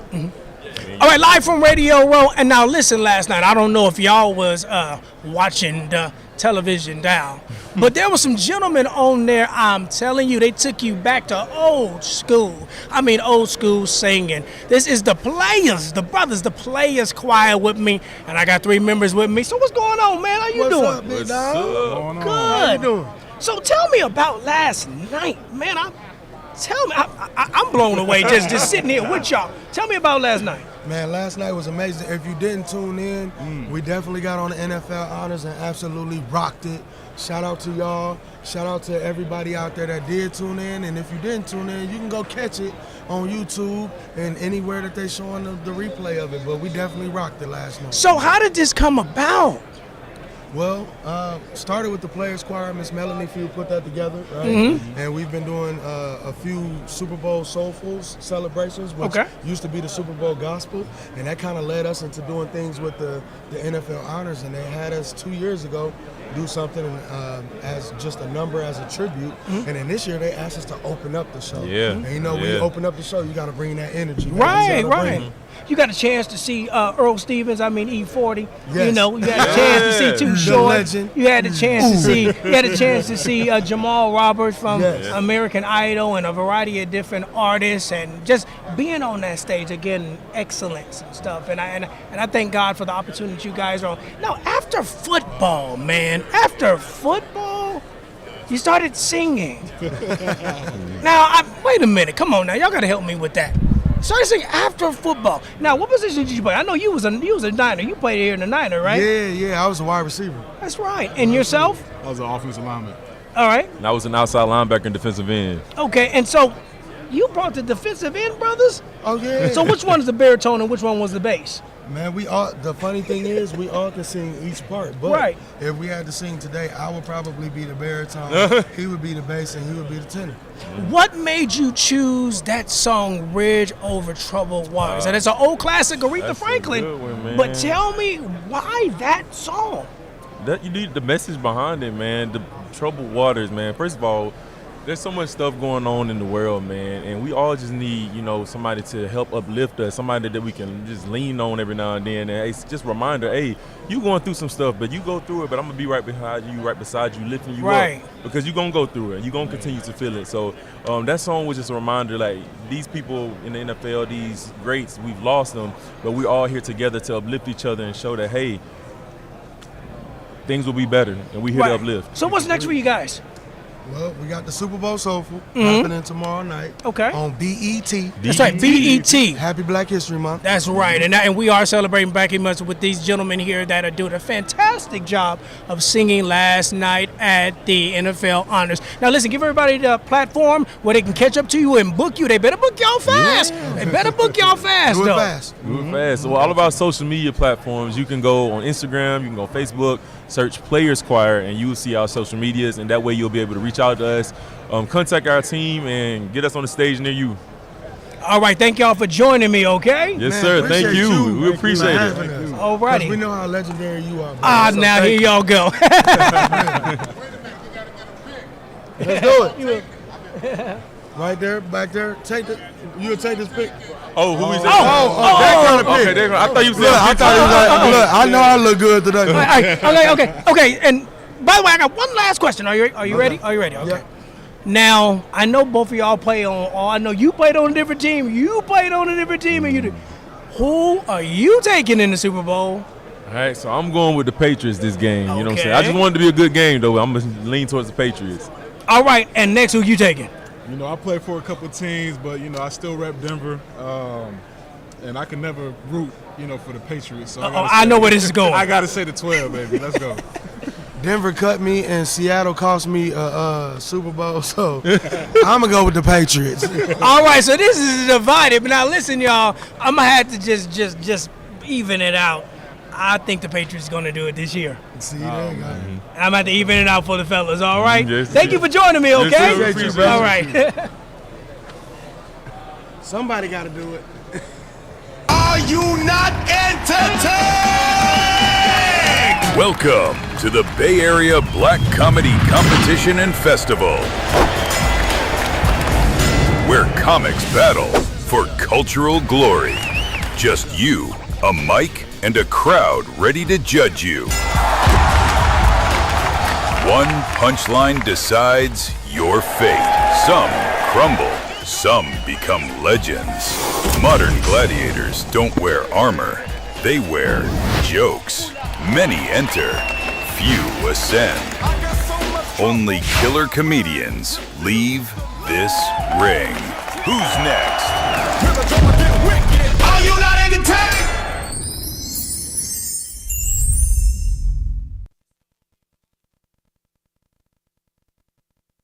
Are you not entertained?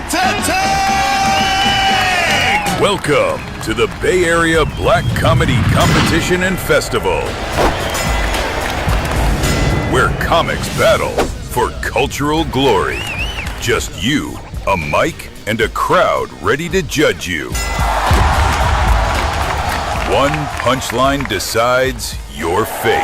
Some crumble, some become legends. Modern gladiators don't wear armor, they wear jokes. Many enter, few ascend. Only killer comedians leave this ring. Who's next? Are you not entertained?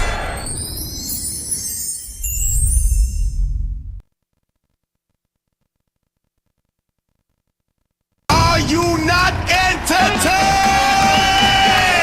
Welcome to the Bay Area Black Comedy Competition and Festival, where comics battle for cultural glory. Just you, a mic, and a crowd ready to judge you. One punchline jokes. Many enter, few ascend. Only killer comedians leave this ring. Who's next? Are you not entertained?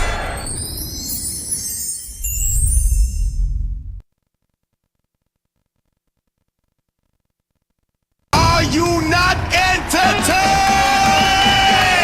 Welcome to the Bay Area Black Comedy Competition and Festival, where comics battle for cultural glory.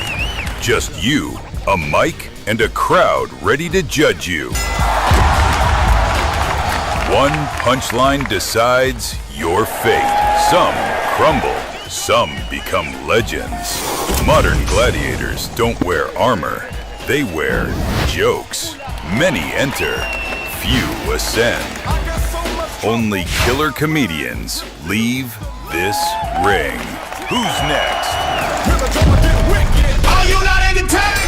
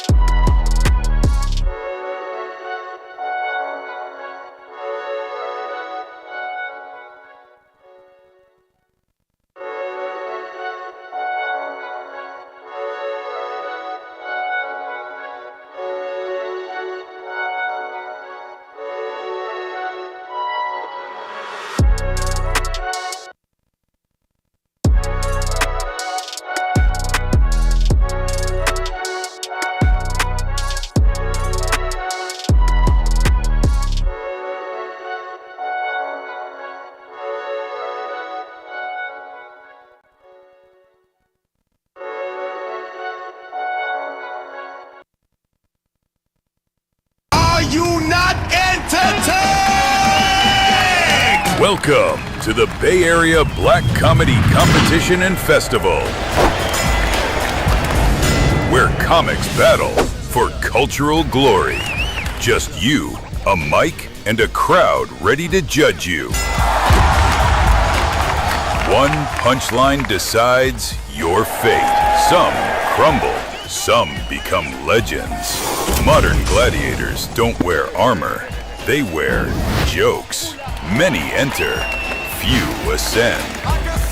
Only killer comedians leave this ring. Who's next? Are you not entertained?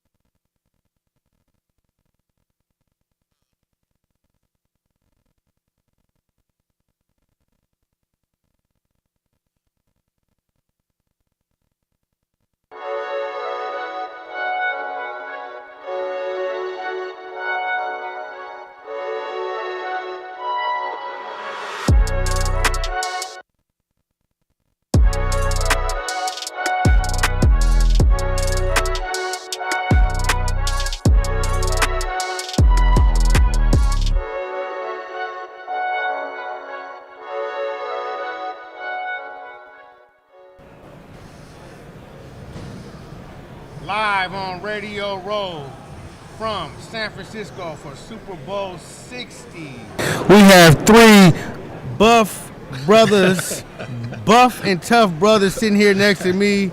Kalen from left to right. Kalen, Chris, and Bo. Got to make sure I got the right order right. Got it. And whatever you do, don't call Chris Tookie, little Tookie or nothing like that. So I'm sitting in between them. So I only said it because Kalen's sitting in between them. So I can get on out the door. Well, anyway, the name of your guys' company is I Earn Life. And I would like for you guys one at a time, tell me a little bit about it and what it means to you and how you guys are helping the kids and the adults. Absolutely. Well, I'll go first since we're going from handsomest to least handsome. So I'll go first. No, actually though, but seriously, I Earn Life is a brand that we started about 17 years ago. It originates in San Francisco. We're from San Francisco, from Potrero Hill and Bayview Hunters Point. And really the brand was born out of tribulation. It's a testament to everyone that goes through tribulation and has to earn their way out of it, right? No shortcuts, no provisions, no preferential treatment. I Earn Life is all about utilizing your body's natural capacity to achieve your goals, whether that's fitness, whether it's academia, whether it's career-oriented. It's all about utilizing what you have to get where you want to go. Exactly, and I Earn Life being a brand that basically meets you exactly where you are. You know, no matter what your capacity is, no matter what your ability or disability is, we're going to continue to advocate for people to make sure that they're giving their best every single day. And sometimes that could be making the decision to eat an apple over, a piece of candy, taking that fruit over something sweet, sugary that could potentially damage your body. So we all about, just the health and the good feel and the fitness about your everyday life. So just making really good decisions and how those decisions can eventually get you in a much better spot than wherever it is that you started.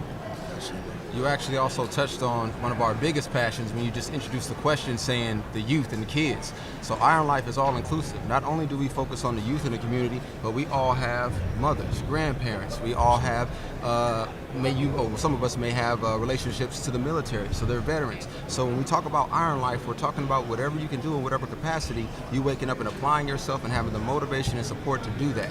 And no matter if you're a young kid starting out or you're, the eldest person, in your family or in your household, trying to keep things together and lively through the way that you live and through the way that you set your example. So I Earn Life is all about taking that step to earn your life through the way you commit each day, through the way you attack each day and commit to having the, your professionalism and your performance hit through.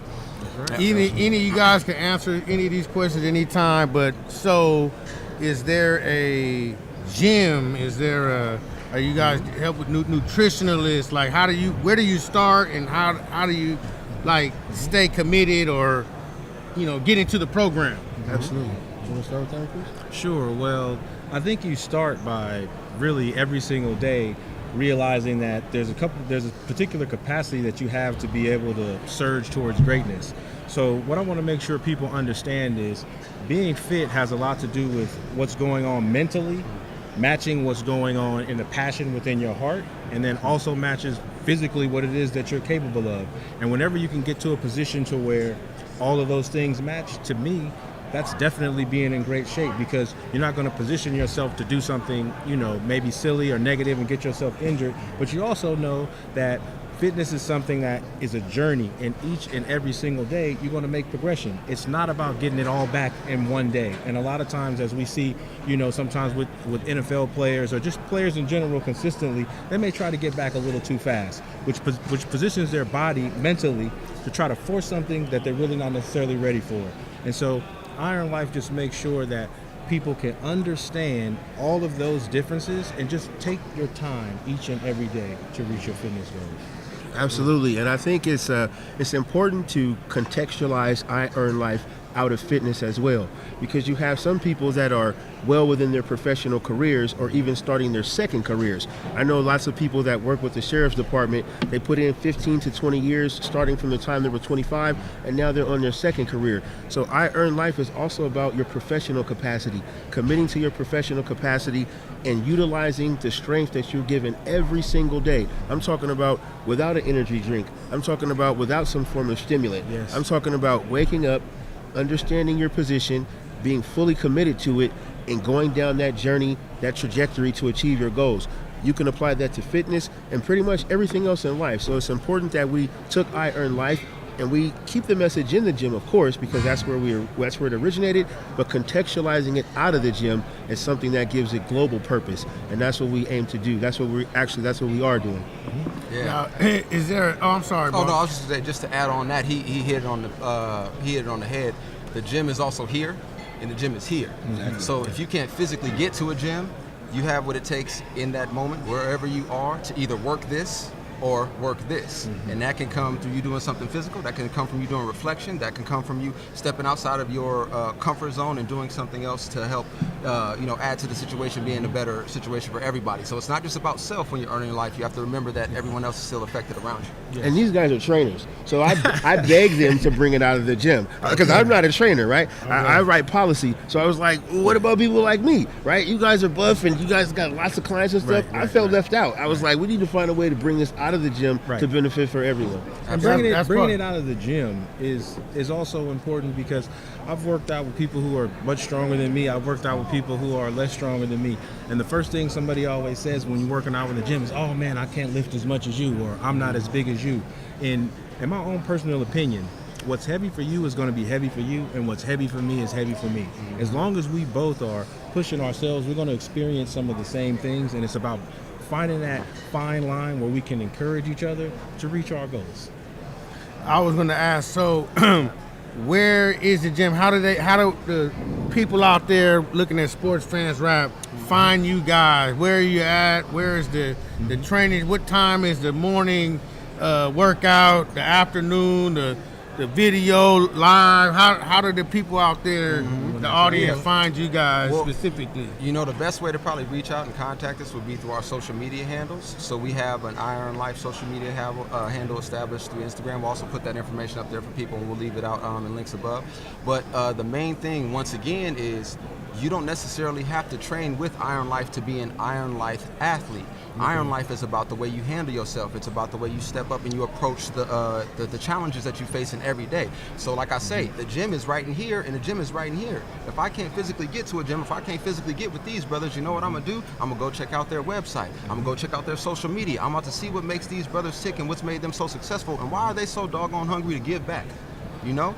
So right now, we're in the position to go ahead and spread that message, because if you can't get out here to California, if you can't get to the Bay Area, you know where you might not be able to put up them weights, the Big Chris right here, Big K right here, but you know what you can do? You can still be a part of the family, you can still join this beautiful movement, and you can still represent yourself the way we represent ourselves and try and make the community better. And you know, Tim, we've worked out, universities, we've worked out high school students. Absolutely. We've worked out grade school students. Absolutely. Professional athletes. Yeah, professional athletes. Absolutely. We've been all over the board with the philanthropy and the work that we do.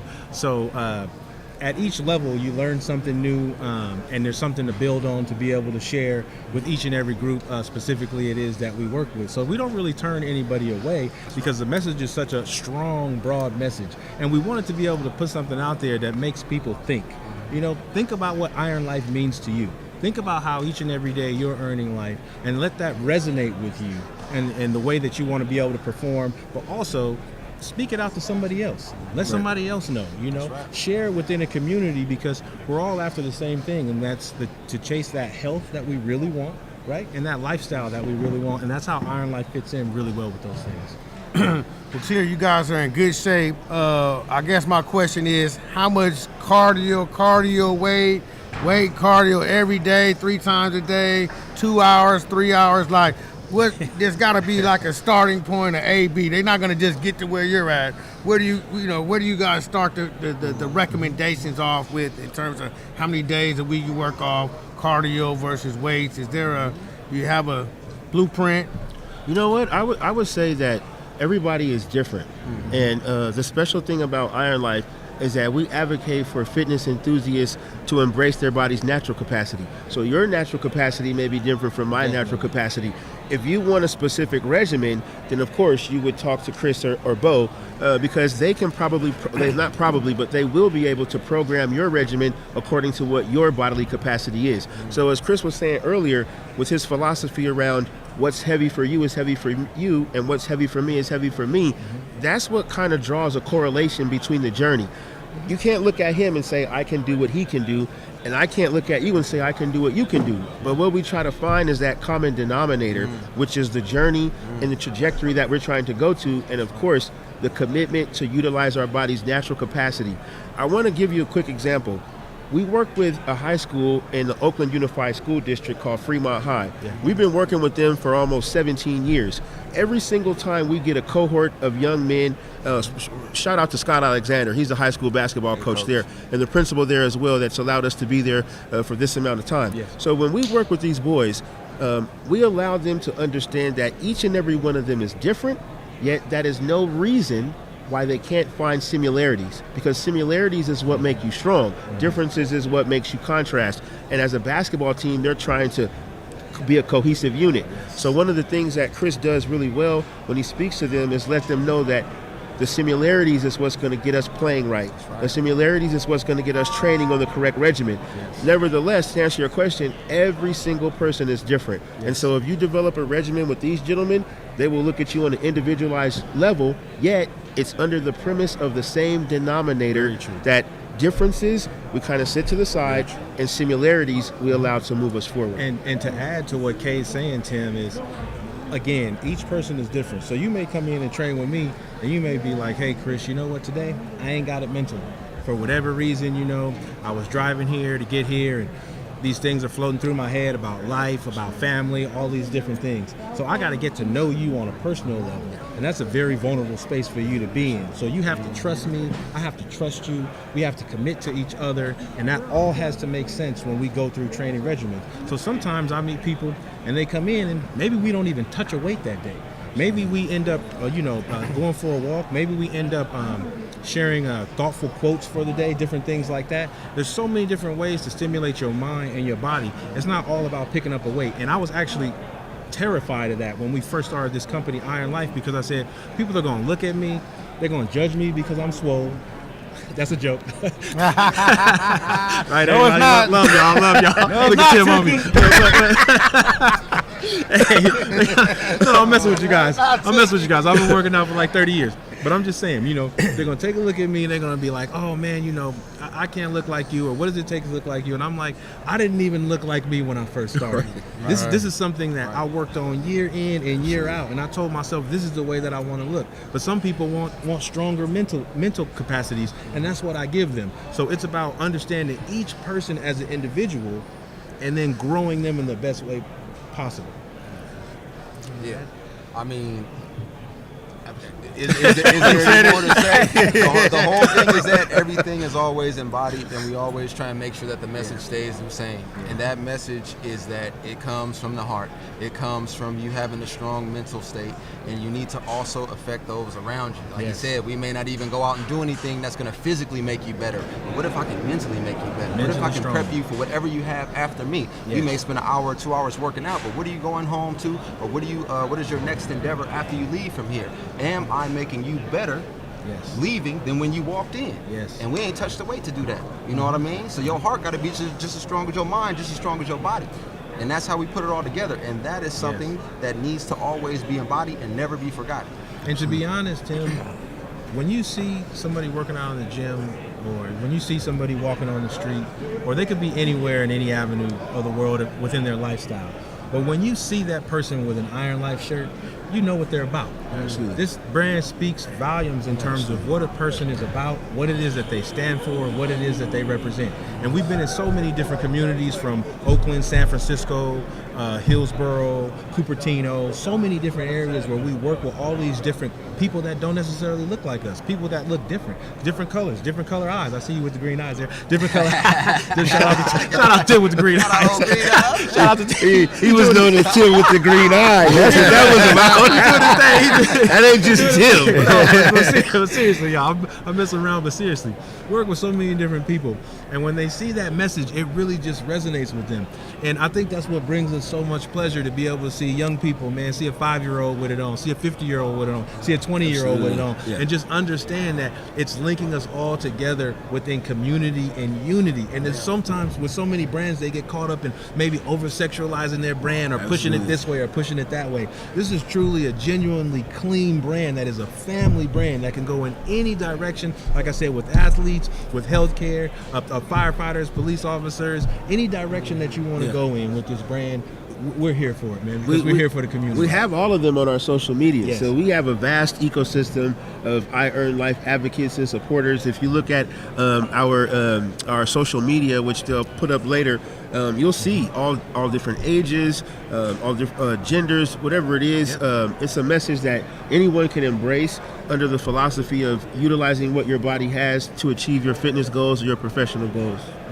So one of the questions I'm sure you guys get a lot, and I'm just curious to know, and I'm sure it's going to vary. So the young kids, they're playing football and sports. They want to swole up and you know, get big, and I'm sure there's a diet and a program that you have for them. And then you might have some of the overweight, obese people like myself and Kaylin here. Me too. The term is fun loving. It's fun loving. Yeah. Not it's fun loving. Fun loving. You have to use productive terms. Get it right. But so I guess my question is, do each person get an assessment, or they got to fill out a form, or they just come tell you what they want? How does that? There's a 50-page document that we give each. And you know what? The easiest way that it usually comes about is through general conversation. You know, you got to reach out. You have to be in the proper mind frame of, hey, you know what, I'm looking for help, and also trying to find answers to, you know, whatever ails me at the time.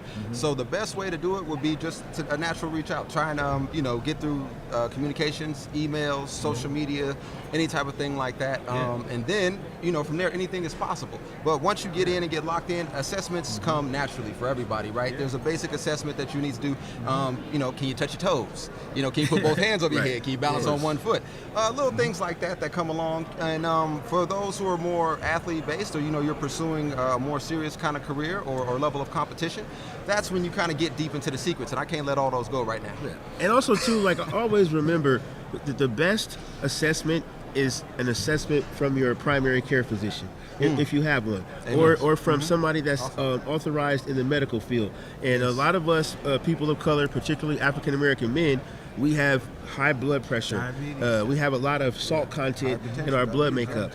We have hypertension, diabetes, asthma. So you always want to make sure that you get a professional opinion about those things, because those things are things that have historically disproportionately impacted people who look like us. And so you want to be able to understand that part of the story as well, probably even before you come and train with an Iron Life trainer or train with Chris and Bo. You want to understand what has historically impacted African American men, women, people of color, so that when you finally do get to the gym, before you get this assessment, you actually have an assessment from a physician that's letting you know, listen, I know you want to go in there and lift 400 pounds like Chris, but actually we want to start you lifting teacups. We want you to start lifting a spoon. Like, just simple things that make sure that you're safe before you even get to a gym. So I would say that the automatic assessment, the initial assessment, will come from your physician to let you know what you can do, how much of it you can do, and when you should do it. And if you are that athlete, Tim, that's looking for the edge, as we all have been at some point in our careers as athletes, I always found that the edge that I was looking for was mental. I mean, nowadays you walk into, you know, a GNC or a Safeway or wherever it is, and you look at those shelves, and it's flooded with all of these different types of pills and different things that you can pop before a workout and take. And I mean, when does that stop? At some point, you have to look at yourself in the mirror. And, you know, and I'm not talking about if you have deficiencies where you need specific things to be able to keep your body in check.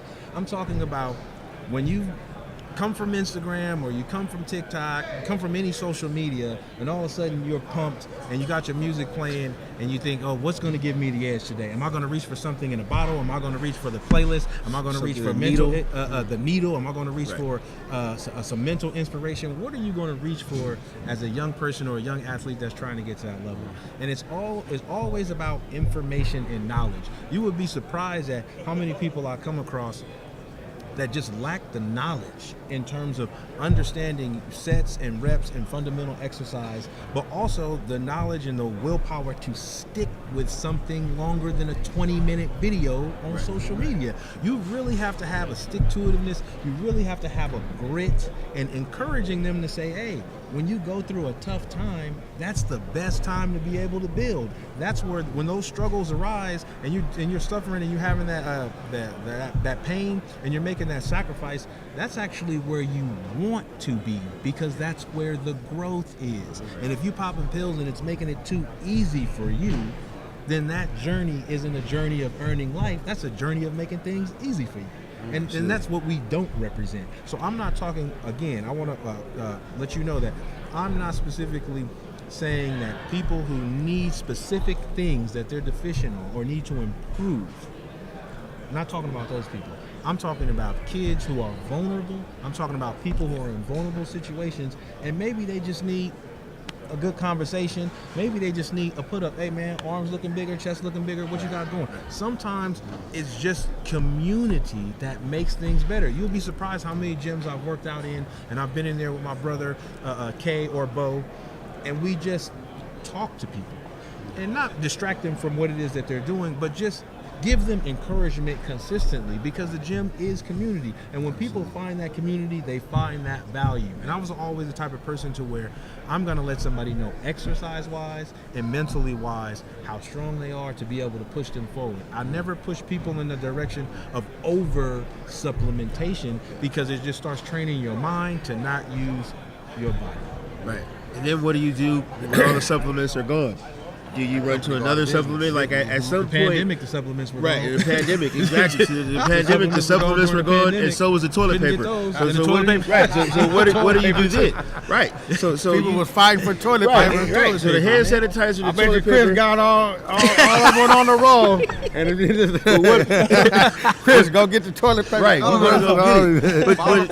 But seriously, you know, the community of I Earn Life, it says, look yourself in the mirror and look at what you are made of outside of a supplement, because you got folks that can't afford supplements. You got folks that get they overcompensate with supplements, and then they go into the gym and they don't have supplements anymore, and they've been overcompensating on supplements for so long. Now they don't really know who they are in the gym anymore, right? All the time. So it's a vicious cycle, right, of self-abandonment. So we want to counter that with self-affirmation, right? So it's looking at yourself and saying, how much can I do today, and being okay with that, because you live to fight another day. I got two questions. I'll go start with one. So is there a nutritionalist or nutrition recommendation? Like, how do you put the word out, or how do you just have a line like, okay, this is what we're suggesting for somebody that's trying to build, like creatine and all that for the youngsters. You want to play football, or you're in college, you want to play football, and this is the 400-pound lady been eating chitlins and mac and cheese and you know, every day. That's a great question, because just tying in back to the nutrition and everything like that, Kay made a great point. When you have an assessment from your primary healthcare provider or your doctor, that also will help lead you in the direction of what you need to go ahead and take in, because it doesn't make much sense or gain much leeway if I tell you, hey man, you need steak and eggs every morning, but your doctor's saying, hey, if you have steak and eggs every day, you're going to miss your leg, or you're going to end up in some cardiac issues. So once again, our professionalism works hand in hand with professionalism. That's what we're trying to do. We're trying to create that bridge and that segue so people know where to go after they come see the doctor. So once we have the opinion of your primary care provider, we can go ahead and flex our expertise in that area to say, okay, hey man, we can have this, so let's get you on a regimen of good veggies, of healthy fruits, of stuff like that. And we can go through and name those things specifically when the time is appropriate. But as long as they know that they have the backing from, the people who they go to see if they get hurt and the people they need to come to see when they get healthy and strong, we can take those two worlds, mesh them together, and now we have the perfect environment for the client to succeed. So more so than anything, us telling them, it's us working together, once again, community type mindset, community type environment to make the best outcome for those who are being served by the community. That's where we'll probably start with that. The last thing you want to do is have somebody come in and say, listen, I'm going to start you on this nutrition and this regimen, and then when they go to their care physician, the care physician looks at them like, who have you been talking to? This is all wrong. Your blood pressure is 185 over 72, and that'll give you a coronary very quickly. And so you always want to make sure that you're considering somebody's respiratory system, somebody's cardiovascular system, somebody's nervous system, because all of those things work together to when you come to a gym and you say, listen, I want to earn life, but this is the capacity I can do it in. So the main thing to appreciate is that we advocate for people who want to do fitness and people who want to extend their professional careers to utilize their body's natural capacity. So sometimes nutrition is one of those peripheral elements. Nutrition comes in as a supplemental element. The first thing we got to deal with is what your initial stages of health are.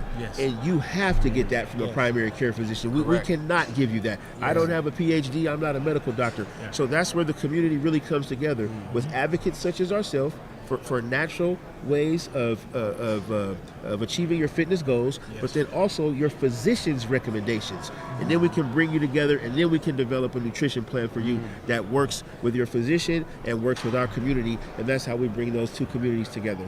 Definitely, absolutely. The next question I have is, I could go see my primary doctor with my Obamacare insurance. Absolutely. Right. And so I know who's paying for it. How is it a membership? Is it a club? Is it I sign up, man, I want to work out with you a couple of hours a week? How do you brothers put a few dollars in your pocket as well as help people in the community and be able to take care of yourself? There's a $2,000 minimum. $2,000 is going to get you. No. I mean, honestly, you got three good examples of the best way, and it's right here. Iron Life Strength and Conditioning. If you can't get to California, if you can't get to the Bay Area, find yourself a way to get in one of these shirts, because I guarantee you start spreading the message, this will build where you at. So for all those people who are trying to get a hold, it's only two of us, it's only 24 hours in a day, it's only 7 days in a week. Everybody got family, everybody wants their own life, everybody wants to help. So the best thing you can do is join the club by showing us that you're on board. And having an Iron Life, some apparel with you is always good, so that way everybody who's stepping in the gym or stepping in your community knows what it's about, or even just carrying the Iron Life mentality. Click on social media, watch a couple of our links. So if I buy a shirt, No, is there a membership? Is there a membership fee? How do y'all put the smack down on you for free, brother? Come here. Come on back. Come on, don't let him go. No, don't let him go. Come on back. Come on back. Tim with the green eyes. No, listen. I want to share something with you, and I want to share this with the entire Urban Advantage TV audience. Let me share something with you. When we started this brand 17 years ago, we didn't have money. We didn't have money. We were completing our education, and the one thing about I Earn Life that we haven't talked about is that we are huge on philanthropy. Yes. Like I said, we've worked with Fremont High School, Berkeley, Burlingame Intermediate School. We've worked with so many schools. Crocker School. We worked in Hillsborough, where there's Affluent. We worked at East Oakland. We don't charge people anything. We never have. We never have. And that's one thing that we probably haven't mentioned yet, is that I Earn Life is a philanthropic agency. Yes. We come to your school for free. We've been working with Fremont High School, like I told you, for almost 17 years. We've donated tens of thousands of dollars in merchandise. That's free with 3 E's. And mentorship. Yeah. Those things. Are you a nonprofit? I didn't mean to cut you off. No. We're not a nonprofit, because here's the thing. when you come from Bayview Hunters Point, you don't have to be a nonprofit. We come from an underserved community, so we know how to go into underserved communities and disadvantaged communities and serve them for free. Yes. You don't have to be a nonprofit. I know a lot of people want to be a nonprofit, and if that's your prerogative, so be it. But we never want to make people connect service with being a nonprofit. You don't have to be a 401(c)(3) to go and help your And community. to be honest, Tim, if we talking and it gets personal, I'm not gonna give you a form to fill out. I'm gonna meet you where you're at. So if you tell me right now I want to work out right here at Media Row, I'm gonna get you down and we're gonna start going. You know, you get the push-ups going, get the sit-ups going, get the planks going. I mean, can you help me and Kaylin, man? We gotta get rid of this. We gotta get rid of this Thanksgiving. We're gonna be accountability partners. That's personally the way that I've always felt, because every coach, Coach Scott Alexander, every mentor that I've had, they met me where I was at, Right. man. It wasn't about $20, $30, about a $40, membership. $50. It wasn't never about a It wasn't a membership. That's membership. the way that I learned. Yeah. I learned to give from my heart. We learned Absolutely. to give from our heart. Freely. And I mean, Absolutely. if it's a crime, then I guess I'm guilty, because I'm going to continue to do things that way, and our organization is going to continue to do things that way. And you got to just feel like it's a bigger plan. I mean, I've had clients before that have taught in Tanzania, Africa, and they say, we need you to donate shirts to Tanzania, Africa. I've never been there. But at the same time, I said, tell me how to get it there, and we're going to get it there. Because these students need clothing so that they can learn. That resonates with me. Absolutely. And again, it's not the route for everybody. Right. Maybe some people, count it here, count it there. Man, I store my treasures in heaven. Man. And don't get me wrong, we do have a for-profit company as well. Right. We are the owners of a brand called Step Back 3, which is the trademark brand of the official Step Back 3 shot. Yes. So for all of you who love basketball, you love the Step Back 3, we own the trademark for that, along with all the intellectual property. So we do have a for-profit brand. It's just not I Earn Life. I was starting to wonder and said, well, maybe Chris just say, hey man, I like that chain. It would look good on me, and that's how they got the gold chain. I mean, you know what I mean? And then I charge no money. They go to Step He Back just 3. might just ask nicely. He might no. just ask nicely, and they just say, "Hey, man, you like it? Go for it." This is how I work out my traps. Something heavy. No. They can go to stepback3.net Yeah. if they want to see a for-profit brand that's built right here in the Bay Area. But again, we started Step Back 3 with no money. We were just we were extreme blessing, and we were very grateful. Of course, all praises to God. That's where we always go first. But we were so blessed to be the sole entrepreneurs who have a trademark that generates $130 million annually in earned media. I'm gonna say that again. Yeah. Our brand Step Back 3 generates $130 million of earned media every single year. You want to know what earned media is? Earned media is the amount that large corporations pay for advertising. So when you look at the Super Bowl and you see the commercials that are costing $10 million for 30 seconds. 40 seconds. Yeah. 40 seconds. They're paying millions of dollars. We already have that generated through Step Back 3 because of how popular it is. It's the premier movement. It's the premier movement in basketball. It's a culture. And like I said, we own all the intellectual property associated with that. Wow. Yeah, you absolutely. brothers seem real passionate and dedicated to this, man. I like your energy. The be able to laugh and joke around and then flip back to like, no, this is serious, and it has to be good, feel good to not only be in shape like you are, because I know the mental and everything comes with it, but to be able to do something that you like to do or you enjoy doing, And as a being family. able to, Family, how's everybody related or not related? Just family, Brothers. Brothers. We're all brothers. Yeah, we're all Blood brothers. brothers. I'm just the handsomest one, so you I won't told be you. able, I you told won't be you we able all to had look the on same- aesthetics. We all had the same first apartment. No, we all. No, we're brothers, and yeah. The mother. So we're gonna wrap this thing up here, man. absolutely. It's really nice talking to you, brothers. Thanks for Likewise, coming brother. out, man. Yes, I'll sir. definitely want to keep in contact and learn a little bit more and be a part of the I Earn Life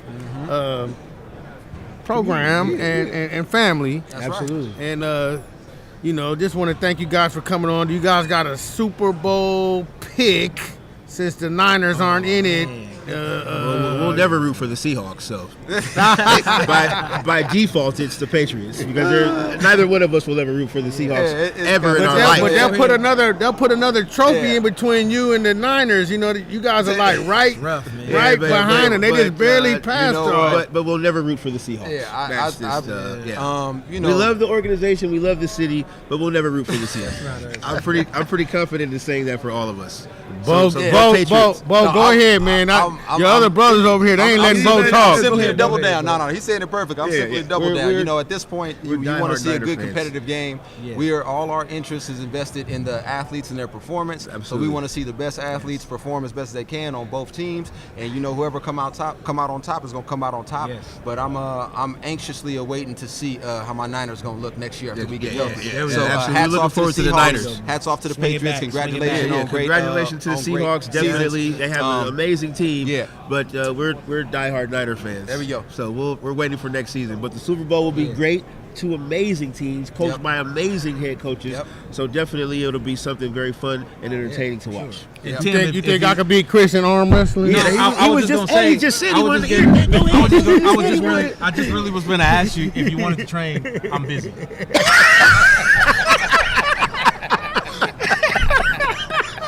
And as a matter of fact, hey man, thank you. Here, man. Here's my chain, man. I'm sorry, man. I'm sorry. I didn't mean to make you mad, man. Damn. Thank you, man. Thank you. Appreciate it. Thank you guys for coming on, man. I had a good interview. This guy, he real serious. He was over there listening. He didn't say the most, but he was over there listening. So I can tell this guy, he's the thinker. Y'all more the jokesters between y'all two. Joke. Balance, baby. Balance. But it's nice meeting y'all, man. I want to get a picture. All right. Likewise, brother. Yeah, absolutely. Big Swole.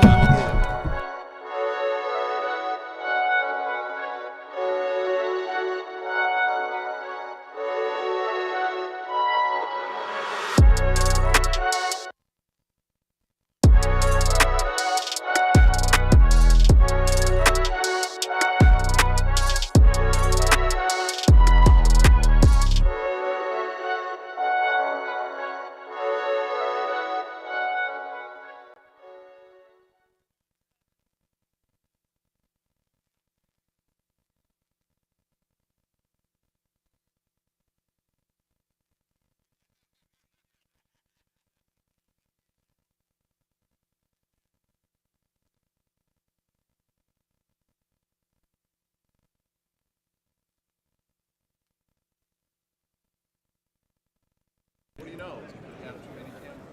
It's done. Pick it for a second. Yeah.